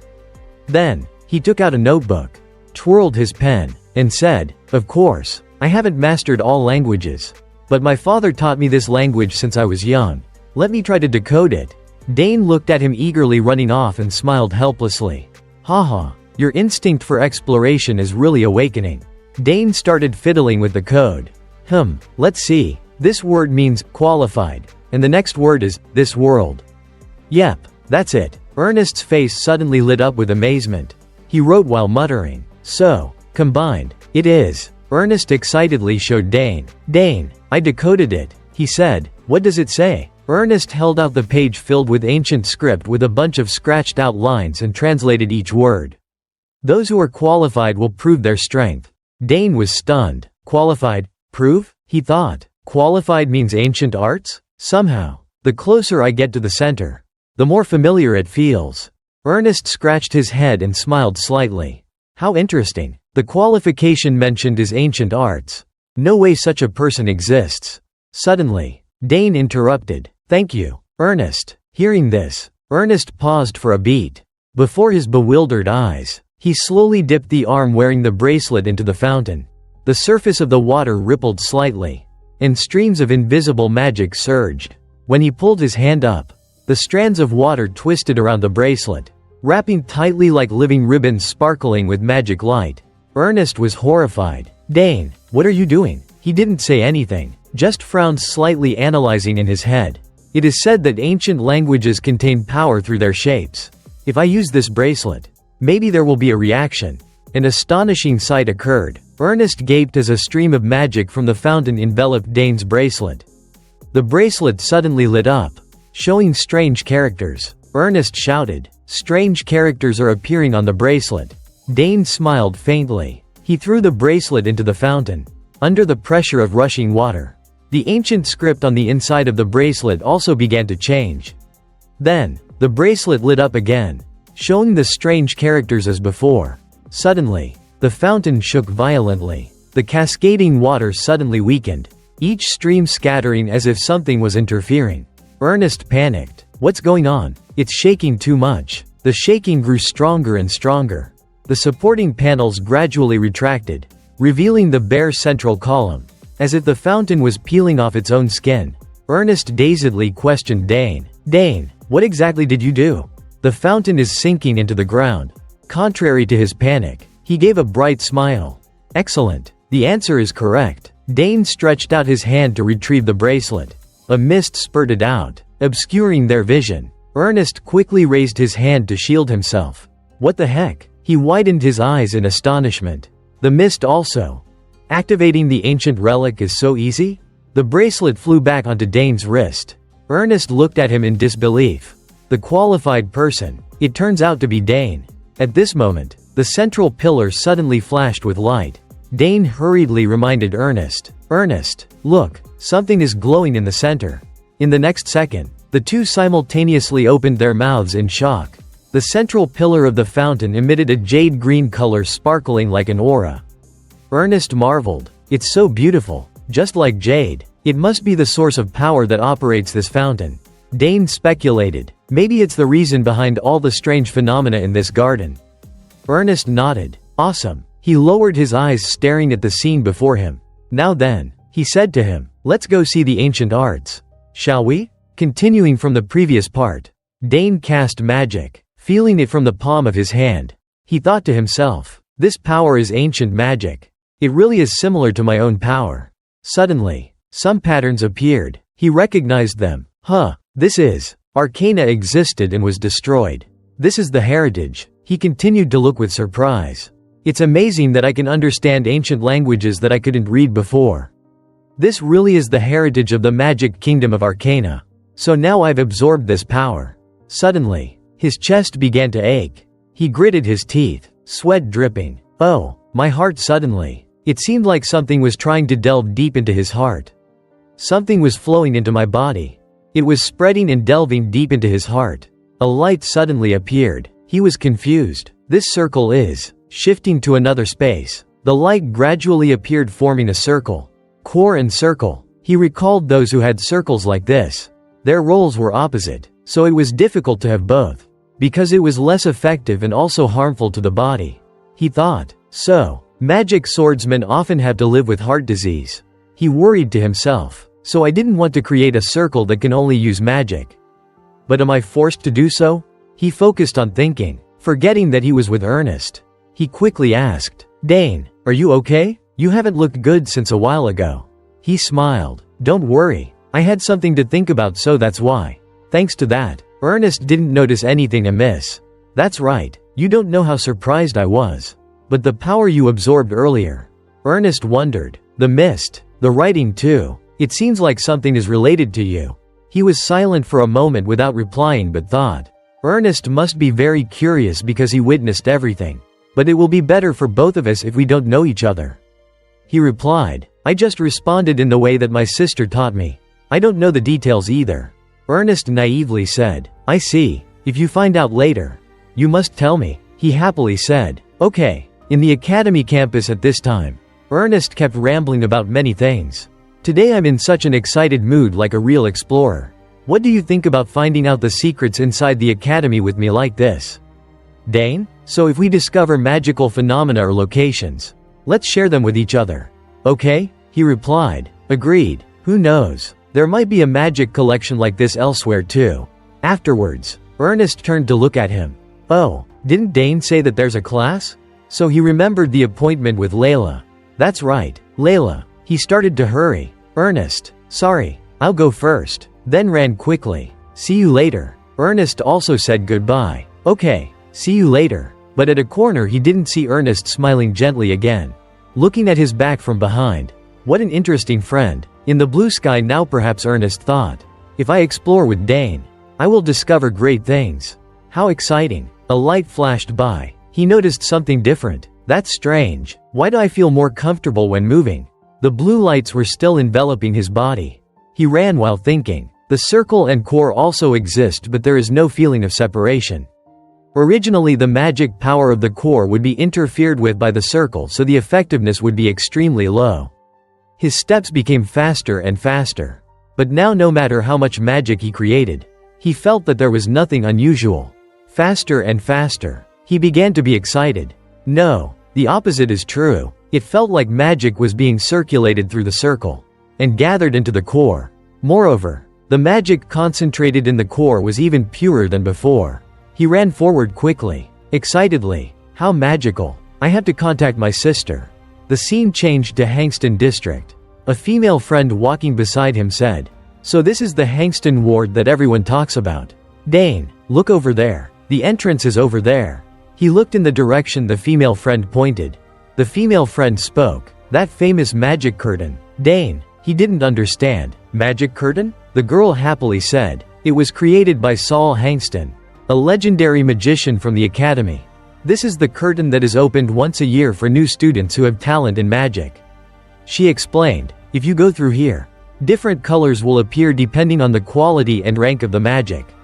He replied, "Oh, I see." He recalled, originally it was a device to detect secret dark magicians invading the academy. It seems that after the dark magicians went extinct, it changed this purpose. He asked her again, "What colors do each rank have?" She tilted her head. "Oh, that." She continued to explain, "If there is no talent, the color will not change. If it is at a stable level it will be yellow. Relatively good talent is blue. At an overwhelming level it is red." He found it strange. "It seems you have researched a lot." She confidently, "Because I want to know everything about the academy." She mentioned, "Your sisters are all red." She stepped forward. "Dane, I'll go in first then." She walked towards the gate.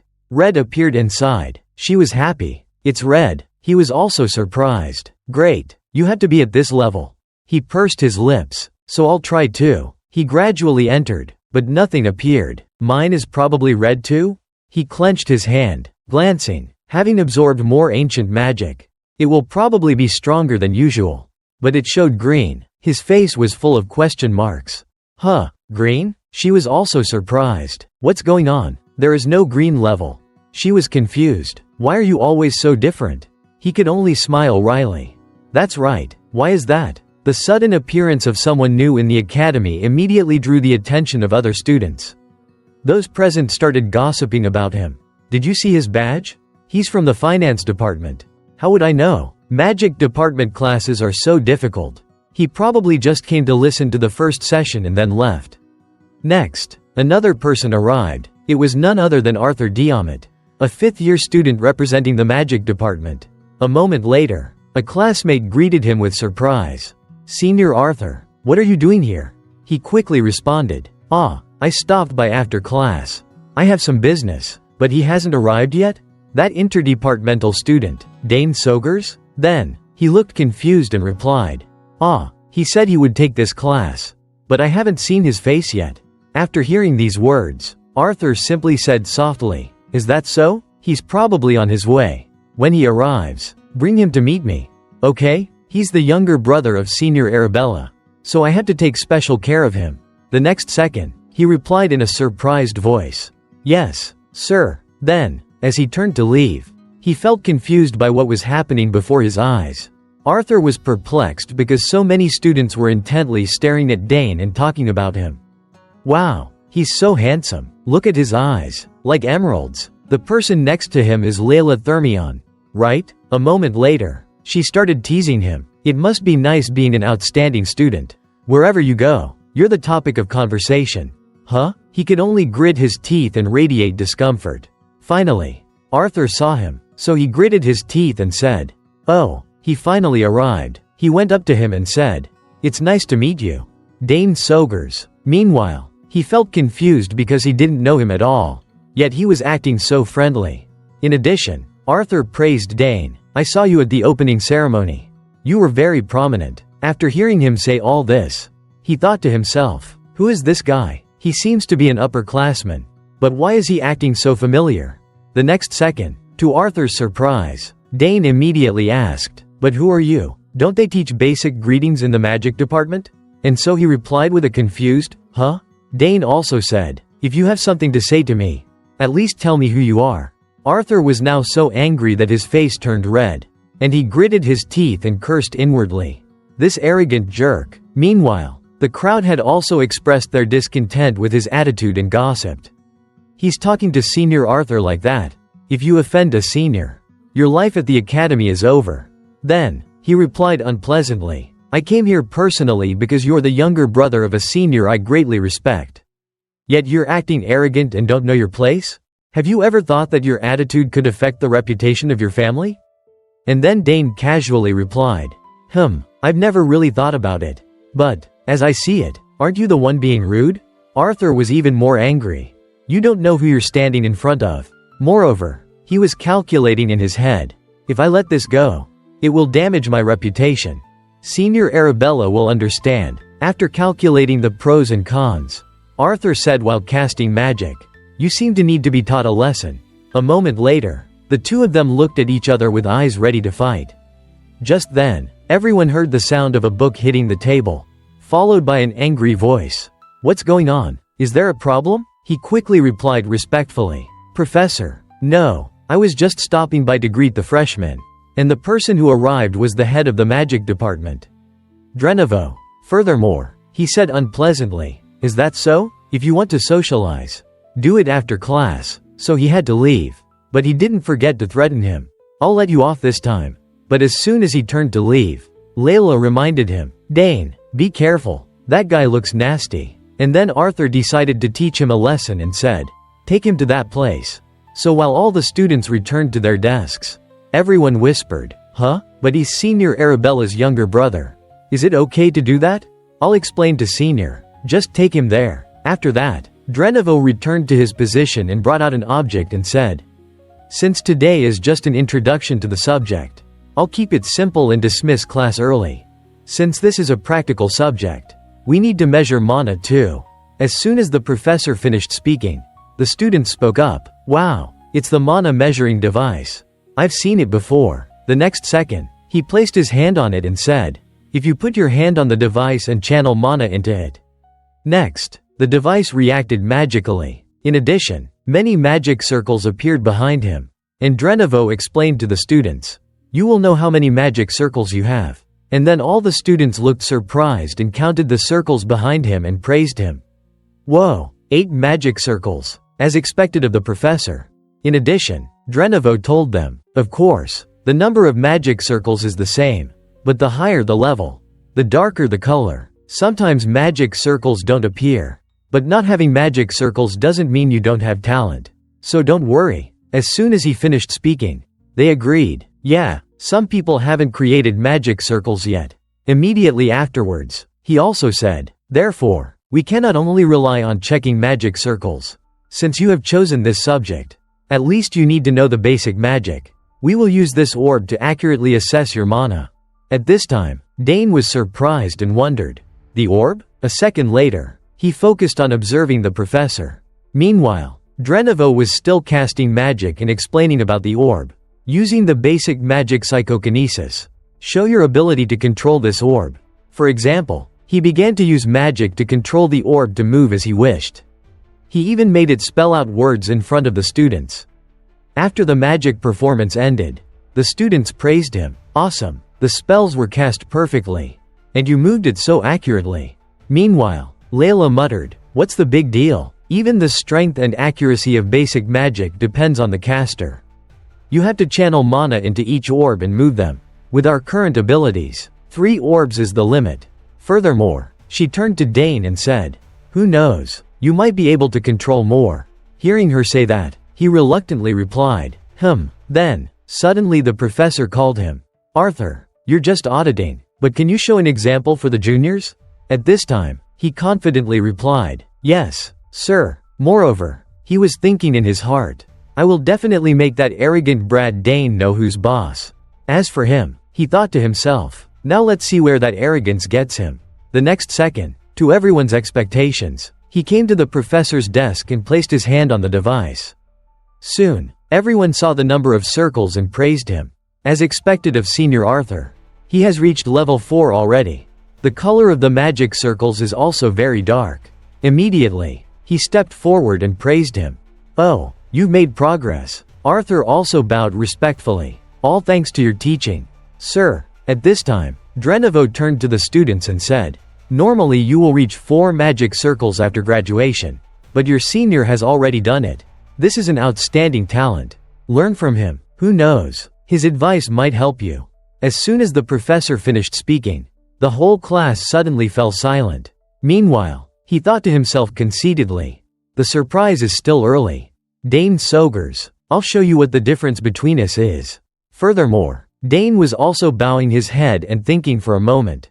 On the other hand, Arthur also quickly controlled the orb afterwards. And when they saw him control them as he wished, the students gasped in surprise and said, Senior controls the orbs so skillfully. No way, how many orbs is that? In addition, he didn't forget to observe Dane's attitude and mumbled in his head, I'm exerting all my strength. What do you think, kid? But Dane was still silently thinking. After Arthur showed off his talent, Drenovo praised him. Very good, everyone, let's applaud. As expected, that's Arthur. Which tower should we go to next? You've worked hard. Go in. And then he replied respectfully, Yes, Professor. A moment later, Arthur looked at Dane again and thought smugly, Haha, I'm curious to know how strong your magic power is. Meanwhile, he was still bowing his head and thinking. In addition, Drenovo suddenly said to the students, Oh, by the way, if you don't have magical power, nothing will happen. If you're worried about this, you can leave the class now. And then the whole class fell silent. After a while, he spoke again. No one? Good. Then let's begin. Step up in order. Starting from the first row. At this time, Leila and Dane looked at the students. Next, she said unpleasantly, This is called an orientation. But in reality, it's just exposing everyone's abilities in front of the whole class. And then, after thinking silently for a moment, he also agreed with Leila's opinion. That's right, that's what the students aim for. Afterwards, the students also took turns stepping up to the professor to check their mana. Then, there was a student who got one magic circle and happily shouted, Magic circle complete, but there was also a student who got nothing and angrily said, why didn't I get anything? In addition, there were also people who couldn't hold the orb for longer and said unpleasantly, Oh, the orb fell. At this time, Drenovo was standing on the side observing the students. So he said, that's a pity. Next, on the other hand, Arthur also made a mocking remark. What a mess. A moment later, the girl standing next to Arthur said angrily and loudly, Hey, it's that guy's turn now.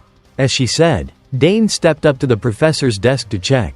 So Arthur's eyes began to fixate on him and thought to himself, Dane, I'll watch to see how far your arrogance can go. Currently, everyone is silent to watch every movement of his fingers. Moreover, he was also thinking to himself, Honestly, I'm also very curious. Since he has absorbed ancient magic, there must be something different. A second later, he slowly touched the mana check button. In addition, the professor was also worried about him and secretly called his name.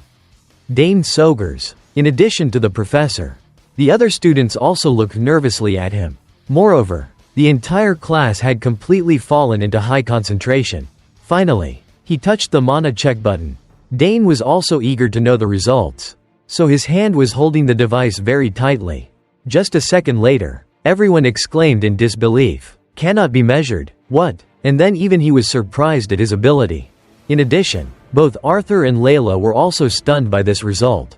As for Drenovo, he was staring at him with incredulous eyes and said, What does that mean? Following that, the students began to walk towards him and talk. Is the machine broken? If he doesn't have a circle, then it means he doesn't have one. But how can it not be measurable? During this time, Dane thought to himself, Is it because of ancient magic? In the midst of the students' clamorous discussion, Drenovo always remained silent and stared at Dane. On the other hand, in his heart, he was mumbling, This machine has 100% accuracy. It can filter out anyone who deliberately falsifies their level. But now it's reporting that it can't be measured? I've never seen this before. A moment later, he heard a student say loudly, It must be overloaded. And then, to prove that the machine wasn't broken and to prevent everyone from thinking randomly, he turned to Dane and said, At least complete the orb test first. Dane, so he agreed. Yes, Professor. Arthur also felt unwilling and gritted his teeth and said, I knew it. No surprise there, rookie. But he didn't care about what he had just said. The next second Dane stepped forward again. In front of him now were the magic orbs. In addition, he had an idea in his head. So it can't be measured? Too bad. But let's try this and see. I wonder if this will work properly. Thinking that, Dane quickly closed his eyes to concentrate. Next, he began to move his fingers to control his magic. And so he gradually controlled the movement of the orbs. As soon as they saw the orbs gradually rising high, all the students gasped in astonishment, accompanied by whispers. He raised all the orbs? No way. The highest score ever before was only 5 orbs. In addition, even Arthur was surprised. Next, the boy with him pointed at the orbs and said, "All the orbs? Is that guy crazy?" A moment later, Arthur also looked in disbelief and thought to himself, "How is this possible?" However, only Leila had a sad mood and said, "He's doing it again. I'm not surprised anymore." But then she looked at him trying to lift the orbs and mumbled in her head, "I never thought he could lift all of them. He's more amazing than I thought. It seems that after absorbing that ancient magic, he's even stronger." During this time, Dane was still trying to control the orbs with his hands. A moment later, he suddenly smiled brightly and said, "Okay, let's make this even more impressive." The whole class was still looking at him with surprised eyes. At this time, Drenovo's expression was worse than before. In addition, he also secretly asked himself, "What am I seeing now? Is he accurately arranging the orbs to create a picture?" Then, in a feeling of surprise and confusion, some students said, "That's a lion and a snake. That's the family crest of the Sogur's family." And when he heard everyone say this, he felt proud. As for Drenovo, he was so surprised that he was sweating. Moreover, he was thinking to himself, even Arabella couldn't do this. After a while, Leila said unpleasantly, "It's my turn now. Calm down, Dane." As for him, before returning to his seat, he was praised by him. Indeed, well done, Dane Sogurs. Even Sidrain, who never accepts disciples, would be proud to call you his disciple. Immediately, he bowed and replied, "Thank you, Professor." But when he heard him mention Sidrain, everyone whispered, "Wait, what? He's a disciple of the former Magic Tower Master? Now I understand why he went into the Advanced Magic Major." Just then, the boy with him asked him, "Arthur, what should we do now? That guy is not normal. He might be stronger than you." So he scolded his friend. "Shut up, I'm thinking." The next second, the boy loudly apologized to him. "Sorry." In addition, he clenched his fist in his hand and thought to himself, "Damn it, the Sogur's family is too scary. Why are they all monsters? With that level, we need to change the plan. How annoying. But, if I cause trouble and am inferior in ability, it will be very embarrassing. If I can't defeat him with skill, then I'll have to subdue him in another way." While thinking, Arthur kept looking at Dane. Arthur looked at Dane, pondered, and then voiced his thoughts.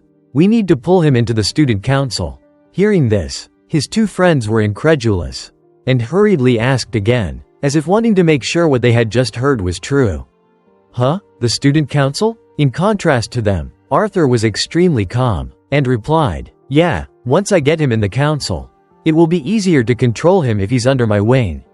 They still didn't accept it, and immediately wanted to refute his idea. But, he's just a freshman. That's right, we wouldn't even dream of joining it. This is an unprecedented event regarding a freshman joining the student council. But who cares? Laws are made to be broken, right? His friends were shocked. Their jaws dropped. Unable to believe it, Arthur continued, "Trust me, thanks to him, the reputation of our magic department will be known to everyone." In his heart he was scheming. "And of course, my reputation and career will also rise." Professor Drenovo praised, "Perfect, Dane Sogurs. Thank you, Professor." The professor said to Dane, "If I had known about this sooner, I would have questioned the other professors to ensure that you would join the magic department." Dane replied seriously, "I will try my best, whether I'm in another department or not." The students heard this and whispered to each other, "Did you hear that? The students in the magic department better be more vigilant." Contrary to everyone's worries, the professor and Dane, teacher and student being affectionate, Drenovo patted Dane's shoulder, smiling kindly, "If you have free time, just come see me." Dane smiled slightly, his eyes slightly lit up. "Yes, Professor." Leaving the classroom, Leila asked Dane curiously, "How are you so good? And how do you keep doing such unbelievable things?" Dane put on a smug expression, smiling teasingly, "Well, to be honest, I don't know either." Leila looked at his punchable face. She was speechless. "Do you think you're so special or something?" Dane quickly soothed, But you also managed to make 5 orbs fly up. Leila sulked. Hearing that compliment from you doesn't make me happy at all. Dane didn't realize Leila's attitude at all. Such a dense guy. He thought to himself. Why does it sound like she's sulking with me? Arthur and his 2 friends awkwardly approached, trying to strike up a conversation. Hello, Dane. I have admired your skills. Dane looked in the direction of the person coming, and immediately recognized him. Arthur smiled politely. I may have acted improperly last time we met. Can we talk privately for a bit? Dane just silently watched his movements. He changed his attitude. He changed completely when he saw my skills. Huh? He wasn't too sure, and asked back, the student council? They replied, yeah, the student council of the Royal Academy. The student council are the people who will decide the policies and manage the academy's finances. And they all have great reputations, and even separate privileges. For example, the student council can impose disciplinary penalties on students, or the right to approve the events of the departments. Persuasion not working, they criticized. Do you realize what you just missed out on? Being able to set foot in the student council is the dream of so many other students. Just spend some time at the academy, and you'll understand how great this offer is. Come on, think again about how hard it is to get this offer. Dane was a little absent-minded, glancing at Leila next to him, slightly shuddering. Why does she look so angry? Leila frowned and hurriedly grabbed Dane's wrist, saying, if we're late, the tarts will be gone. Hurry up. Dane happily let her pull him away. Ah, that's right, I almost forgot. Arthur hurriedly wanted to stop them. Hey, where are you going? We're talking. Dane smiled gently at him.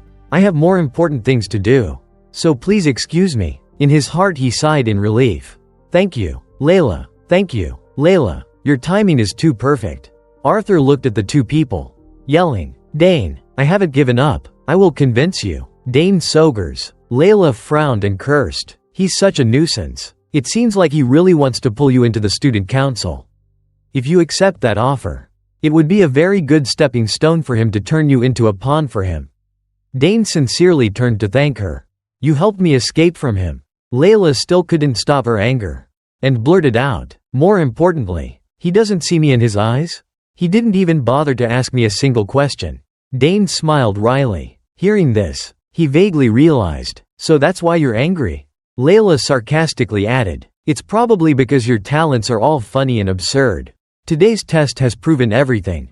Dane casually continued her words. So you finally admit it. HMPH, no choice. By the way, do they really sell tarts? Leila replied, of course. This is the Royal Academy. If there is any dessert that exists in the Empire, then it will also be here. Good, let's go then. At his private room, Professor Drenevo asked Arthur, did you see Dane? Arthur politely replied, yes. He was extremely amazing. Drenevo happily recalled Dane, smiling and saying, haha, maybe he's above Arabella. Arthur was a little surprised. Is he really at that level? Drenevo gently shook his head. Magic is indeed a vague category.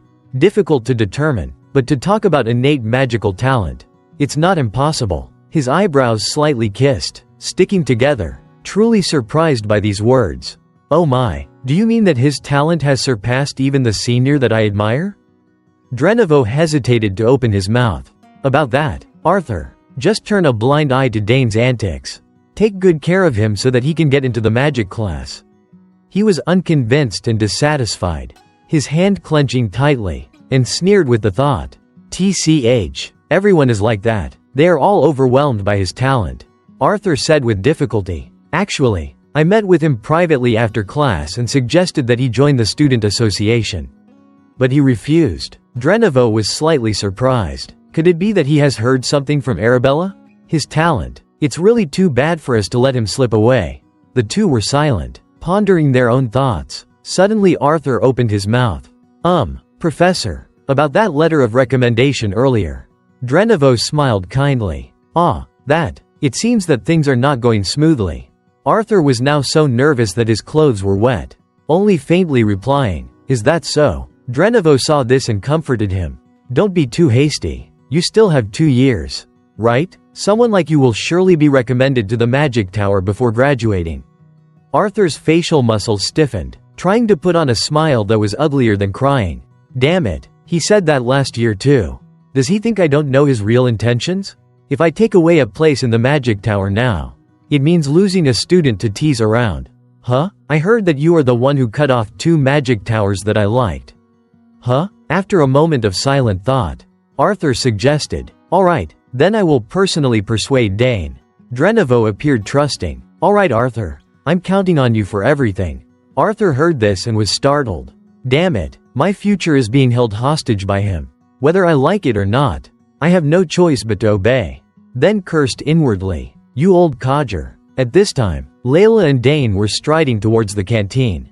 Dane was a little impatient, asking her, by the way, Leila, has the road to the canteen always been so crowded? Leila explained, if a club has too few members or cannot prove their activity, it will be disbanded. Dane had a bit of feeling when he saw the crowd. This is the first time that I have participated in so many events. Leila glanced lightly. Anyway, we have won so many prizes. 20 mana stones, 15 lunch discount vouchers, 5 meal tickets, 8 discount vouchers at the convenience store, and a treasure map. Dane picked up the piece of paper. Leila found it strange and asked, what is this? Dane was a little nervous. The senior presenter said that it was bought from an auction in Arlender. Leila heard this and sparkled looking at the scroll. Then this must be very valuable. Dane smiled looking at her, secretly calculating. Yeah, my father once said, the Arkender auction house collects rare and beautiful items throughout the empire. And the most talented appraiser in the country will appraise everything and ensure that only masterpieces are put up for sale. Leila looked at the seal. Look, it's still intact. A sci-fi map? I heard that this academy has many secrets and mysteries. Dane happily grasped the scroll tightly. Ernest will be very happy to see it.